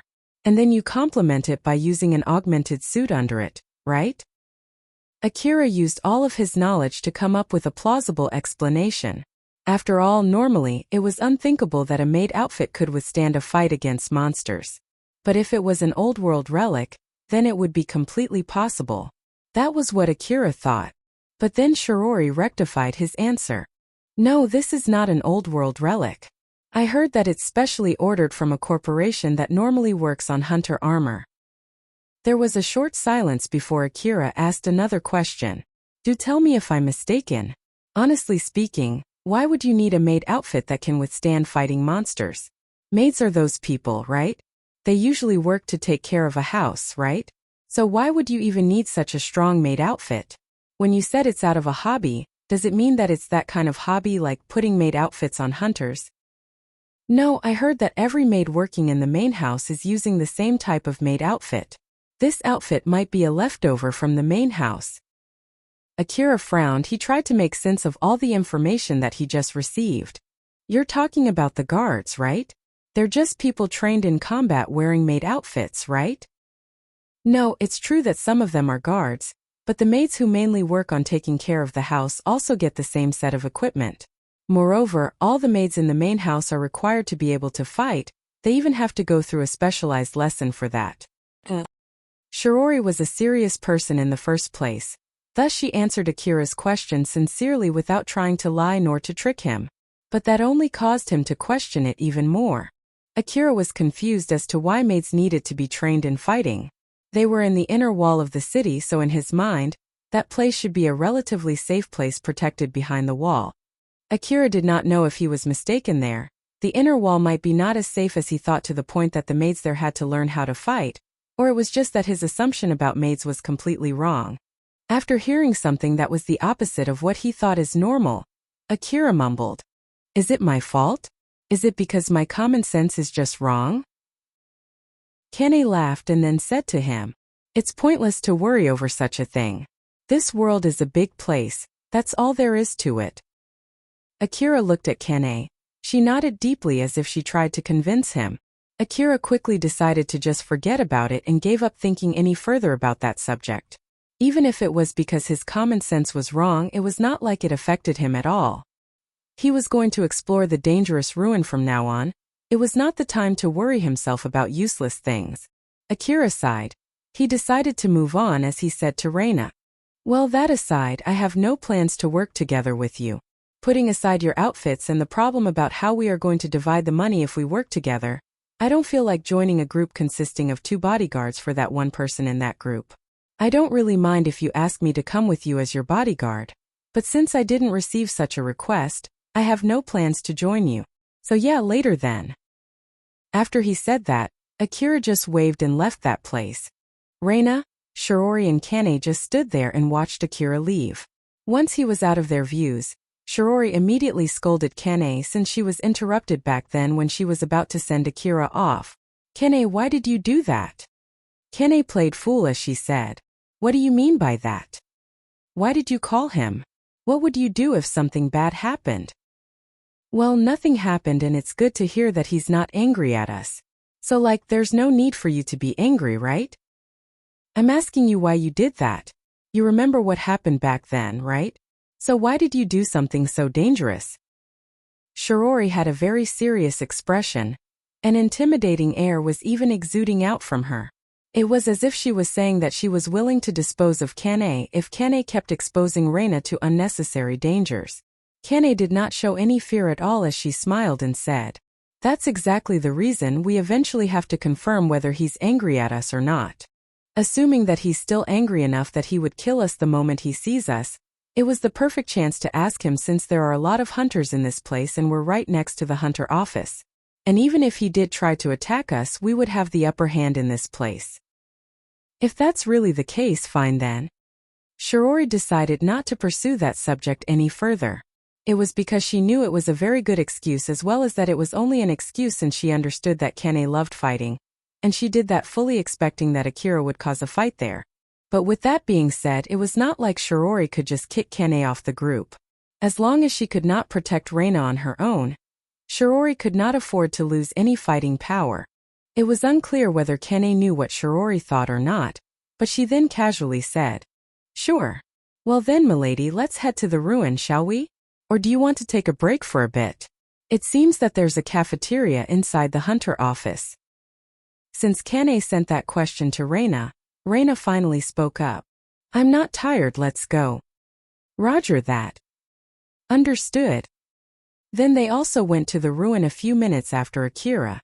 Akira was exploring the Miyazono ruined city area. He was able to see his destination since it was indicated by a pointer in his enhanced vision. To be more precise, it was pointing at a floor in a high-story building visible from afar. It was pointing at the locations where Akira should be able to find the Lion Steel Corp's terminal. Why is it in such a place? I have no real answer why. It might be because the views from up there are pretty good? Well, I bet the views from up there are indeed amazing. But unless the stairs in that building are still intact, there's no way I can go to that floor. Just so you know, I refuse climbing up the outer wall, okay? The pointer was pointing at a floor that was indeed so high, in case if Akira fell from that height, there was no mistaking it that he would be dead. Judging from the outer appearance of the building, it seems that the facilities inside it are still working. It would be great if we can find an elevator inside it. Even if we find one, do you think that it will still be functional? If we're unlucky, it might be an elevator from hundreds of years ago, you know? The possibility is not zero. The lighting inside the Yanazuka station ruin was still working too. Remember? Although it depends on which era it was built, if it still has a fully operational self-repairing function, then there should be no problem with that. Is there any other possible problem then? Even if it's still functional, there's no guarantee that we can use it. There's also the building's security to deal with, and in the first place. Alpha then pointed her finger forward.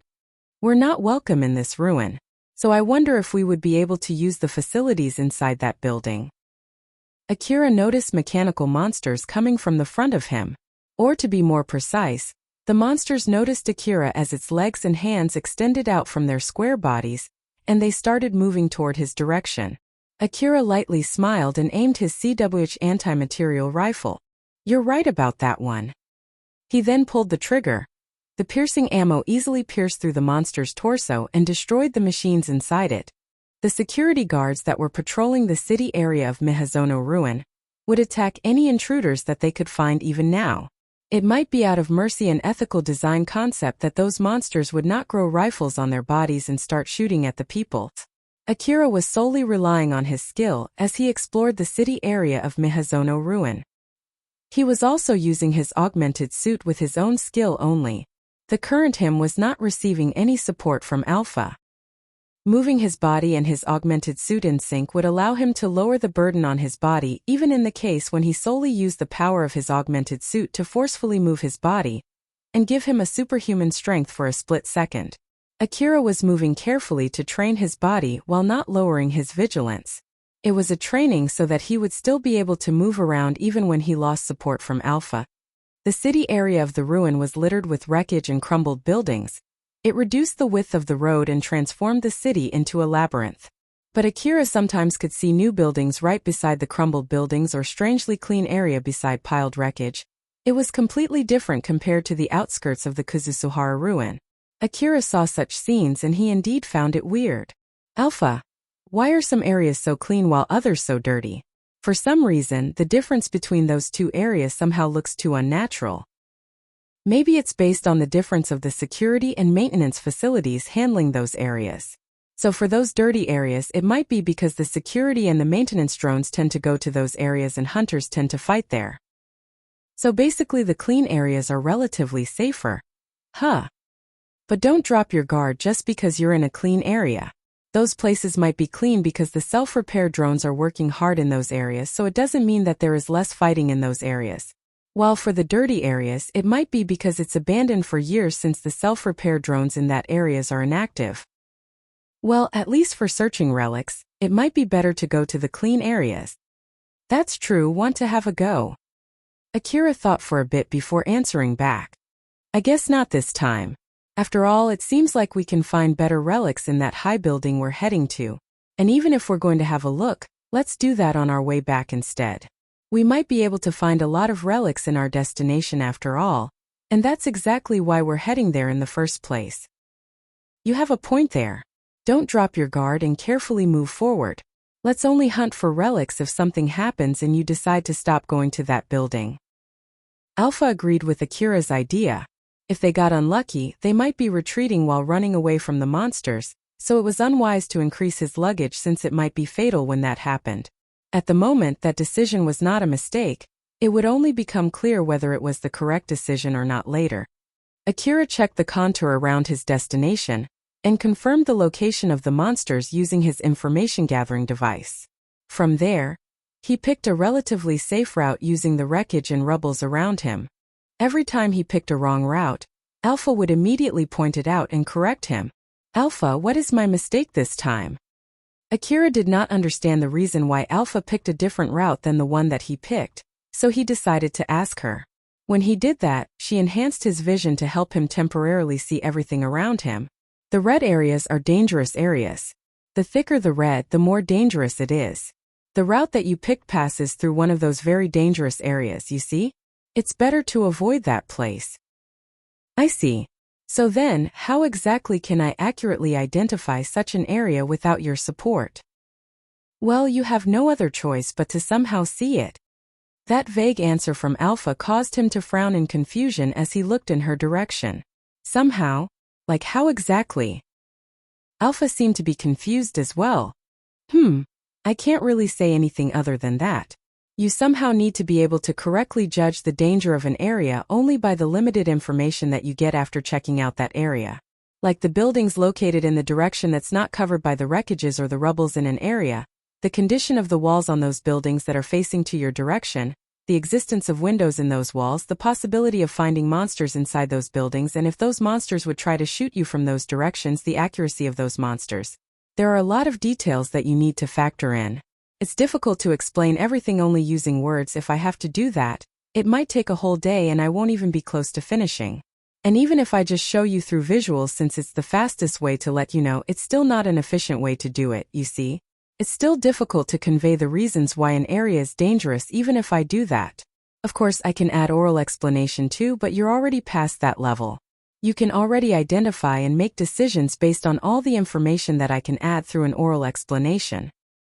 With Alpha's support online, Akira could get notified if he was in a dangerous situation, and she could take control of his augmented suit to evade an ambush.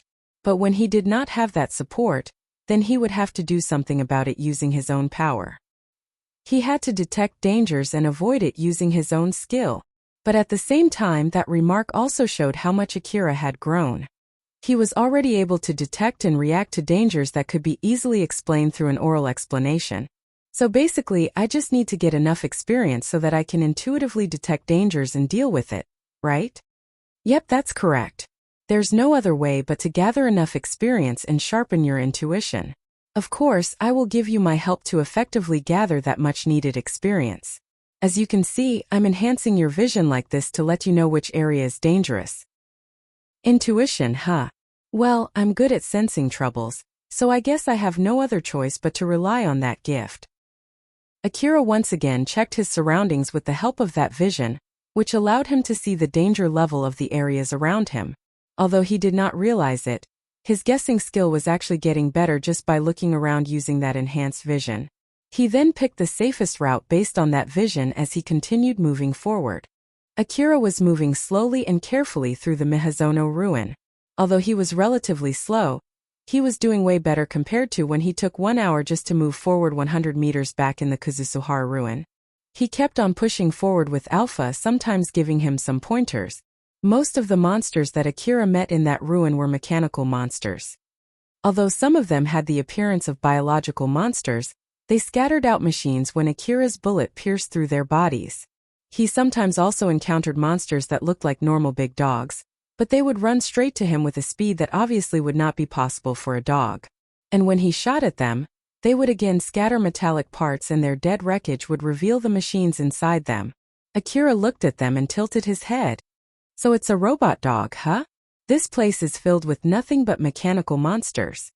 It might be because there's nothing around this place that can be used as a food source for the biological monsters. Either that or the maintenance drones make sure that this place is clear of those biological monsters. By the way, those trees beside the roads are made of metal, you see. And since it's made of those nanomaterials, the biological monsters cannot use them as a food source. Akira looked at the trees on the roadside. According to Alpha, the green leaves on those trees were made of metal, while to him, they looked completely like natural leaves. But there were cyborg humans and animals out there, so if it was using the old world technology, it might be completely possible to create mechanical plants. Akira kept staring at those roadside trees that would never wither. It's fully understandable for biological monsters to be multiplying somewhere. But how about the mechanical monsters? Where are they coming from? I believe it's from the factories. This place is a city area after all. So once the hunters destroy enough drones, it might send a signal to the factories to produce replacement drones. If that's the case, then once we take control of the factories, this place will be a safe ruin, right? So why don't they do that already? I can't really answer why. It might be because the security is too strong that they can't take control of those factories. They might even intentionally leave the factories alone since the mechanical monsters are one of the sources for material. I don't really know the answer to that question, but someone from the city management or the hunter office should be able to give you a better answer. Well, I guess they have their reasons, huh? If it was possible and if it was an important thing, they would have done that by now. And it was not like they would explain the reason why they did not do that to a common hunter. Akira bet that he would be able to know that reason once he got to a higher position and had enough influence. But for the time being, it was something that was impossible for him as much as it was something that was not important to him. As Akira thought so, he decided to just forget about that subject and move on with the exploration.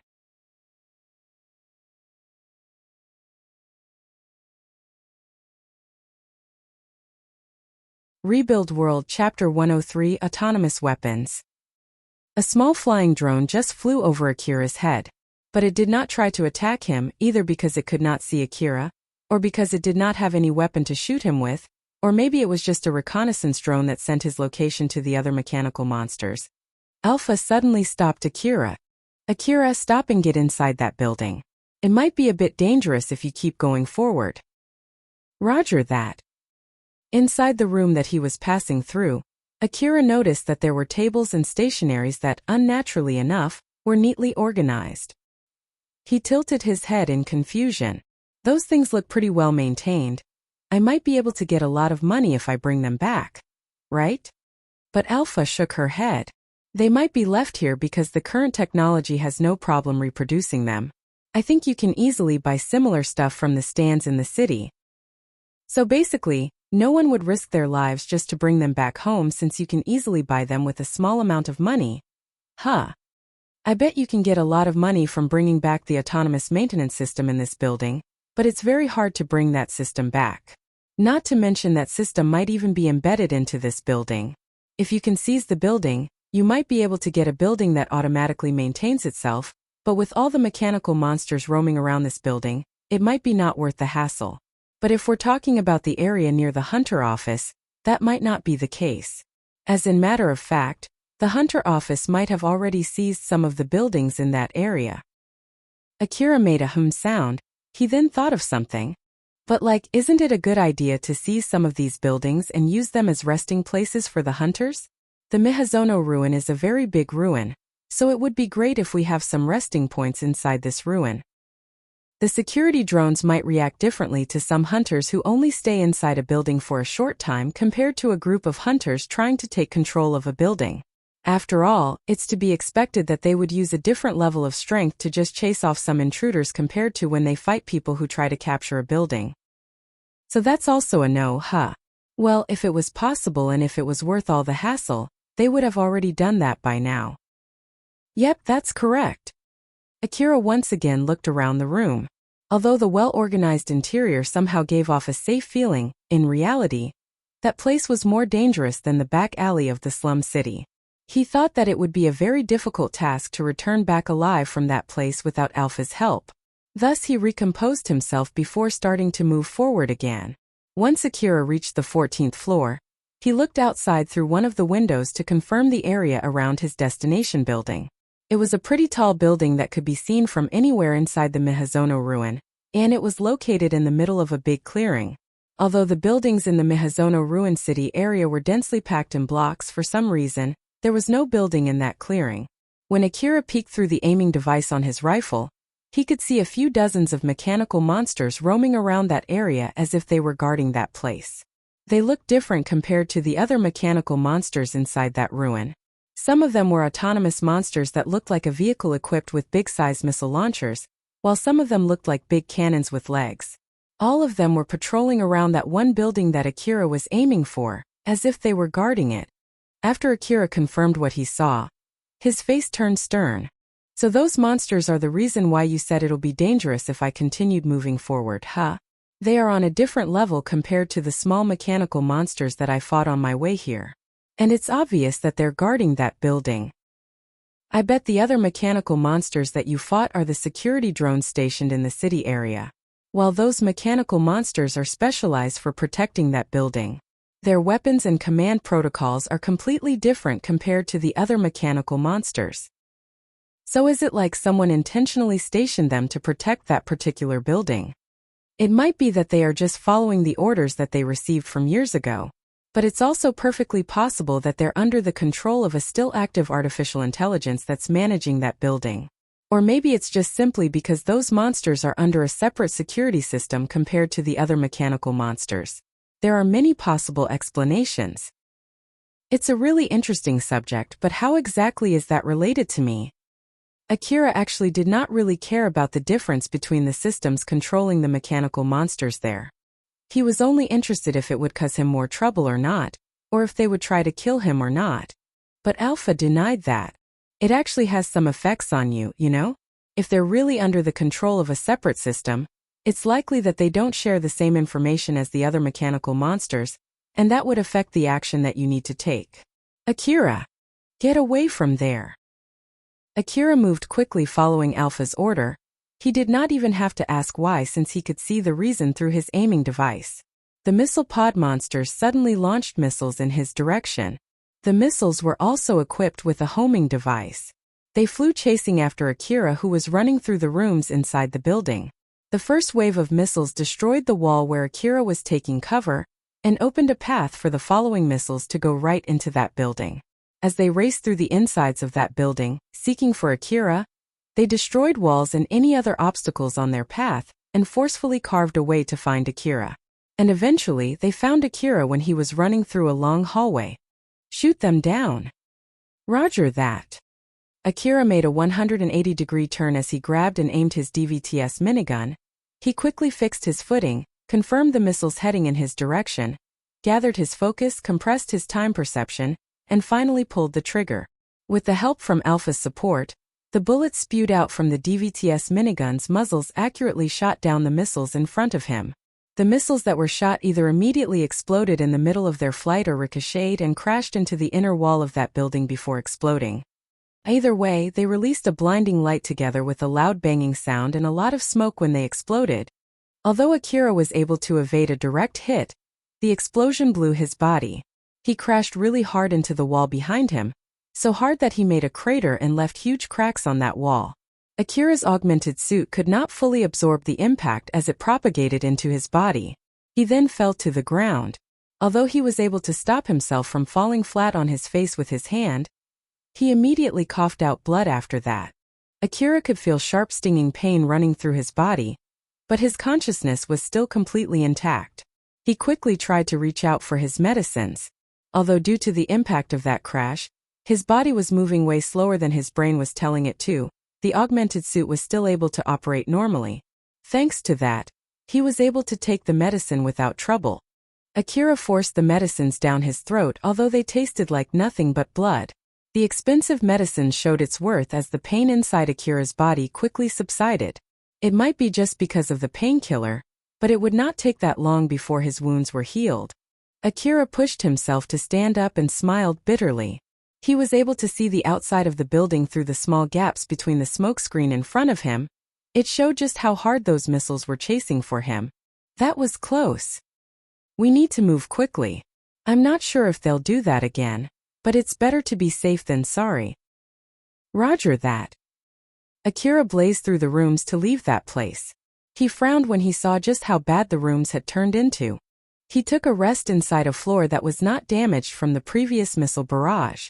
There was no following barrage after that, and he was able to safely evacuate from that place. The medicines that he took a few minutes ago were already working. He was resting there until he could return back to tip-top shape, or at least that was what Alpha told him to do, and he had no objection at all.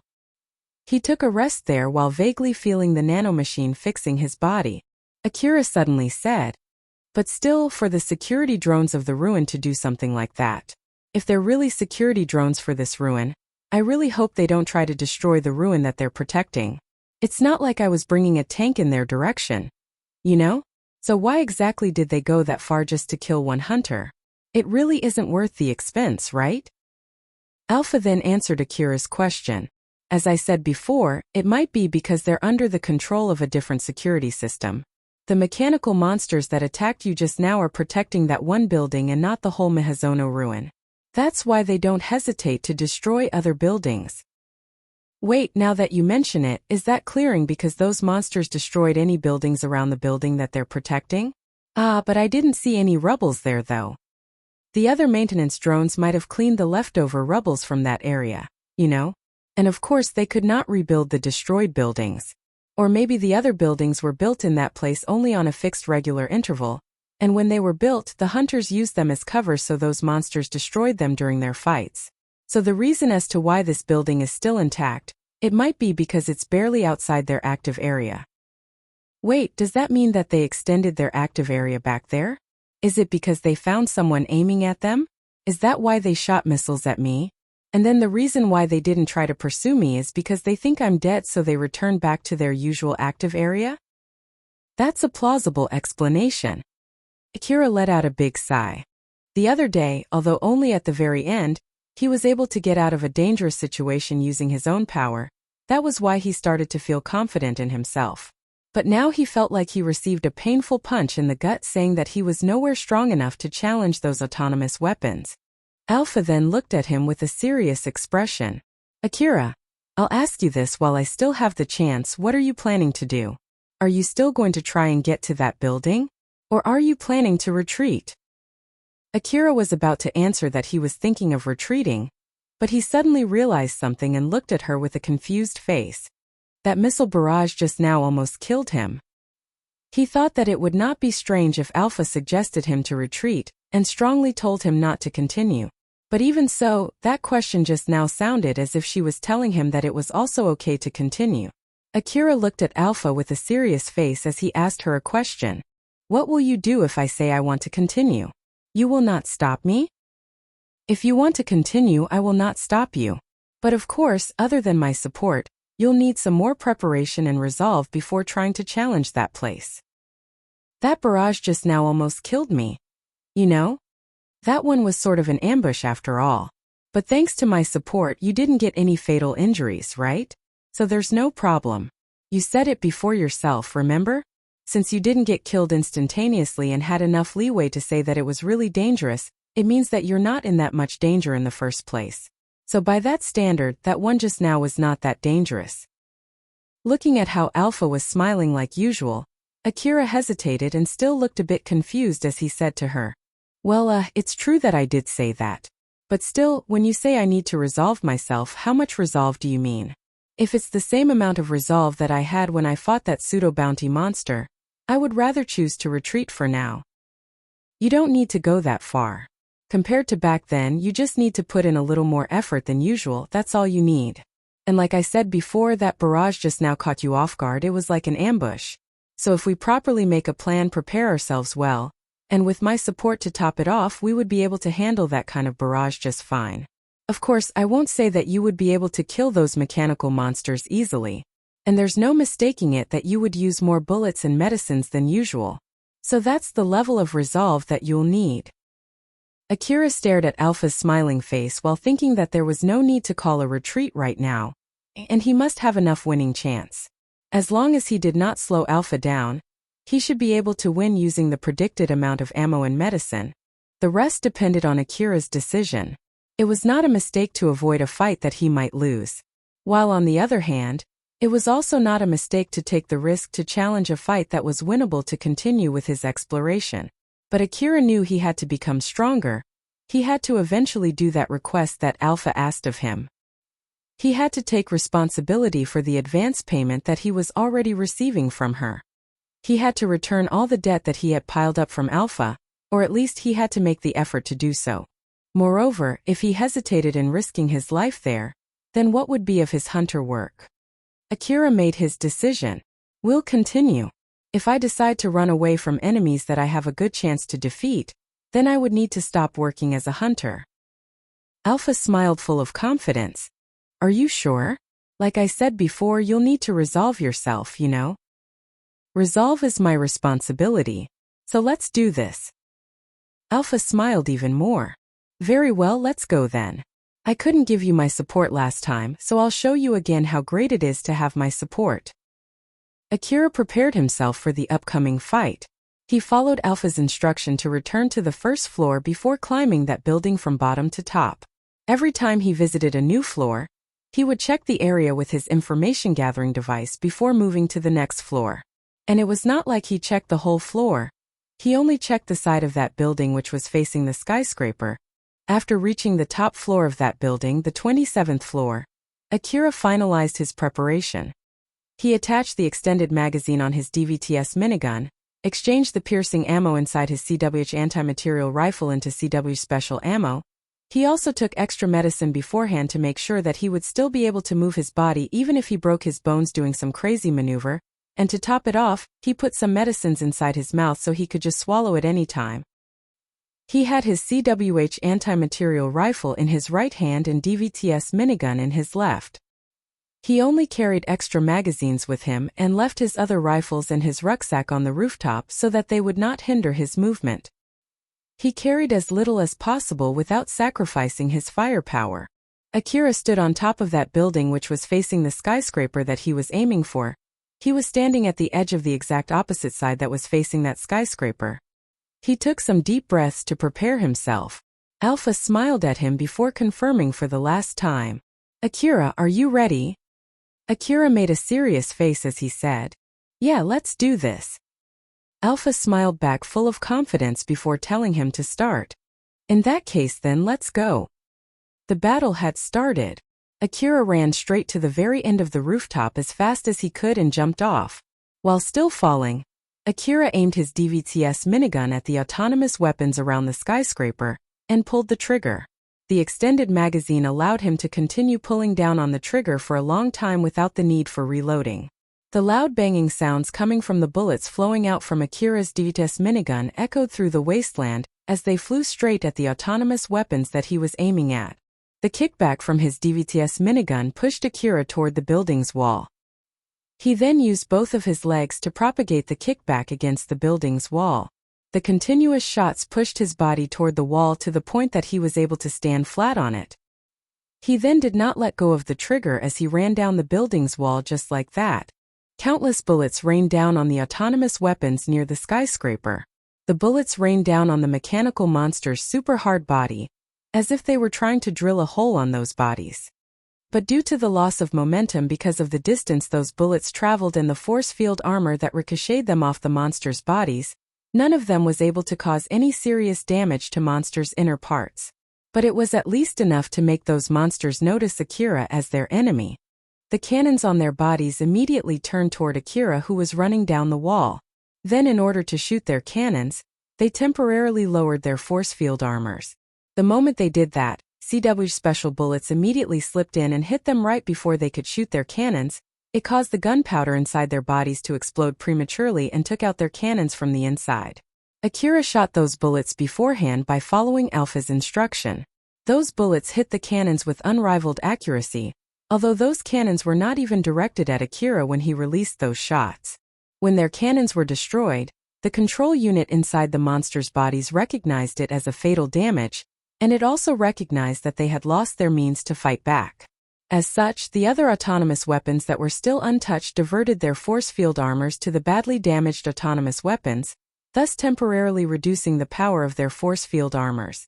During that split second when their force field armors were weakened, the CWH special bullets that Akira had shot beforehand hit them in succession.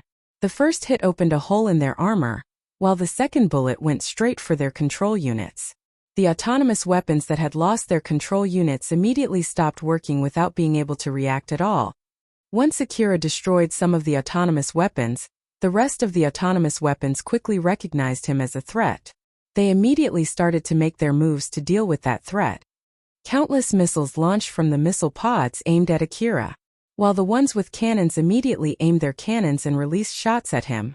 The countless missiles flew straight up for a few seconds to gather momentum before readjusting its trajectory to head straight for Akira, while the warheads released by the cannons just went ahead first and flew in a straight line to him. Akira used the kickback from his rifles to push against the wall and gain traction to run down the wall. He then used the different contours of the wall to jump to the side or even jump straight down to avoid those missiles and warheads.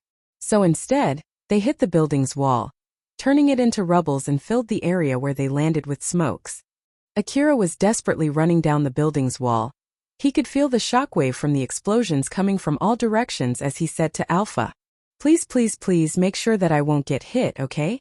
If I get blown away off the wall, there's no mistaking that I'll die, you know?" It was his first time running down along a wall.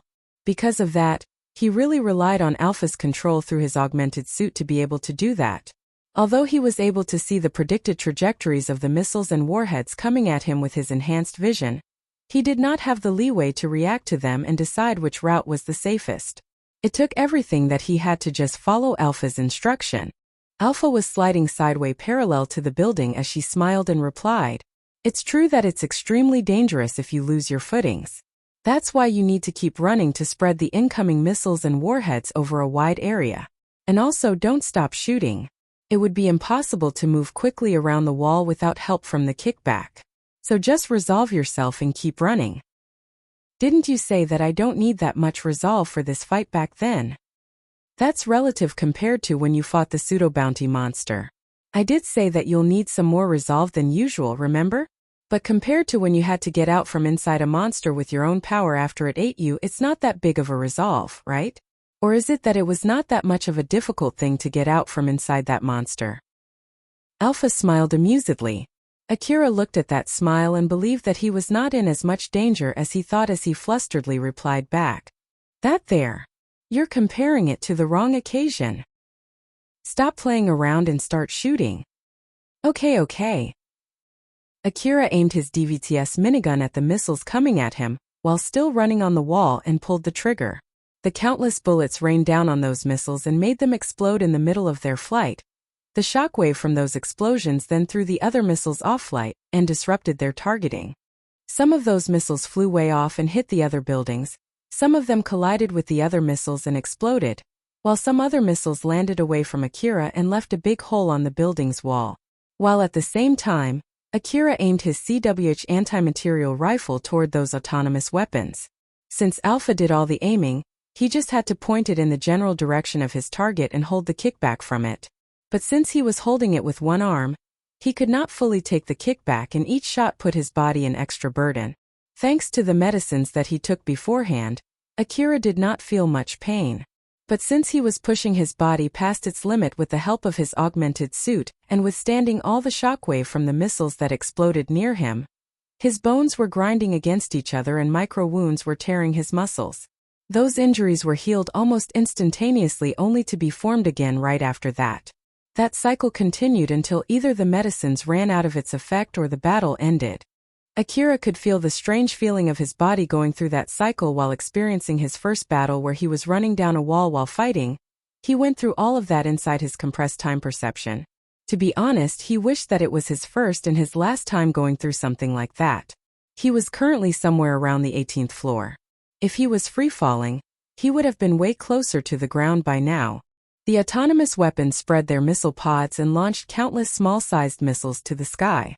Those missiles went up in a straight line before readjusting its course to head towards Akira. By fanning out their missile in a big arc, they targeted the whole area around Akira, while reducing the possibility of him shooting them down and suppressing the loss from secondary explosions. Akira saw the missiles fanned out in front of him. Alpha. Is it possible to shoot them down? Nope, that will be impossible. They're too spread out. But it's all right. Well, that's good to hear. Akira forced himself to make a smile as he continued shooting. If Alpha said that it would be all right, he had no other choice but to believe that and continue fighting. And of course he trusted Alpha. After all, if he did not trust her, he would not be doing something like this in the first place. Akira kept on running down along the wall, while moving around to just barely evade the incoming warheads from the autonomous cannons. While at the same time, he kept sniping the autonomous weapons' weak points using his CWH anti-material rifle. The autonomous weapons that got shot on their engines or their weapons, or their control units turned into just a pile of wreckage that posed no threat whatsoever. Akira destroyed those powerful autonomous weapons with utmost efficiency, as if it was those autonomous weapons that were trying to match with Akira's action. But due to their firepower, even if only one of them were left, it would be enough to kill a normal hunter. The autonomous weapons would not retreat. As long as Akira did not destroy every single one of them, they would keep on trying to kill him. As those countless missiles headed towards Akira, he aimed his CWH anti-material rifle and DVTS minigun and pulled the trigger. The kickback from his shot and the shockwave from the missile that he shot blew him right into one of the windows on that building. All the missiles collided with the wall where Akira was just a few seconds ago. They exploded almost synchronously as they released a loud bang. But since their explosions were more spread out than before, their firepower was greatly reduced compared to when they were focused on one small area. The building that was created with the superior old-world technology was left only with cracks after that amazing explosion. Alpha quickly gave Akira her next instruction. Akira had already checked all the floors in that building beforehand, so Alpha used that information to move him into the safest location on that floor. Akira, who was barely avoiding those missiles, was running through inside that building. In the middle of that, Alpha said to him, "Akira, swallow the medicine that you already have inside your mouth." "Roger that. Is the effect from the ones that I took beforehand already waning? You might not notice it since you don't feel any pain, but your body is already in pretty bad shape. If you don't want your limbs torn off in the middle of the fight, make sure to take your medicines. Akira swallowed the medicine inside his mouth and loaded new magazines into his rifles. He then followed Alpha's instruction and jumped out of another window. He was already on the 10th floor, the ground was not too far away down, and the enemies left were also not that many. Alpha knew the enemy's location. When Akira jumped out of the window, he immediately started shooting again. The CWH special ammo easily pierced through the autonomous weapon's hard armor and destroyed its weak point. That was one more monster around the building turned into scrap. Akira only had 10 floors left. He kept on running down the building while shooting at the autonomous weapons. After a few shots, he finally reached the ground. The moment he landed on the ground, he quickly fixed the aim of his CWH anti-material rifle. That is the last one. As he heard those words from Alpha, Akira spotted his last target, adjusted his aim, and pulled the trigger. The CWH special ammo flew in a straight line toward that autonomous weapon, and almost immediately followed by a blinding light of the force field armor released right where the bullet landed on the autonomous weapon's body. Akira had showered that autonomous weapon with bullets using his DVTS minigun when he was running down the wall, thus its force field armor was already considerably weakened. The CWH special ammo pierced through the armor and bore a hole right into the autonomous weapon's control unit and shred it to pieces. As that autonomous weapon made the last squeaking sound, the area was finally shrouded in silence. All the monsters present were already dead. Akira did not move as he was still monitoring his surroundings. As silence returned to that place, he finally stood up. Alpha, who was floating next to Akira, smiled and reported their victory. Akira, that's the end, we won. Akira's first reaction to his victory was a long and big sigh. He then looked up at the building that he jumped off from and smiled bitterly. After that, he turned to Alpha, who was smiling smugly. So how was that? Did you get just how great my support is? Akira smiled bitterly at her. Yeah, I got a good feel of it. So since I already got a good feel of how great your support is, I would prefer not to go through something like this again. Alpha smiled mischievously at him. Oh, there's no need to be reserved, you know? I've promised you to give you my utmost support as an advance payment. Moreover, you know that I'm your ally, right? If it's possible, with that support that you're so proud of, can you make it so that I don't need to go through something like this again? Seeing Akira, who looked rather displeased, Alpha tilted her head and said, to be honest, I did consider a lot of things before I gave you my support, you know? After all, if you die, it would be a huge issue for me too. So before I made that suggestion, I already ran all the calculations for your safety, and I even confirmed and respected your wish to. But you know, if you keep counting special rare occasions in your calculation for your safety, it would be impossible for you to go out to the wasteland. Akira tried his best to replace his displeased expression with a bitter smile. He knew that he had terrible luck, and it was true. If he assumed that he would be swarmed by monsters the moment he stepped out of the city, then he would not be able to go out to the wasteland. What he needed was not the ability to evade bad luck, but the ability to stomp that bad luck down. All right, I got it. I hope that you'll keep providing your support, so I can deal with a situation like this easily. Of course. Just leave it to me. Now then, let's go and get the stuff that you left on the rooftop so that you can get a better advantage if anything happens after this. Alpha smiled and pointed her finger up. Akira had left his rucksack filled with ammo and other equipment on the rooftop together with the other rifles that he did not use in that battle. Akira looked up. Now that he looked at it, the 27-story building was indeed a very tall building. And now he had to climb the stairs back to the rooftop. Stairs again, huh? Yep. But don't worry, you can go down through stairs this time. Or is it that you want to jump off again?